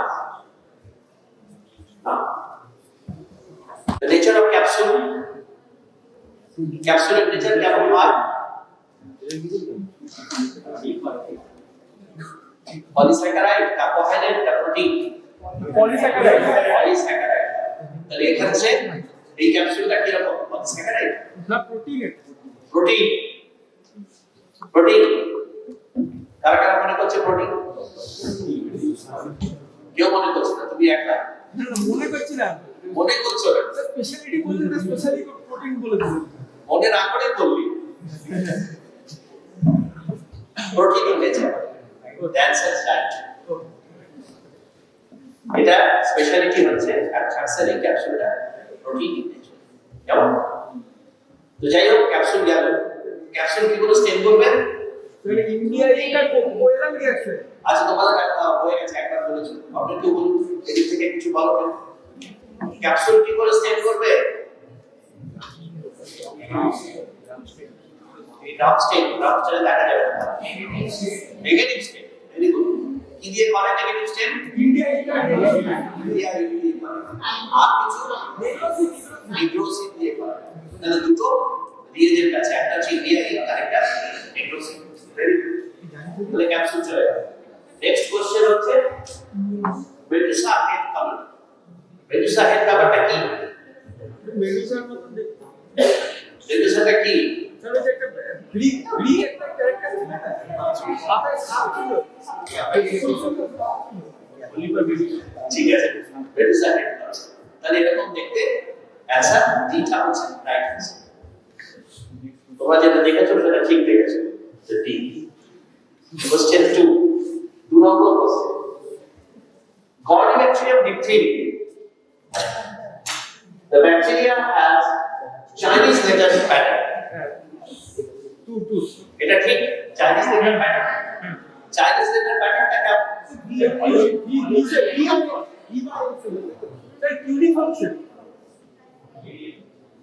চাইনিজ লেটার হয় কেন?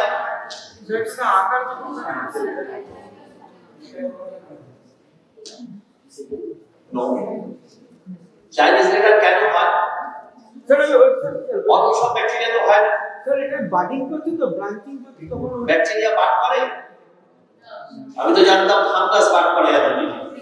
ফ্র্যাগমেন্টেশন হচ্ছে না তখন ওটা ফ্র্যাগমেন্টেশনকে বাটিং বলে না। ফ্র্যাগমেন্টেড হচ্ছে তখন ওটা যদি স্টেন করে তখন পাওয়া যায় না। কেন চাইনিজ লেটারে থাকে? কেন অন্য ব্যাকটেরিয়ার মধ্যে একটা একটা থাকে না, গ্রুপে থাকে না? স্কোয়ার প্যাটার্নের সাথে থাকে না, স্কোয়ার প্যাটার্নের সাথে সেম স্পেস না। হলো না? আর কোন উত্তর? ওরে বাবা, সেল ডিভিশনের সময় কমপ্লিট ডিভিশন হয় না, একটা থেকে বাইনারি ফিশনে দুটো ব্যাকটেরিয়া হচ্ছে। যখন সেল ডিভিশন ইনকমপ্লিট হলো তখন কি হবে? ভি শেপেড হবে না? এই তো সেল ডিভিশনটা পুরোটা হলো না, দুটো আলাদা আলাদা হলো না, ইনকমপ্লিট হলো, তাহলে আটকে রইল। এরকম যদি বিভিন্ন প্যাটার্নে অ্যারেঞ্জ হয় তাহলে কেমন দেখতে হয়? চাইনিজ লেটারের মতো হয় না? এই জন্য হয়। স্টাফাইলোককাস গ্রুপে থাকে কেন? ইনকমপ্লিট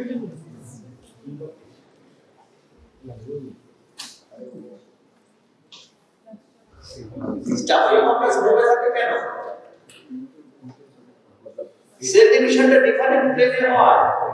একটা সেল থেকে দুটো সেল, এখান থেকে আরেকটা, নেক্সট ডিভিশন, নেক্সট একসাথে অনেকগুলো হয়ে গেল। সব ঘুরে খেয়ে দিলে স্টেপটোকক্কাস চেনে থাকে, পরপর স্ট্রেট লাইনে ডিভিশন হচ্ছে, সেল ডিভিশন। বুঝতে পারলি? আগেও বলেছি streptococcus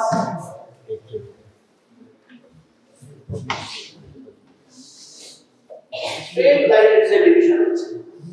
staphylococcus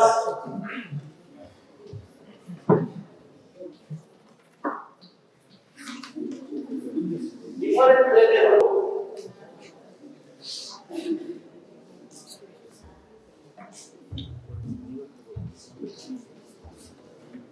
Chinese letter. Next. Ferment glucose only.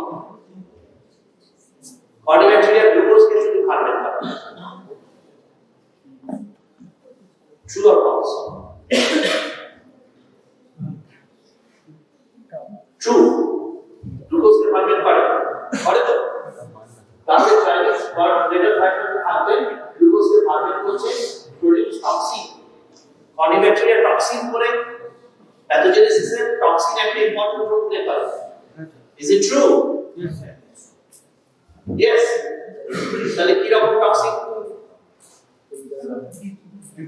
Diphtheria toxin. Diphtheria toxin. কি রকম টক্সিন? এটা এন্ডোটক্সিন, এক্সোটক্সিন।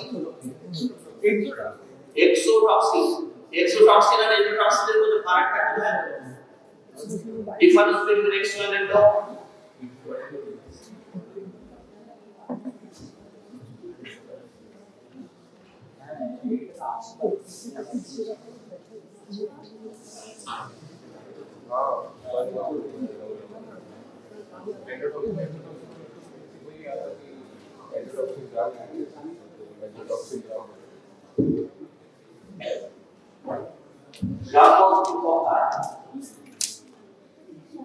যেটা সেল থেকে বাইরে বেরোবে, সিক্রিয়েট করবে, কার্বনিক অক্সাইড, সেটা এক্সোটক্সিন, যেটা বাইরে আউটসাইড দ্য সেল। আর গ্রাম থেকে কি প্যাসিফায়ার, যখন লাইট হয়ে যাবে তখন লাইকোপলিস্যাকারাইড মিরিস্টিক অ্যাসিড লিভারেট করবে, যার জন্য এন্ডোটক্সিক শক। This is the reason total lysis of gram-negative bacteria. Until and unless gram-negative bacteria completely lysed হচ্ছে, কোনো টক্সিন বেরোবে না। তাহলে এটা হচ্ছে এন্ডোটক্সিন। এটা বাইরে বেরোচ্ছে একমাত্র সেল প্লেটের সঙ্গে। সেল যখন লাইসিস হবে তখন বেরোচ্ছে এন্ডোটক্সিন। আর এক্সোটক্সিন সিক্রিয়েটেড হয় আউটসাইডে। এক্সোটক্সিন বাইরে সিক্রিয়েটেড হচ্ছে, মিডিয়া বেরোচ্ছে, নরমাল সেলের টিস্যুতে বেরোচ্ছে এক্সোটক্সিন। তাহলে এই টক্সিনটা ডিপথেরিক টক্সিনটা কি হয়? কর্নিব্যাকটেরিয়াম ডিপথেরিয়া এক্সোটক্সিন কোথায় হয়? ডিপথেরিক প্যাচ টনসিলে হয়। আর কোথায় হয়? স্কিনে হয়, স্কিনে হয়। Very good. আর কোথায় হয়? অধিকাংশ জনতা নীরব। দুর্দান্ত পড়াশোনা হয়েছে, দারুণ করেছে ভাই।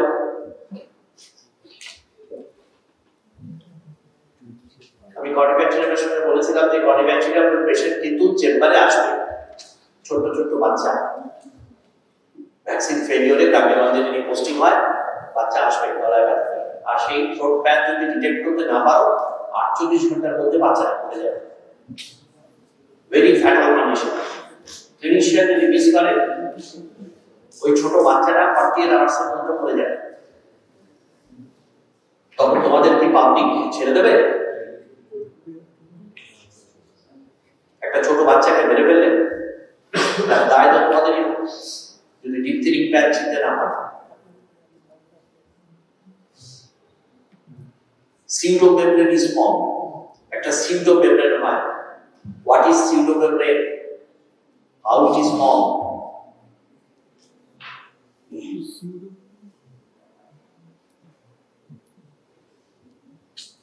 A separate layer, epithelial cells are not involved. A fibrinous layer which will be easily separated out from the tonsillar fossa. If you try to separate it, it will lose.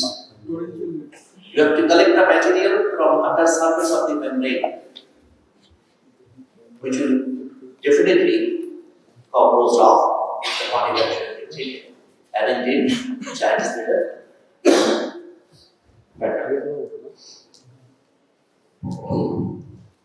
Which stain is used? Albert stain. Albert stain. Can you name any stain where water is not required? যেখানে জল লাগে না, brown স্টেনে জল লাগে, crystal স্টেনে লাগে, Silver stain. Silver ইমপ্রিগনেশন স্টেনেও লাগে।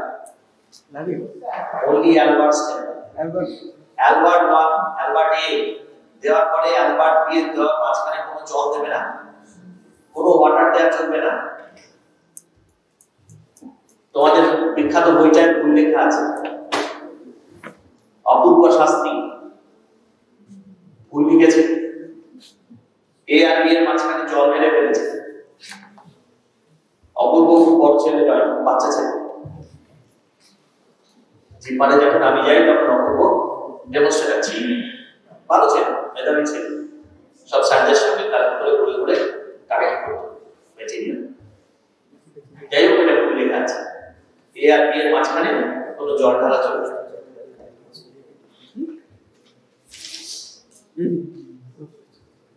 ওইটাকে ঠিক করে নিন। কিরকম দেখা যায় ব্যাকটেরিয়াটা, কেমন দেখতে হয়? কর্নিব্যাকটেরিয়া। একজনকে মেটাক্রোমেটিক গ্র্যানুলস বলেছিলেন, কেমন হয়? এরকম কালার নেয় বডিটা, গ্রিনিশ। আর মেটাক্রোমেটিক গ্র্যানুলস কিরকম হয় বলো? কালার কালার কি কালার দেবে? So blue green color. Blue green now be brown color. Metachromatic granules কি? So volutin granules. Volutin granules और metachromatic granules है। और waves are granule আরেকটা নাম। Very good. কিন্তু এটা কি? Protein. সব তো প্রোটিন দিয়ে উত্তর হয় না, ছাড়াও স্টার্টিং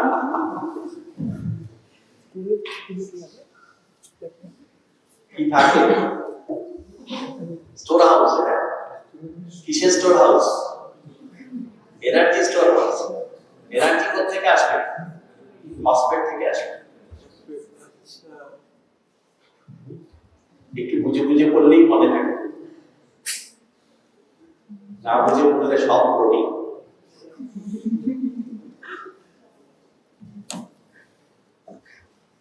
আমরা কি সি এক্সামিনেশন দেবো? আমার তো ভয় হচ্ছে। ভয় স্যার বলছে সি এক্সামিনেশন দেবে না স্যার, সবাই নিচ্ছে। আমি তো বললাম আমি তো ভয় পাচ্ছি, আমার ছাত্ররা ভয় পাচ্ছে না, আমি ভয় পাচ্ছি। সি এক্সামিনেশন দেবো কিনা যদি বলো তাহলে কি হবে, কোনো অসুবিধা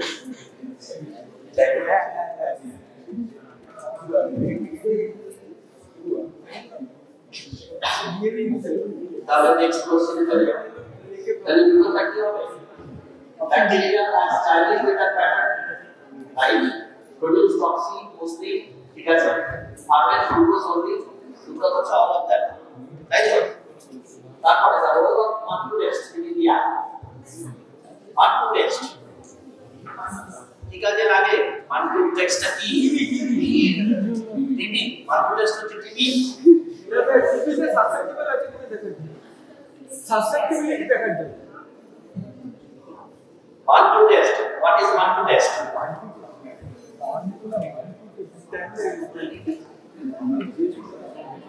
কি ইউজ করা হয় মাত্র টেস্টে? কি ইউজ করা হয়? What is the material, name of the material? What is the name of the material? মানুষের শরীরে একটা ইনজেকশন দেওয়া হয় তো, সেটা কি? ব্যাকটেরিয়া দেওয়া যায়।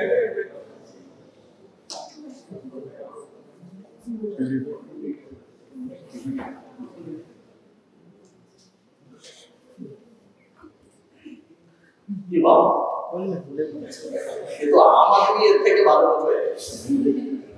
আমাদের মাত্র টেস্ট বলে, বাচ্চা মাত্র টেস্ট করতে যায়, যারা নিয়ে যায় সব করে যায়, সব করে যায়। কে বলে যে আমার বাচ্চারা এই সব রেডি করে দিল, দিয়ে বলছে কোথায় কি দিচ্ছেন, কবে ওটা এক্সপায়ার করবে, কতটা দেবেন, কতদিন পরে আনবো, সব বলতে পারে, সাধারণ মানুষ বলতে পারে। আর ডাক্তারবাবুকে জিজ্ঞেস করে ডাক্তারবাবু কিছু যদি বলতে পারে তাহলে কি হবে? হ্যাঁ, আগে ওর টিউবারকুলিন ইউজ করা হতো, ওর টিউবারকুলোসিসের একটা এক্সট্রাক্ট ক্রুড প্রিপারেশন, এখন ইউজ করা হয় পিউরিফাইড প্রোটিন ডেরিভেটিভ, পিপিডি।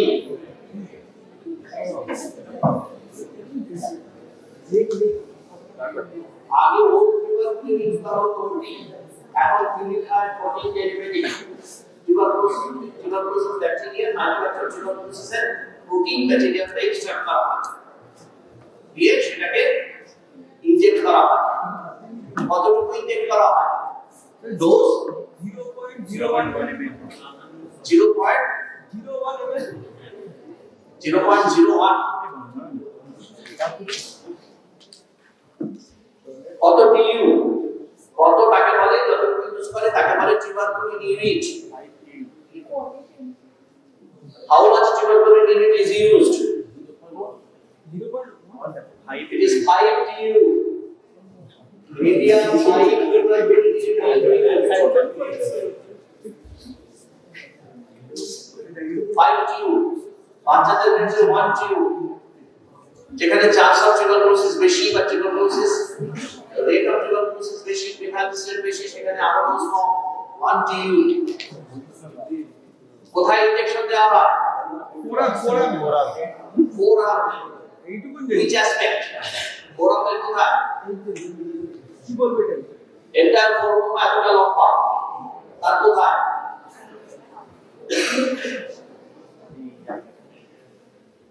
এদিকে, এদিকে।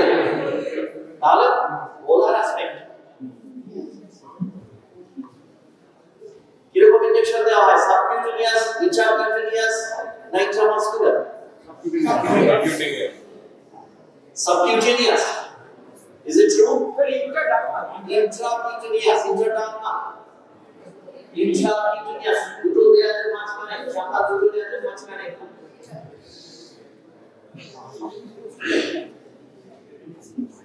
কতদিন পরে রেজাল্ট প্রিন্ট করা হয়? 7 দিন। কতদিন পরে রেজাল্ট প্রিন্ট করে? 24 hours, 48 hours, 72 hours.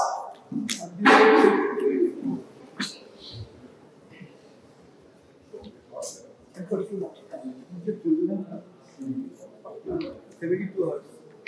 মর্মান্তিক অবস্থা মাস পরে পরীক্ষা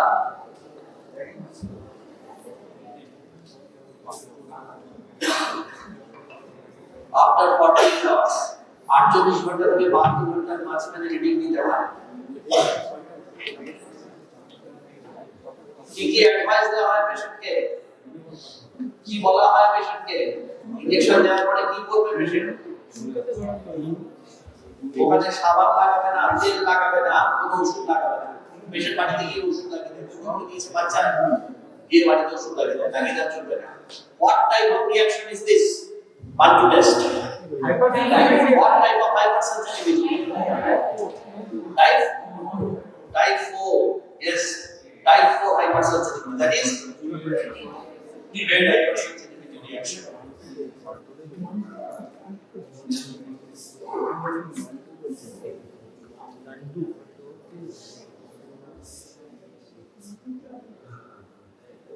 The role of Bantu test in India is not to detect infection, to find, not to differentiate active from healed tuberculosis. Is it true? Yes, sir. True. Huh? True. To find prevalence rate of infection. Tick the whole. All of the above. Huh? অ্যানসারটা দেখা আছে সুতরাং করতে হবে justify করতে পারো active আর হিলের এই হোল্ডে কি হবে অ্যাক্টিভে কি হবে আর হোল্ডে কি হবে অ্যাক্টিভ ইনফেকশন থাকলে মাল্টি টেস্ট কি হবে পজিটিভ হবে না নেগেটিভ হবে পজিটিভ হবে আর যদি অ্যাডভান্স টিউবারকুলোসিস হয় অ্যাডভান্স টিউবারকুলোসিস হয় যদি পেশেন্ট কর্টিকোস্টেরয়েড থেরাপিতে থাকে তাহলে হবে নেগেটিভ হবে তাহলে নেগেটিভ হবে তাহলে অ্যাডভান্স টিউবারকুলোসিস এর মাত্র নেগেটিভ হয়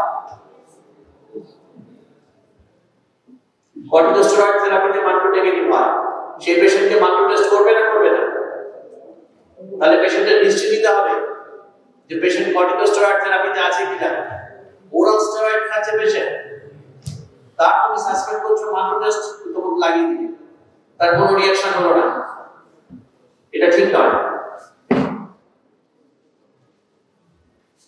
next question mycobacterium tuberculosis is niacin positive niacin test কেন করে what is the purpose of doing niacin test what are the biological tests we use for differentiate mycobacterium tuberculosis to mycobacterium bovis and atypical mycobacteria